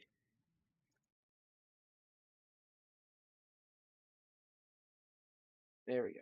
Boom. Nope, I put the band on that one. Oops. I'm not pushing it. I bent it a little bit. Things might pull out later on. Giggity. So yeah, I think that's my last cigar too that I have. And then of course I have pipe tobacco of the Ying Yang to show you guys, especially Sparks. I don't think you've seen all the pipe tobacco that I have in here. So we got our new one is Sanctuary here. This is the house blend from the Refuge Cigar Lounge I've been going to, and it is a Red Virginia, pretty much basically just pure Red Virginia with just a hint, just a little hint of some Black Cavendish in there, just to round out the notes a little bit. And the way my boy Cody did this at the Cigar Lounge made this so fucking good that this is literally a great all day smoke. Like I have had a hard time putting this one down. It's been hard. This is a really good. It's called a hybrid because technically, the Black Cavendish technically makes it like a Scottish blend, not necessarily an English blend. But there's so little of it that you could probably still call it an English blend. But it is just a uh, pure fucking what you call Virginia on that one. And it's phenomenal though. Absolutely love it though. It's an absolute phenomenal smoke on that one. Speaking of English blends, we have here some of the Haunted Bookshop by Cornell and Neal. Absolutely love this one as well. This one I really like too, because it's got a really strong nutty finish, and then the Perique gives it usually this fig kind of clove-like taste as well. It'll start off fig-like, kind of like some of my scars have, but then the sad part is that fig note doesn't stay there as long as I would like it to. That's the only reason it's the downside on the Haunted Bookshop. But I do love it a lot because I love the nuttiness to it. Now, if I had the Nutty Irishman, I would replace this with the Nutty Irishman instead by Cornell and Deal, because that has a hazelnut liqueur while being a burly base, with the burly giving you a much more nutty finish to it constantly. And it's like, yeah, that sounds amazing. By Cornell and Deal, I have excuse me, over here we have the Cornell and Deal Espresso, which is a black Cavendish blend mostly. That's kind of a layer, flavored with some coffee and a few other notes. I think it's like coffee and vanilla. And then, sticking to the coffee notes here, and sticking with Cornell and Deal, got the mocha, a little bit left of this. Got some mocha left, which again, black Cavendish, but instead of just having the vanilla and coffee, this has coffee, vanilla, and chocolate added to it, which I obviously love the shit out of. That's why there's so little of it. Hence why I'm trying to savor on this bad boy. Not trying to use too much of this. Now, I do want to get some more of it, a little, just an ounce, I'd say, and get an ounce of some of the Cornell dark cherry they have, and do kind of like what I did here with this guy, which is make a choco cherry. So a chocolate cherry. So,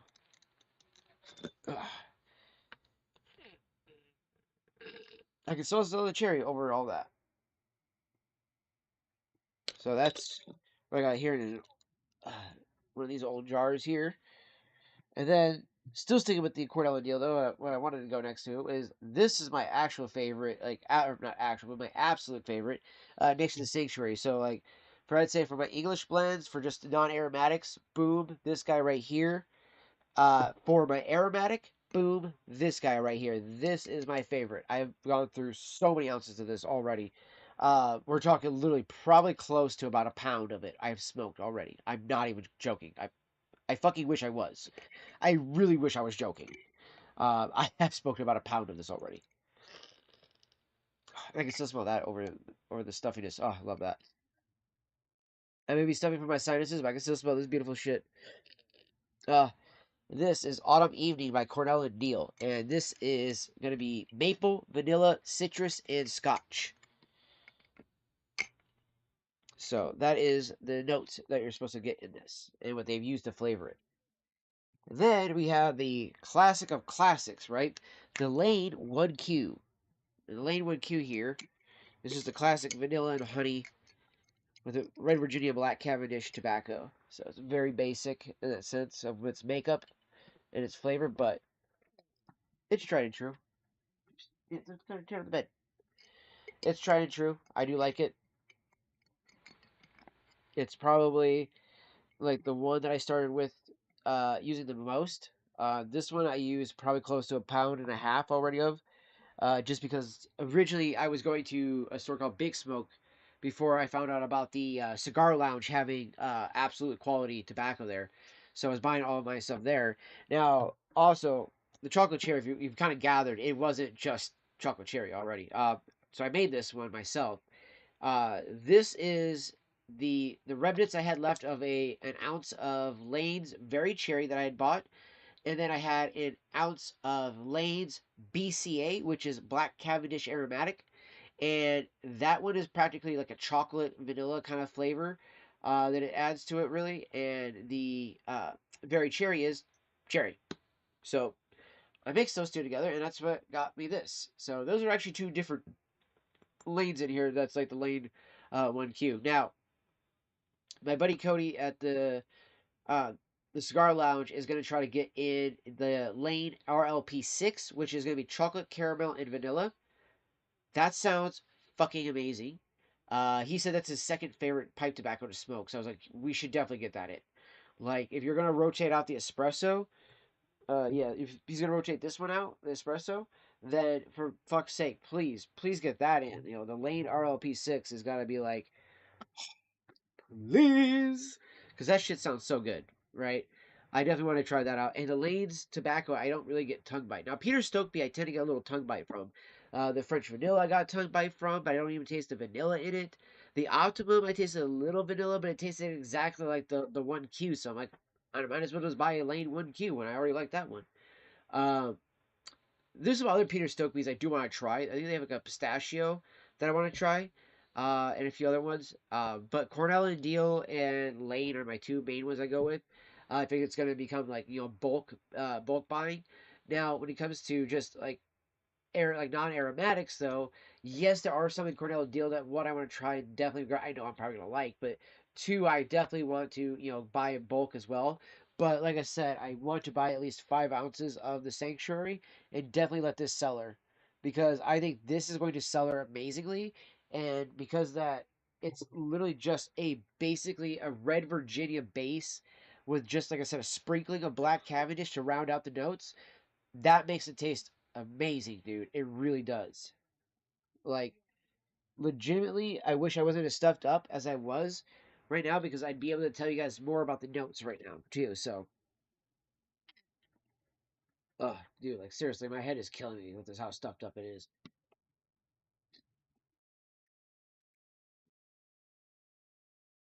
All right, I'm gonna go try to blow my nose again. I'm gonna mute my mic.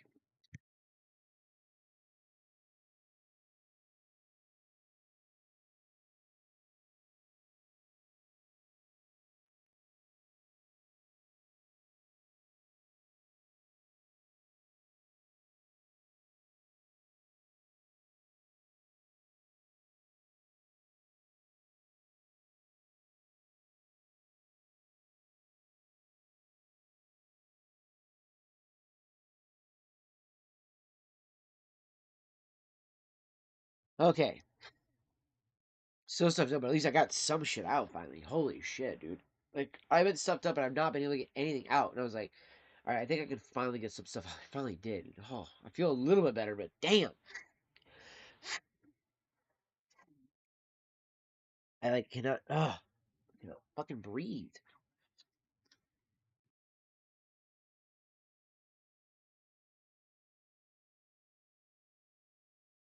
Okay.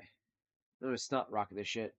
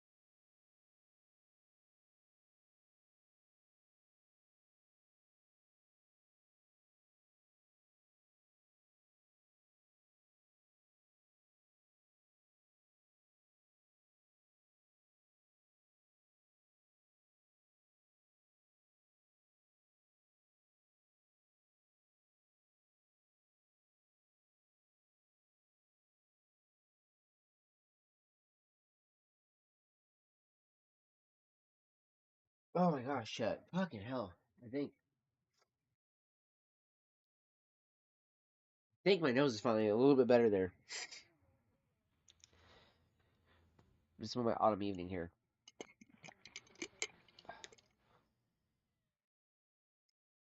I still can't smell shit right now.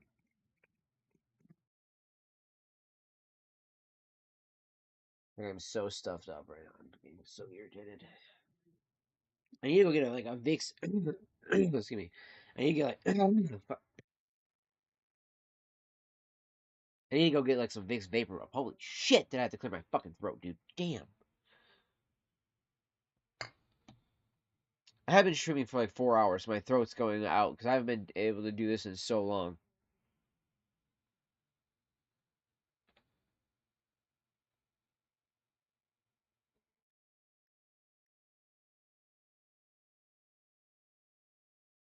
Oh, this one we can watch for free. The history of cigars. Okay, cool, cool, cool.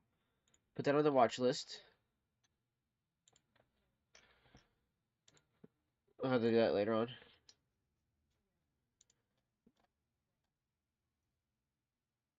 I'm glad that they have this for free, though. Because then I can actually watch that one. Oh my gosh, okay. And now I gotta go take a piss. For fuck's sake.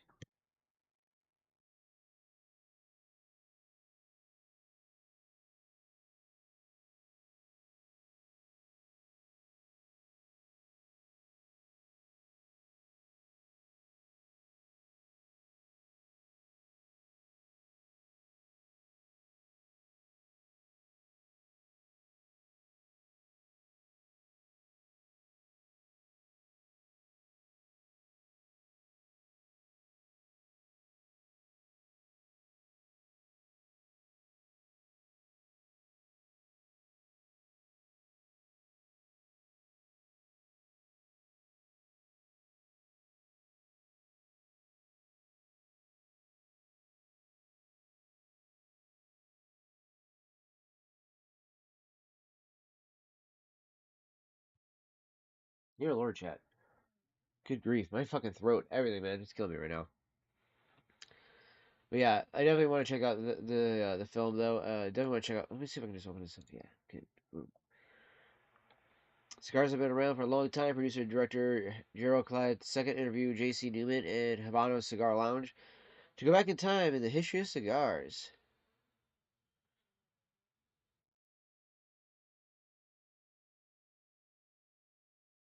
I wonder if we can find...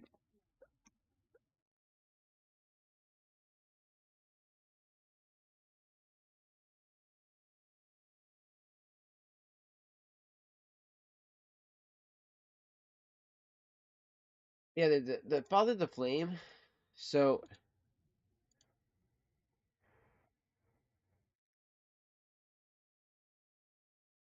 I've seen this only in... I think it's on, yeah, like, either on iTunes. It's on Amazon as well, too. So that's right.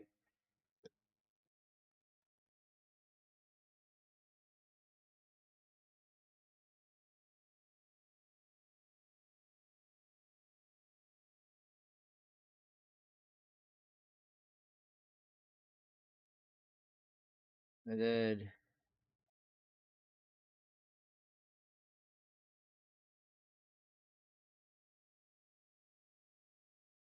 Come back a pipe smoking.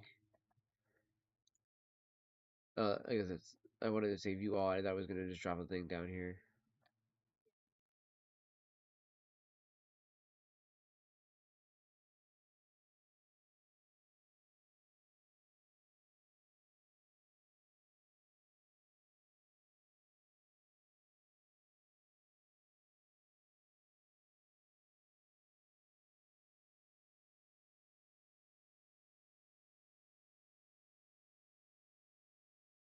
Yeah, like the Father of the Flame is the only one I can see.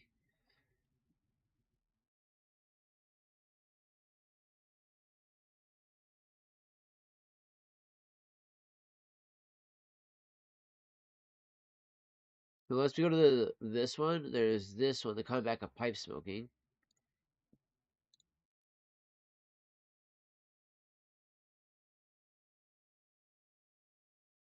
So, what's your... Oh, whoops. I'm gonna have my headphones on. What the fuck can I hear?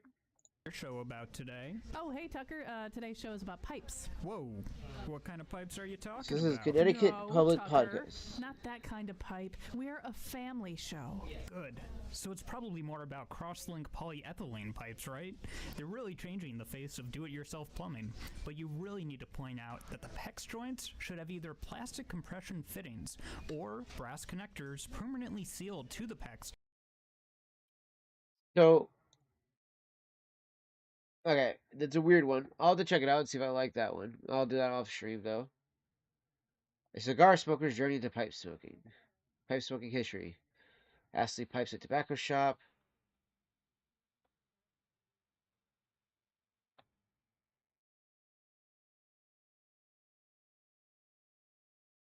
I'm looking for a good documentary on pipe smoking.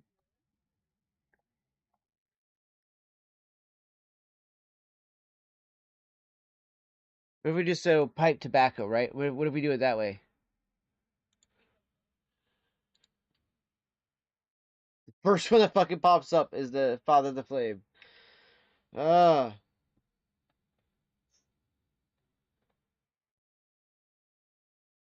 The Battle of the Briarwood, that fucking, what's it called? Get Piped. He's made that as well.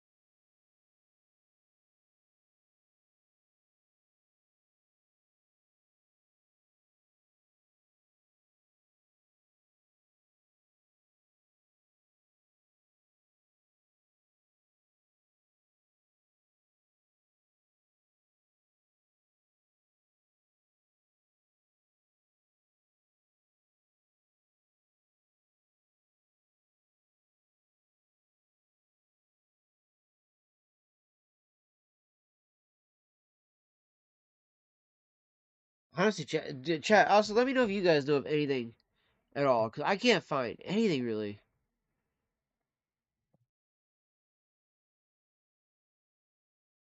This video I do like a lot. I'll pop this on while we smoke a bowl here of some pipe tobacco.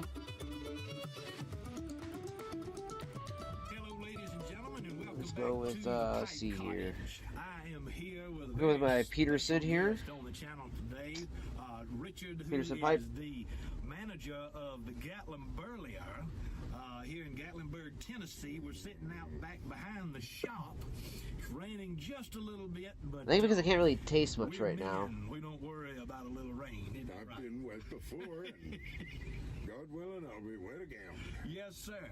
Really, what you do the chocolate cherry? For those people who follow the Pipe Cottage and don't know about this store, Yeah, scrub. I'm gonna do a small bowl of when did you start working here? It was on the 17th day of April, Alan, 1986. So that's, as of this filming, 37 years ago. Yeah. And change. You started working here 2 months before I was There's the video too, by the way, chat. So you guys go check it out as well. I was born in July, so 2 or 3 months before I was born, you started working here. What day in July? July 1st. Yes, sir. And there's two things that are very important that have happened in July in American history. I was born, and the Battle of Gettysburg started in 1863. But I want us to share with people what we're smoking. I just bought this pipe here at the Gatlinburg, and it's an olive wood pipe. I have never had an olive wood pipe before, and Richard was telling me about the gentleman who makes these. He's out of Bardstown, Kentucky. Is that right? That's right. His name's Richard Epley. I do love this man's voice. He's got such a deep, booming voice, chat. Quite a wild imagination. Why does that not post to the YouTube part? Pipes that look like Tinker Toys. Well, just if you can imagine it, I have a pipe from him in my collection, a gift from him, that looks like it was painted by Salvador Dali, I promise you. That is impressive, by the way. It's a very surrealist take on a pipe, and it smokes wonderfully well. Much better than a Dadaistic pipe. Well, Richard, what pipe are you smoking? Today, well, at the moment, as I If my chat window would open up. 3, maybe 4. Yeah, that's the way to do it. I am smoking a Manfred Hortig pipe. Years ago, didn't we all see those pipes by Tokutomi? You know, you see Tokutomi. Those beautiful snaily pipes. Yeah, bud. And I wanted one, and then I looked at the price in yen. Oh my goodness. The chat window won't pop up for me. Let's see what it'll be. Alright, hopefully Let me just do it this way. I'm gonna do it. Message to YouTube. Now, I'm not going to say that Tokutomi's pipes aren't deserving of that. Alright, hopefully that should post. If it doesn't, let me know, chat. And I would if I had money. But, the first time we met, Manfred gave me this pipe. And you could have knocked me over with a feather.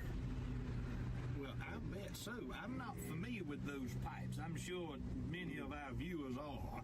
Or maybe they're not. Well, maybe not. I mean, there's two ways to get a Manfred Hortig pipe, and one is to go to Brandenburg, there in Prussia, in Germany, and to buy them from Manfred. And the other way is to come to Gatlinburg and buy them from me. Those are your choices. So, it's a fairly small market. At the moment, yes. Well, Richard, what are we smoking in our pipes today? People are really gonna enjoy hearing about this. Well, Alan, you know, you're though I'm the guest on your channel, and you're the guest here at our store, and we're old friends, you and I. Yes, sir. And I pulled out from my box under my bed. That's my cellar. I have a box under my bed. You can't tell that truck's in real life or the video. Smyrna number 1. Oh boy. And I'm telling you, the Oriental leaf in this is make your tongue slap your brain. It's just marvelous. Just marvelous. The way they use these expressions, chat, I'll tell you. Competition was the original Balkan Sobrani, but back before you were born. Yeah, I don't know that I've ever had a smoke of the original Balkan Sobrani. Well, I have. So I can't compare. I've never had this until today, and it's such a wonderful treat for you to bring this and to pop this open. And ooh, I just love a good Oriental blend. The honor of your visit, honestly, required something of that caliber. Oh, well, I appreciate that, sir. But yeah, I was just in town. Alright, let's make sure that I get out that. Move. Alright, let's go to Peterson loaded up with some autumn even from Cornell and Neal. I texted Richard. I said, let's do a video together. He's got his own channel. For those of you who do not know, Richard has his own channel, and it's full of nuggets of wisdom and stories of a life well lived. Nuggets of wisdom, kind of like a cat box. Magic Tootsie Rolls of wisdom. Oh, Lord have mercy. Well, it's just, no, it's wonderful. I love his expression. Tootsie Rolls of wisdom. I love this old man for that. It's like a cat box. Little nuggets of wisdom. And I just fell in love with it. Because is there a vibrant pipe smoking community in East Tennessee these days? You have regular customers who come in? Well, I do have regular customers, but many of my regular customers are visitors from other states. I see. Yeah. You know, yes, and they are regular. Some of them regular as clockwork. I'll know who's coming because it's that time of year. And it's such a fantastic smoke, there, chat. Unless they show up. Oh, that's good. Really? That's good. And like swallows to Capistrano, they come. But less, you know, chirping.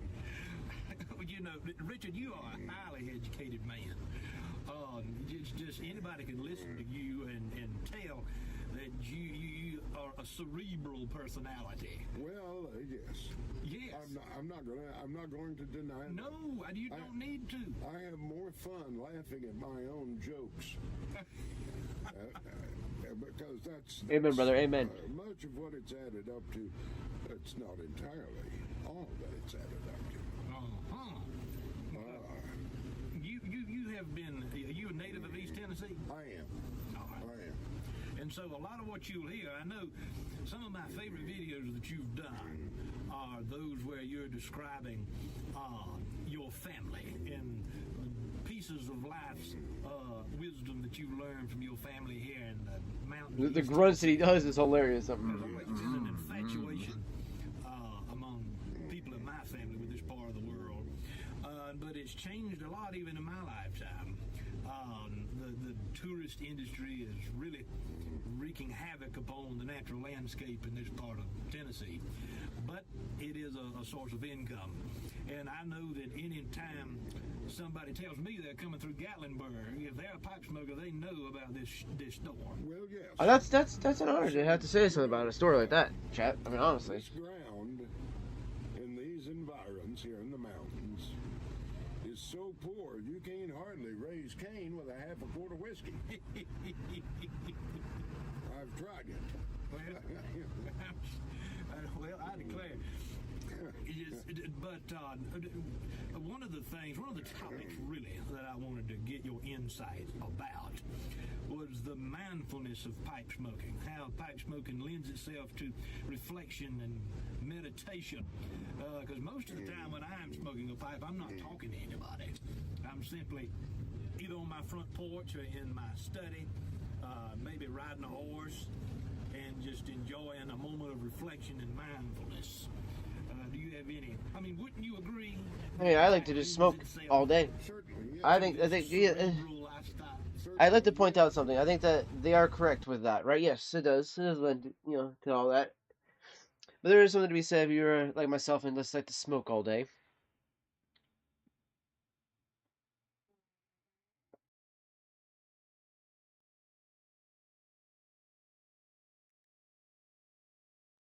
And specifically, though, if you're smoking something like such a fine tobacco as something like this quality is like this, autumn evening. There's a lot of good quality tobaccos out there that you can enjoy, and to me, it's one of those things that I've really come to find as I'm getting older in life is that a lot of those things that people be like, oh, I can't do these things because like my religion or this thing or that thing. It's like, look, man, if something tells you that you can't enjoy the little nuances of life that we make and all these other things like that, you truly got to take an evaluation of your life.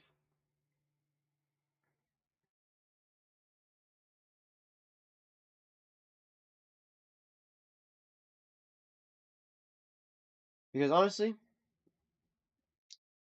I will definitely appreciate the finer things in life, such as some fine tobacco. You know, again, if I want to enjoy some booze, it will be wine or beer, but it'll be like micro brews or a fine wine that you get at a local co-op or something like that you can find that's imported. Because again, I would rather enjoy the experience, not try to get drunk. Like as I'm enjoying the experience here with the tobacco. Part of that experience here is also enjoying the conversations that we have here, watching these videos, contemplating and talking about their meanings and the things that these guys are talking about, and finding the stuff that they're the little nuggets of wisdom, as they say, that are inside of all this stuff that they're talking about, because there's a lots that can be gathered from all that. And again, it's fun to have these types of deeper, meaningful conversations instead of just always being about video games. And again, it can be a form of relaxing, and stuff like that too. It doesn't have to be about politics. It doesn't have to be about all these other things like that. But it's just a way to reflect and have fun and enjoy conversation. Something that I think that people don't do as much as they should nowadays.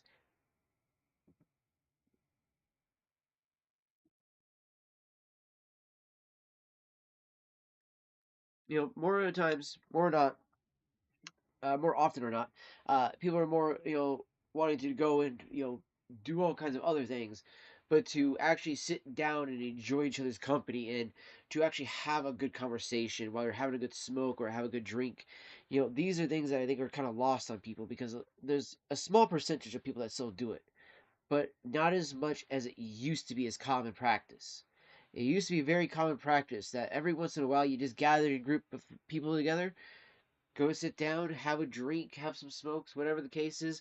Go for a walk, whatever the case, and just talk. have a good time, just talk.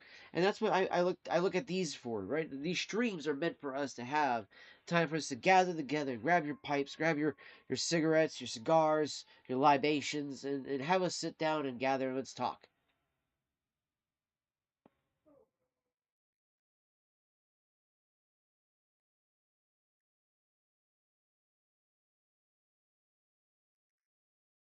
And I think a lot of that comes from the sense of that we like to all engage with actual things that, can challenge the mind, can challenge our, our positions on certain things. And again, we don't have to bring it into politics or religion or anything like that.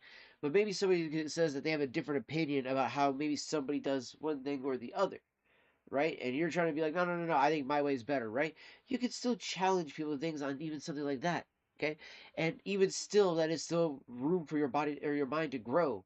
And again, taking the time to have these types of, just kinds of conversations, to hang out with each other and just, enjoy that type of, topics and conversation. You have that ability to actually have fun with things more versus it being more about, oh, I have to you know, go and buy the latest, newest game in order to enjoy the fun with everybody. And then, oh, as soon as the game is, done and over, as soon as everybody's bored with it, oh, we got to go buy the next one. That's another $80 down the drain. Like, I'm sorry, but that's just ridiculous.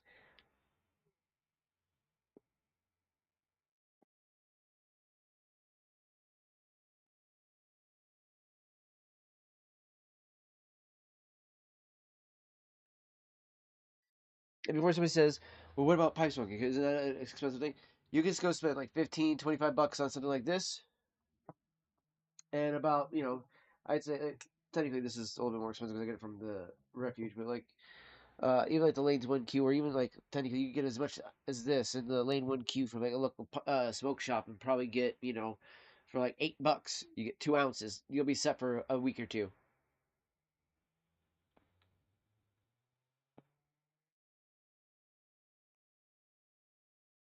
Trust me, that's a hell of a lot cheaper than what you would have spent on a lot of other things. Just saying. And you're not messing up your brain in any way. And a bit more. Yeah.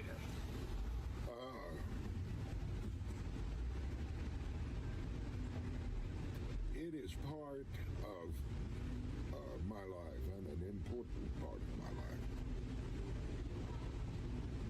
to examine myself, my behavior, my conscience,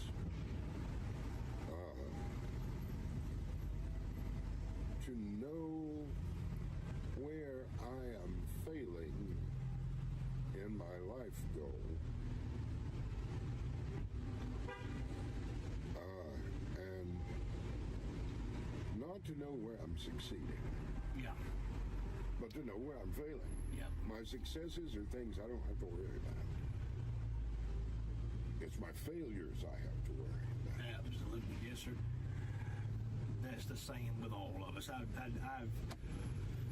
told my audience that recently I decided to join the Catholic Church, and we're actually going to be confirmed on November 12th. Oh, really? And so it's coming up fast. Yes, it is. And when I read these Catholic writers that I have been enjoying, Chesterton and Hilaire Belloc, and people of this nature, even C.S. Lewis, who never became Catholic, but he was on the verge of it several times. It's crazy how close he was, too. If we got to him first, he'd have been Orthodox. That's right. And you are Orthodox. I am Orthodox. And have you always been Orthodox? Or? No,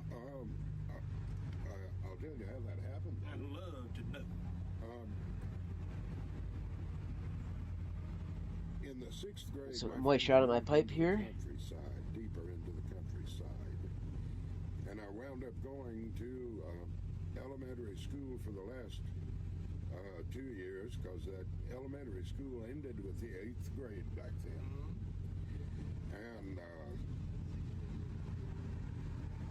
That's crazy. That's when elementary school used to end. friends with a man by the name of Charles Robert Davenport.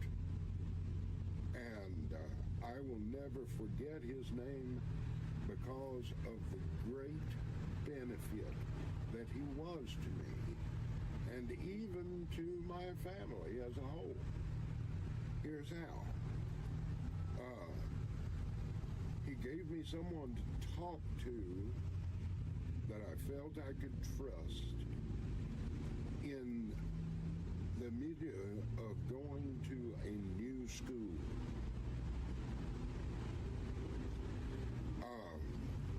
Which is, it's a hard thing to do. I was an eccentric child. Very bookish. Oh, well, that's good. It is good. Now, I was also very active. Yeah. I did a lot of my readings while ridge running, you know, and I would stop in the middle of play to take a break and read another chapter or two. Which is actually a very, very great thing to do. Or some of the matter of Britain, you know, and or more of Edith Hamilton. I make the joke that I was an ancient Greek when I was a little boy.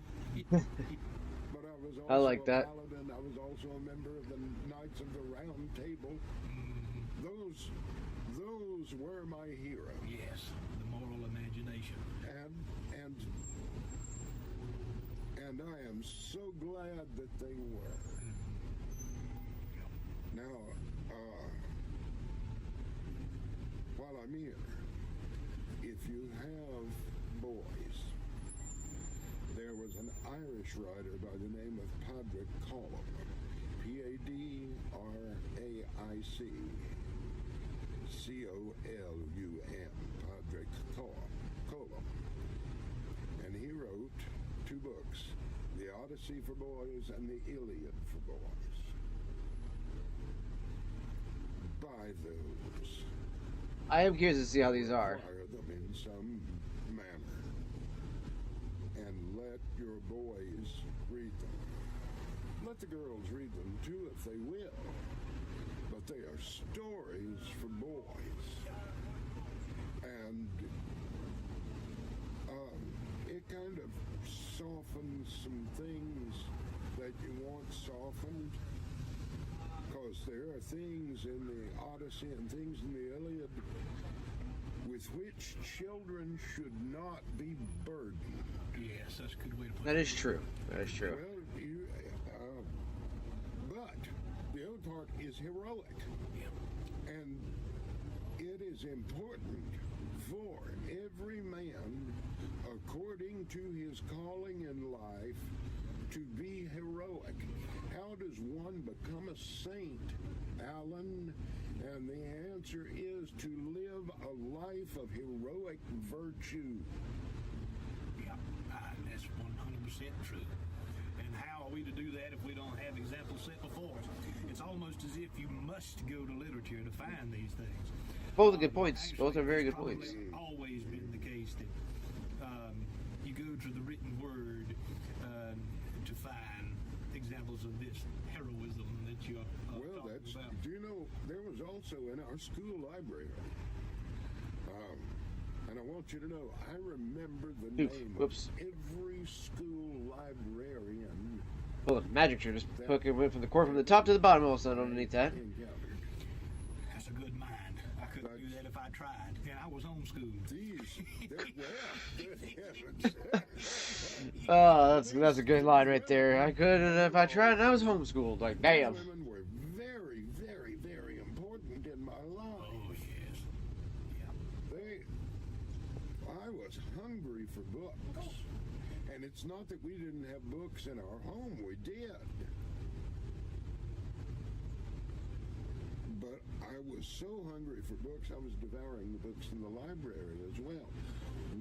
But more or less, I will say, to wrap it up here a little bit on this conversation, what he's saying here is that one of the biggest things is that, because it's, again, the pipe smoking as a mindful practice, and it's the fact that, again, doing a lot of these things, reading, contemplating upon, your thoughts, your life, your actions, your behavior, your mental well-being, and all these things like that, they can be accomplished by simply sitting down and having a smoke and really contemplating on life. It really is sometimes just as simple as that. And I'm not even joking. It really is crazy how easy it can be in life.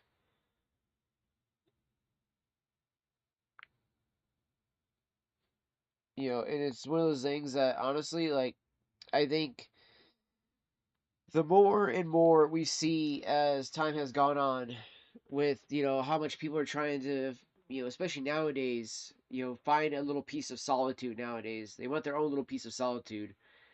You know, this is a great way to find that. It's a great way to get it back to yourself. This little piece of solitude right here.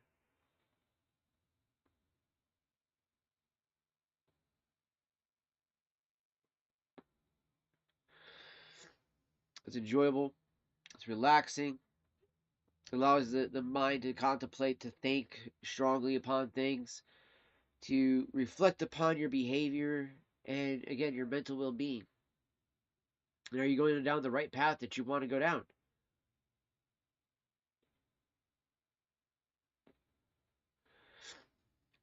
And honestly, it's just also just such a fun and enjoyable hobby, honestly, and an enjoyable habit.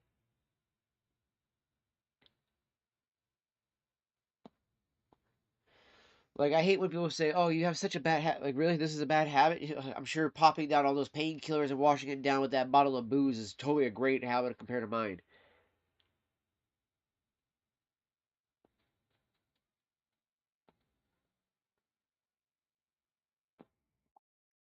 Like, heaven forbid, I like to, you know, smoke a couple plants.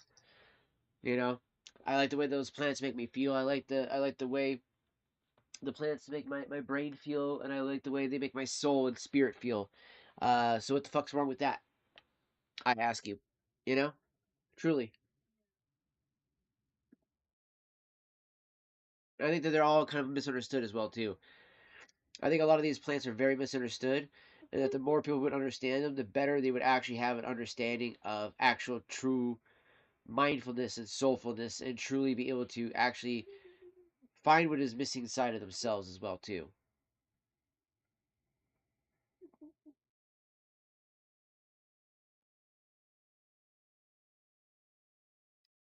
It is definitely an enjoyable and fun and just relaxing experience as well too, chat.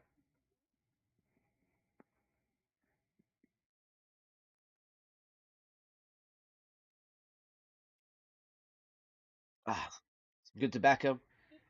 But I'm gonna go ahead and wrap it up here, guys. We've been live for about almost 5 hours now. I'm gonna go ahead and wrap it up. I'm gonna go hang out, play some video games, and then relax for the rest of the night and clean up some stuff. And then I will see you guys back here tomorrow, most likely sometime in the afternoon. So.